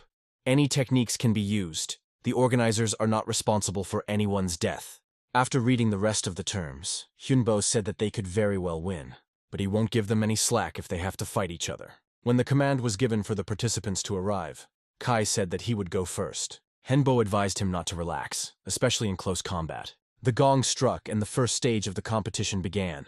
The commentator reported that a high-class minion from Wanhee's squad has been very active. He literally flew between his opponents, which is not natural for paladins. Henbo, who was watching the fight, asked since when Kai became a paladin. Christie replied that since Hyunbo became an apostle. In addition, Kai is very popular on the internet. He often spends time there. As expected, Kai emerged victorious in the first round. In the second stage, one of the participants distinguished himself the most by behaving very aggressively. Christie said it was Hercules and he had a blessing. Even when attacked, this divine blessing remained with the player. But Hercules was unable to complete the round faster than Kai. Hyunbo was in the 9th round and was ready to take the field. Everyone gave their advice, and Iris asked that the owner not get hurt. In the ring, he was announced as a world-famous superhuman, necromancer, and master of a skeletal dragon. The fight began, and Hyunbo waited for all the participants to blend into one crowd. Choosing the right moment, he cast a spell and used Bone Freeze. This was followed by constant explosions, which came as a complete surprise to both the participants and the fans. Then Henbo summoned a bone army and staged a parade of corpses, and then a squad of tamed demons appeared. In a matter of moments, he was able to summon over 1,000 undead. Only one he could do that. One of the participants said that he had used up too much energy and would not last long. But for Henbo, the ending was expected. With such an army, the result was known in advance. The singles competition lasted the entire day, and 6 hours later, they were already open for publication. Christie said that popularity is good, but the enemy will be able to learn more about their techniques. While they were talking in the cafe, no one noticed someone approaching their table. The girl sat down on a free chair and said that they hadn't seen each other for a long time. Her appearance had changed a little, but that face was impossible to forget. It was Gloria. In one of the rounds, the participant Lord Chang-gak, the puppeteer, lost. After the fight, Gak looked at the screen where the completed fights were being broadcast. His words were that he had finally found this man. Gloria looked at Iris and said that she looked like that blood bag and had the same skills. Hyunbo asked which bag she was talking about. Gloria meant the vampire emperor. She even visited his dungeon once. Kasley jumped up and shouted, did she really mean to say that Iris was the daughter of this emperor? Henbu told him to calm down and said that he would decide everything himself. Gloria said that she thought that after their meeting, Wonhee would die. But he even grew up. With such success, he will be able to become an equal enemy for her. Hyunbo said that Gloria was too arrogant. He asked how she managed to get out. Gloria replied that she had succeeded in doing so in the form of a golem. At that moment, the waitress came up and offered to help choose an order. Gloria opened the menu and said that she would choose all the dishes. Half an hour later, she was already saying that the food in this world is very tasty and varied, but Wonhee will pay for all the dishes. And in return, Gloria will tell him something important. After chewing the piece, she said that it was not only she who had come out, but also the bug that Wonhee had attacked in the desert. She told him to remember that that girl was very angry with him. Half an hour later, Gloria stood up and said that she would watch the fights and asked not to disappoint her. Henbo looked after Gloria and told Iris that they would go to the aquarium after lunch. He later visited Arist's office and reported the presence of the catastrophe dragon to Gloria. He added that he had met her before, and today too. A magic ball appeared in the magician's hands, and he asked if this was the woman he was talking about. Hyunbo replied that it was so, and she entered this world in the form of a golem. The old man added that upon entering Atlantis, blood and skin samples were collected from all participants for further observation, and it was strange that Gloria was able to cross these boundaries. The association staff could not feel her walk in. Hyunbo said that he also knew that she wasn't the only one who snuck into the competition. The magician said he needed more information to prepare the guards. The next contestant in the arena was Christie. The enemy suddenly threw several sharp axes in her direction. Christie used magic and the weapons broke before they even reached her. She then directed her energy at the enemy and immobilized him. Hyunbo said he likes the fact that his opponent fights to the end. Kai replied that he would have fun with him too. Henbo gave him the go-ahead and reminded him that the lives of the entire squad always come first. But after just a couple of minutes, he heard that something bad had happened. He, along with Kasley and Iris, hurried towards the screams. Kai sat on the floor, and his defeated enemy lay next to him. Kai said that before he could reach the arena, 2 magicians attacked the enemy. He added that he had evidence and held out a piece of cloth.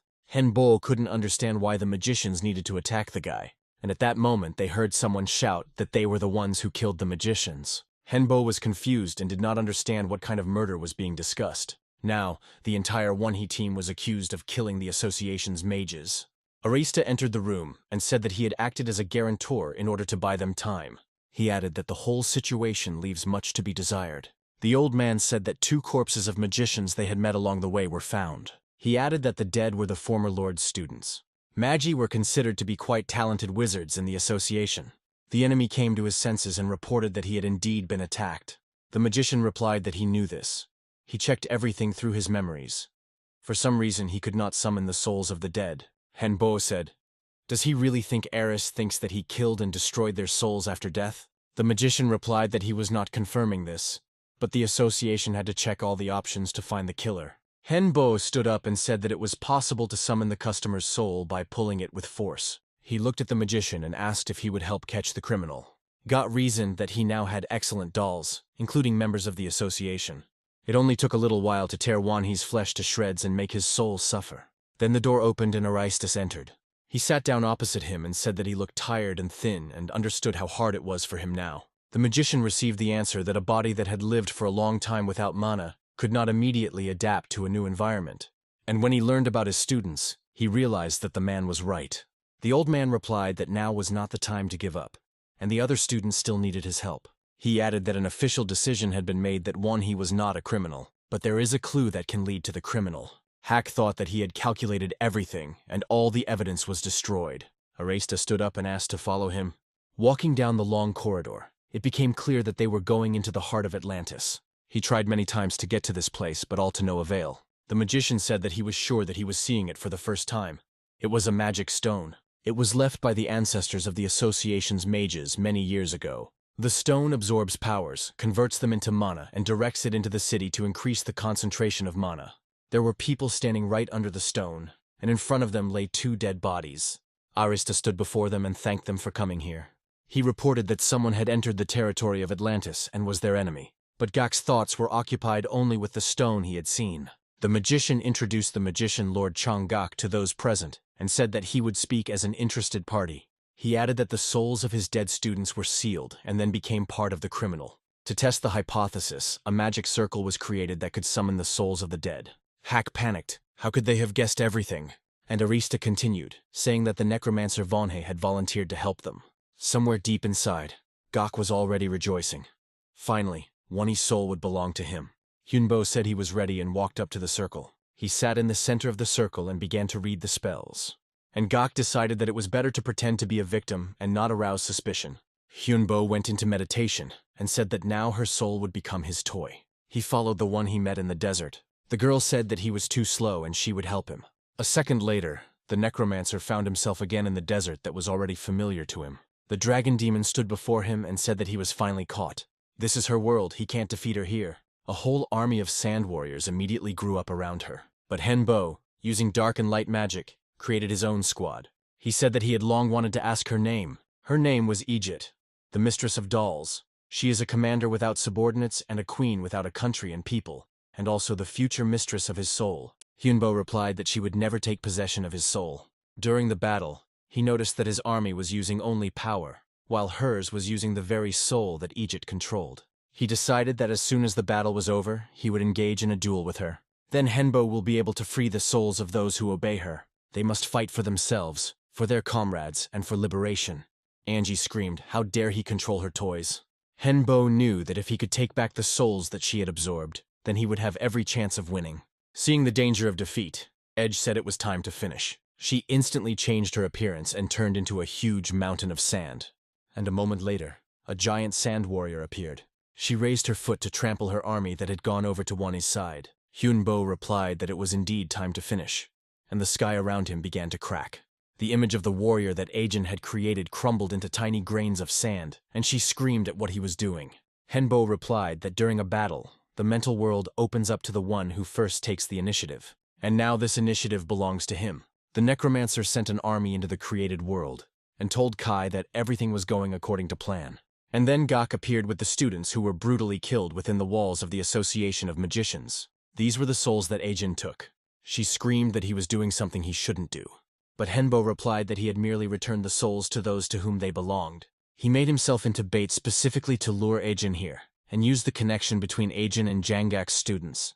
And Kai was able to penetrate her soul and attack her, saving those she had absorbed. Only Legionnaire Kai could have pulled off something like this successfully. Kai told the owner that he was able to pull out less than 10%, but there were about 300 million of them. Ariest saw that one he had woken up and was approaching him. He said he would help him up, and quietly whispered that his enemy was furious. The next moment, a huge paw of a monster emerged from the ground. The magician said that it was time for them to begin, but Henbo replied that there was no need for that. Gloria came up to them and said that she had been waiting to meet this bug. Ajin shouted from underground, asking what she was doing here, and how she could betray her. Gloria shouted back that she should have fought, but apparently the bug was too weak. And the next moment there was a big bloody explosion. Gloria said that she needed to learn patience, but now all she can do is experience pain. She turned to the crowd and said that today the victory was theirs, but they must always remember that if they did not improve, they would lose. After these words she disappeared, leaving only her clothes on the floor. Hyunbo said that it was all over for today, but the enemy was still not fighting at full strength. It was soon officially announced that the enemies who had penetrated Atlantis had been defeated. Those who sided with Ajin were punished and their souls were returned to their bodies. The sad thing was that due to suspicions, Wanhee's team was disqualified from participating in the finals. Kai said that if they had participated in group competitions, they would have definitely won. Hyunbo replied that they could still take part in a power battle. He added quietly that he wouldn't want to take Iris there, but the little girl heard everything and shouted that she was not an ordinary child, and if she did not participate, she would run away from them. Christie said there should be at least 500 in this competition, but there are only 5 of them. And then Hyunbo replied that his goal was not victory. He wanted to test his team's limits. Christie said that she needed to get ready then and went to her room. The others also went their separate ways, and Henbo remained alone and closed his eyes. When he opened his eyes, Andromalius was sitting opposite him. He had already thrown the alcohol out of the bar and said that he had had a couple of drinks. Hyunbo said that he was waiting for him a little later, and asked if he had prepared the contract. Andromalius handed over the paper and replied that neither side could break it. The plot was very simple. One, he destroys organizations, and Andromalius shows him the worst possible future. These organizations were Asgard, Argonaut, Murim, and Omneric. Hyunbo asked why the Heavenly Demon Clan wasn't on the list. The director replied that they didn't have the players he needed, and that they had a complicated class system. He added that the mission should be completed by the end of the year. The Association of Magicians announced another piece of news to the world. Now the power battle involved not 3 but 5 teams without preliminary matches. The first to come out was the Dragon Association from Murim. Northern Europe was represented by the Asgard team. Omneric played for the Land of the Samurai, for Japan, and the Argonauts team got its name from mythical heroes. Team 1 he was introduced last, as a squad of necromancers, the master of life and death. Godkin was declared their 5th participant. Hyunbo asked to speak and took the microphone. He said he would like to give a little advice to opposing teams. Henbo suggested that they join forces, otherwise there would be no victory. The participants were perplexed, not understanding what kind of nonsense he was talking about. Aresta said from the screen that Wani was too confident in himself and announced the start of the battle. He added that he had prepared a special location, and the space around him began to change. Now it was open natural terrain. The magician said that time would be limited and the fight would last until the last team won.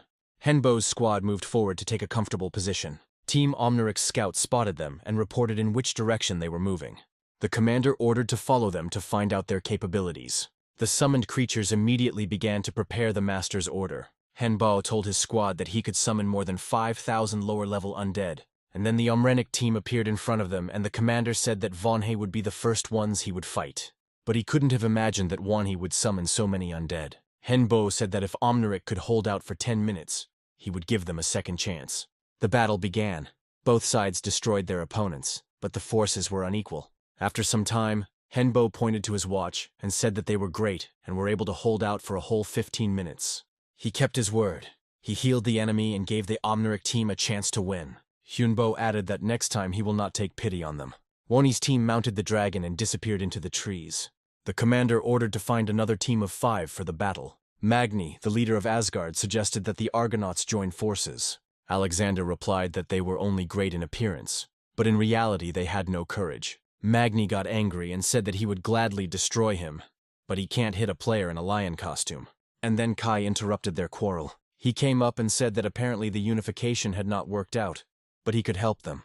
Magni answered, was he the only one who came to fight them? Kai didn't have time to react to the fact that in an instant he was shackled by thorny vines with spikes. Magni shouted that he was ready to spit on the fight and just kill the enemy. Kai used magic and shouted that his roots were too weak, and he was too overconfident. The next second, both rushed to attack each other. Magni swung his sword sharply, but Kai managed to avoid the blow. Kai soared into the sky, said he had a surprise and split into 3 bodies. He shouted that he was ready to have fun and rushed down. The defeat of the Agnonauts and Asgard was inevitable. Alexander looked at Magni and asked if his offer was still valid. It was decided to unite. Now the number and strength have doubled. And then their path was blocked by a skeleton, on whose sign was written a message from Wonhei. Magni read that whoever could find him would receive a gift. Alexander said that there were magical mines everywhere and ordered his subordinate to open the way for them. Atlas got down on his knees and began to call upon Poseidon, the god of the seas, and ask for his help. He prayed and asked for permission to use the legendary ship blessed by the goddess Hera. And indeed, a couple of minutes later, the ship of the Argonauts appeared in the middle of the desert. The united detachment rushed towards him to go in search of the enemy, but almost immediately they were fired upon by Wonhei's team. Henbo said that they did not read the sign carefully. Anyone who goes beyond it is immediately considered an enemy. Of the 2,000 participants, 900 remained. Hyunbo added that he had a new rule. If they could knock him out, he would let everyone go, and the battle would end without casualties. Charon of the Argonauts said that he would go first, and from Henbo's side, Kai rushed into battle. Magni and Alexander were already hurrying towards him. Kai reminded them that they had already tried to fight him, but they had failed. Both commanders rushed at him and shouted that now everything would be different. Christie noticed that the Omniric team from Japan had also arrived here. The squad also saw her, and the player was ordered to destroy her. The Argonauts also tried to attack the enemy and defend themselves. Christie threw lightning bolts at her opponent and barely strained herself. But then she saw Perseus and said that she had heard about him. After all, it was he who beheaded the Gorgon with his sword. He replied that then she would understand that it would not be so easy to deal with him. Charon managed to reach Wonhei and he rushed at the necromancer. He called upon a tamed 3-headed Cerberus for help, but Henbo used an ice trap to stop him. He then used death fear magic and said that he made sure that the enemy would not be harmed. Henbo added that in 3 minutes he would cast a spell and would be unarmed for a while. They must try to neutralize him if they want to win. Argonaut Jason told the commander to rely on him. He used splitting, and the number of ships increased. Jason took aim and threw his spear at Wonhei. He couldn't see if he had hit him, but he hoped that Wonhei was already dead. And then Henbo felt himself begin to fall into the resulting crack with a spear in his chest. While he was recovering, he said he was giving his final warning, and a minute later he was again standing at the head of his detachment. Areist, who was watching the battle, decided it was time to end it and declared Wonhei the winner. No one could believe that a squad of 5 members was able to defeat all the squads. The magician came out to the participants and said that the competition had given a huge experience to all the participants, and added that the magic items would be distributed among everyone according to their level of activity. Later, the instrument maker asked Henbo what item he wanted. The necromancer replied that he would create what he needed himself. He only needed a few details. The master handed him the bag, adding that he had used subspace magic and suddenly called him by name. Hyunbo asked in surprise how he knew his name. The master suggested that he go to another place and talk. He asked if Henbo knew what dragon veins were. The master said that in the West, dragon veins are called a sanctuary, a hidden sacred place, and Stonehenge is one of them. He asked if the necromancer could find them. How would he use them? Henbo replied that he could make this place into a mana storage. After the conversation, Henbo wanted to know why this master wanted to find out something from him. In addition, he had a constant feeling that someone was constantly eavesdropping on them. The championship ended successfully, and Hyunbo's team was able to return to their base. The guy said that most of the work was finished and they could rest a little. Later, Hyunbo came to Kai and asked what he was watching. He replied that these were walkthroughs and clearing of other C-class dungeons, but he was surprised that the researchers still had time to film. Kai was interested in the question of why the dungeons they cleared were so much more difficult. Then Christie came in, and Kai said that he and Casley had already resolved their issues related to the past, and only she was left. Christie said that she was a sorceress in life, but she doesn't remember anything else. She added that there may be reasons for this. Kai replied that this could now become her goal, and suggested trying to find out why she needed all this. But then Casley reported that a man from the Remainers Association had been sent to them. Henbo didn't understand why he came to him. Is this all because of Iris? This man was an aristocrat, possibly a vampire. Kai told Henbo that these aristocrats were not human. At this point, everyone looked at Iris, and Henbo said that she had to make a choice. He added that no matter what she chooses, they will always be on her side. The little girl did not expect such a question, and was silent for several minutes. And then she said decisively that she wanted to meet other vampires. The aristocrats who ranked third were indeed the vampire faction. They are said to have been created by a dragon who had gathered together several times and was now still sleeping. And now, from the three factions of aristocrats, the faction of ancient blood has come to them. Hyunbo greeted them and said that he was Iris's godfather. The chief immediately asked where the girl was. Then Iris came out and Henbo asked why they needed her. The chief did not delay and immediately answered that they needed her blood. Kai and Casley weren't very happy with this conversation and were ready to defend Iris at any second. The man said that his name was Hellion. He was the only one from the ancient blood faction who was able to awaken. They are currently in a dire situation due to the decrease in mana on the ground. The concentration of mana in people's blood also dropped sharply, and their gene also became weaker. But Hellion learned that they could regain their power if they obtained the blood of another ancient vampire. Casley couldn't take it anymore and said that he wouldn't allow Iris to sacrifice herself for their faction. Hellion replied that there was another way. Iris must absorb it. Then it would become part of her blood. Henbo looked at the girl and asked if she could do it. The girl replied that it was difficult to do if the chosen one was very strong and suggested absorbing a weaker vampire. Hellion said that if it wasn't the blood of the best vampire, they could disappear right now. Casley continued to insist that Iris should not sacrifice herself. But then Henbo said that Iris should do as she saw fit. After all, she had already made a decision for herself. But she warned that immediately after the ritual, she would fall asleep. The girl approached Hellion and sank her teeth into his neck. After this, Hellion changed in appearance, became younger, and knelt before Iris. The girl said that he was now her first blood relative, and told them to find the others and follow Wanha's orders while she slept. After this, Iris, like her mother, fell into a deep sleep. Hellion stood to the side and said that he was ready to carry out any order from Wanhe. Henbo ordered to find the rest and become the head of the aristocrats. Hellion thanked them for the honor shown to him and left. Kai told Henbo that Hellion seemed strong to him, on par with the mages of their magical association. The necromancer looked at the necessary information and said that the awakening of Iros would coincide with the restoration of Africa. She will no longer be the same little girl, but will become a very strong lady. Later, Hyunbo's team got a new job. They started running dungeons with the Golden Black Hole Guild. Richard noted that the dungeon's difficulty was weak for the level. 4 months passed after the successful cleanups, and Henbo received another visitor. It was an employee of the shoe company. He said that the organization was involved in changing bodies through genetic manipulation and was offering Wanha cooperation. They decided that surgical and genetic interventions were not enough. Artificial influence on souls was necessary. The employee showed documents with unsuccessful experiments and their negative consequences. Henbo refused without hesitation, but it can help in the recovery of injured patients. This way the necromancer can maintain a relationship with Shu and not become an enemy to others. The day has come when the restoration of Africa was planned. In order to retake the continent, it was necessary to go through the dungeons, and the Association of Magicians was also moving towards the African waters. On the 4th day after conquering the C-class dungeons, the real war to restore Africa began. Henbo, who understood life through death, called upon the dead who wished to live, and this was only the beginning of the war. Upon arrival on the continent, a military camp was organized. People were discussing the fact that the forces might be unequal, and General Hyun Chol would have a hard time. Hyunbo asked how Iris felt after waking up. She replied that everything was fine. The necromancer wanted to pat her on the head out of habit, but he remembered that she was no longer the same little girl she had been before. A special squad of giants was delivered by plane. Chol reported that they arrived early because the other allies were attacked by monsters during the night. Henbo said that the remaining vampire faction was also here, but he made sure that they didn't attack them. The general replied that he was glad that the vampires were now on their side. Godin appeared and asked permission to also join the battle to test his strength in this territory. Hyunbo replied that he had 4 hours and enough mana to use as he saw fit. The dragon disappeared, and the necromancer decided that the test would do him good. Godin conducted an aerial reconnaissance and realized what was troubling him so much. He returned and told his master that there was a dragon on this continent. Henbo immediately reported this to the military leadership. He added that for now this is only an assumption and there is no evidence. One of those present said that it was better to be prepared for the worst than to be caught off guard. Henbo told Kai about Godin's suggestion, but he didn't know if the statement would be taken seriously. Christie said they had to prepare anyway. Dragons with large amounts of mana were the race that gave birth to magic. Kai said he didn't want to meet that monster.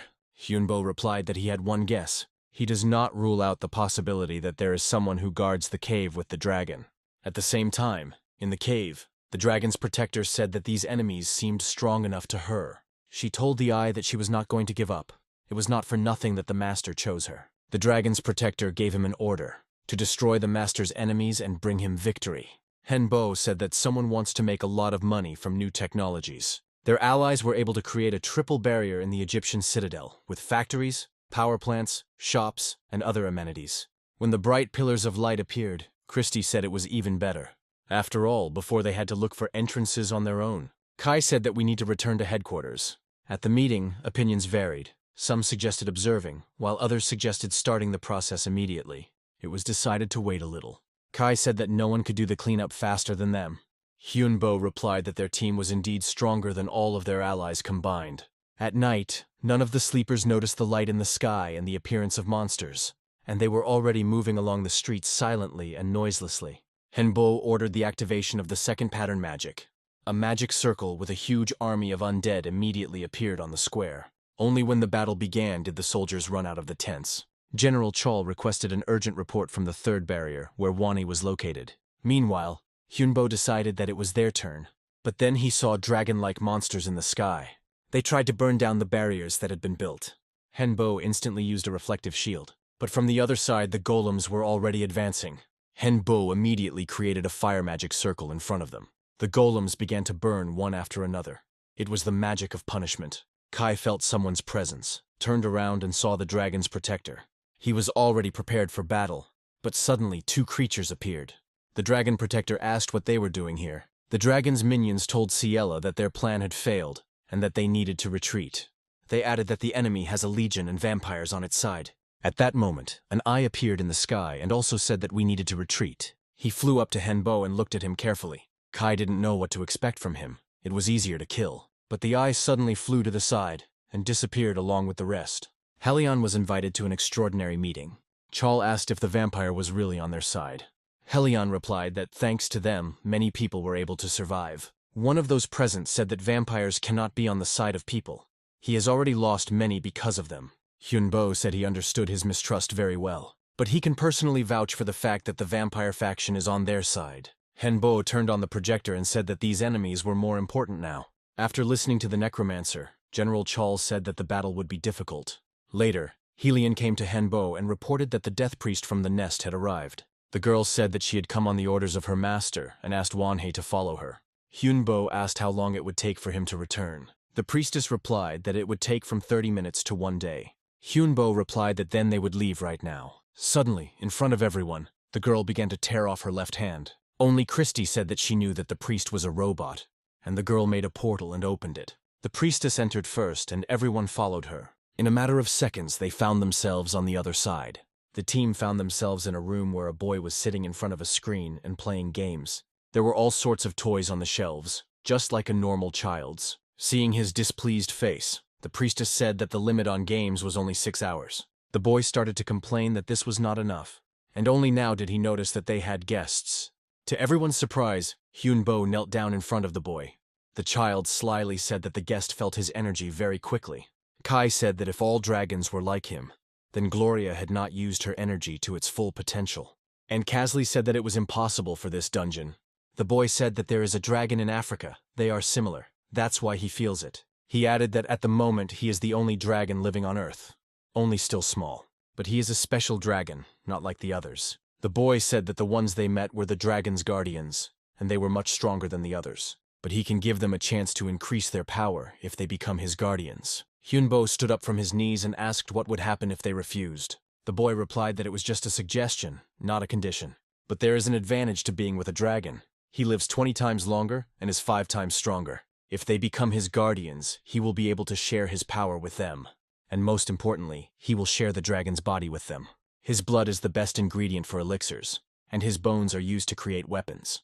And also, he will be able to share dragon magic. Hyunbo said they needed time to discuss the proposal and make a decision. Kai was the most interested in all the advantages, and already at home said that this was a great chance. Christy and Casley also supported Kai, but Hyunbo said that he would refuse. He was afraid that having received protection and so many bonuses, he might relax. By defeating another enemy, he gets an incentive to become even stronger. Hyunbo said that this is his personal choice, and he is not forcing anyone. But in response, he heard that Kai and Casley would follow him and would not betray their master. They asked what Hyunbo would do if the others decided to become guardians. Then Godin appeared and said that he would like to become a real dragon, and not serve a dragon. Christy also said that she wants to constantly develop and become stronger, and not live on everything ready-made. Hyunbo looked at Iris and asked what decision she was making, and then she replied that she wanted to become a keeper. Iris added that they are both still children. She enjoys being with them, but they will see her as nothing more than a child for the rest of her days. The dragon said that he respected their choice, but was still ready to help them. He added that there would be 3 gifts. The first is his blood. He will allow you to drink it to become stronger. He will also give them cursed blood, especially for their enemies. The next gift is dragon bones. Hyunbo felt a huge amount of mana power in them. The boy said that this was only part of what they could get from him. He held out his palm and said that this was a piece of the dragon's heart, and this was also a gift. The boy asked to dispose of the gifts correctly and live until the moment when he becomes an adult dragon. Christy asked how long it would take, and the boy replied about 5 years. Hyunbo replied that he could hold out for 5 years. The dragon said not to worry about Iris, he would look after her. Once home, Hyunbo said that he was giving all the bones he had received to Godin so that he could become stronger. While he and Christy were spending time in the lab, several events occurred. Firstly, the mass attacks of monsters stopped. In addition, there were those who wanted to end the war and subjugate the monsters in the human world. But there were also those who saw benefit in the existence of monsters. In the meantime, everything was going according to the enemy's plan. Hyunbo called Godin and asked how he was feeling. The dragon replied that everything was fine and he could already move. Hyunbo said that he had already become almost a real dragon and he had no limits. He said that the silver dragon told him that most of the dragons had left the world. However, there were still those who remained on Earth. Some have become part of forests, mountains, and lakes. Godin added that some even became part of the galaxy. Hyunbo said that he made a mistake in calling him by that name, because there is a real Godin. The spirit of this dragon has dissolved into space, but he will try to take away his body. Hyunbo added that there was only one way to protect him. He must become stronger than the real Godin and defeat him. And if he doesn't mind, they can test his strength right now. Later, Hyunbo saw that the dragon blood he received increased his limits, and the stats of Christy, Kai, and Casley also increased. God Taji was the only one who didn't drink blood. He already had the highest limits. There was only a short flight left to the designated place. They were told that in this stole they would be able to get to any place. They were soon able to verify that he could indeed fly. It was late at night when they landed on the roof of the building. Hyunbo was surprised to see Andromalius. The demon knew that the necromancer was already on the 8th circle, and the chance of getting it was only 10%. Andromalius asked to follow him. They were almost there. He reminded that he wanted to show Hyunbo the future, and that moment had come. The demon said that those who are for war and those who are against it are not enemies. Everyone is for himself. But society must be governed by the strongest minority. But accepting this will be a big problem. Andromalius said they were heading to the altar. He added that the price for the opportunity to see the future was very high, and tied his hands. Hyunbo should have done the same. Andromalius reassured that it would not harm the necromancer. Hyunbo believed him and tied his hands. The demon said that if the necromancer is ready, then they begin. After a few seconds, Hyunbo began to fall somewhere deep into the world consciousness. He saw Kai and Christy fighting the enemies. Saw Iris and Casley running to attack. He saw a dragon who said that they would all die and become part of his soul. Hyunbo couldn't understand whether it was destruction or absorption.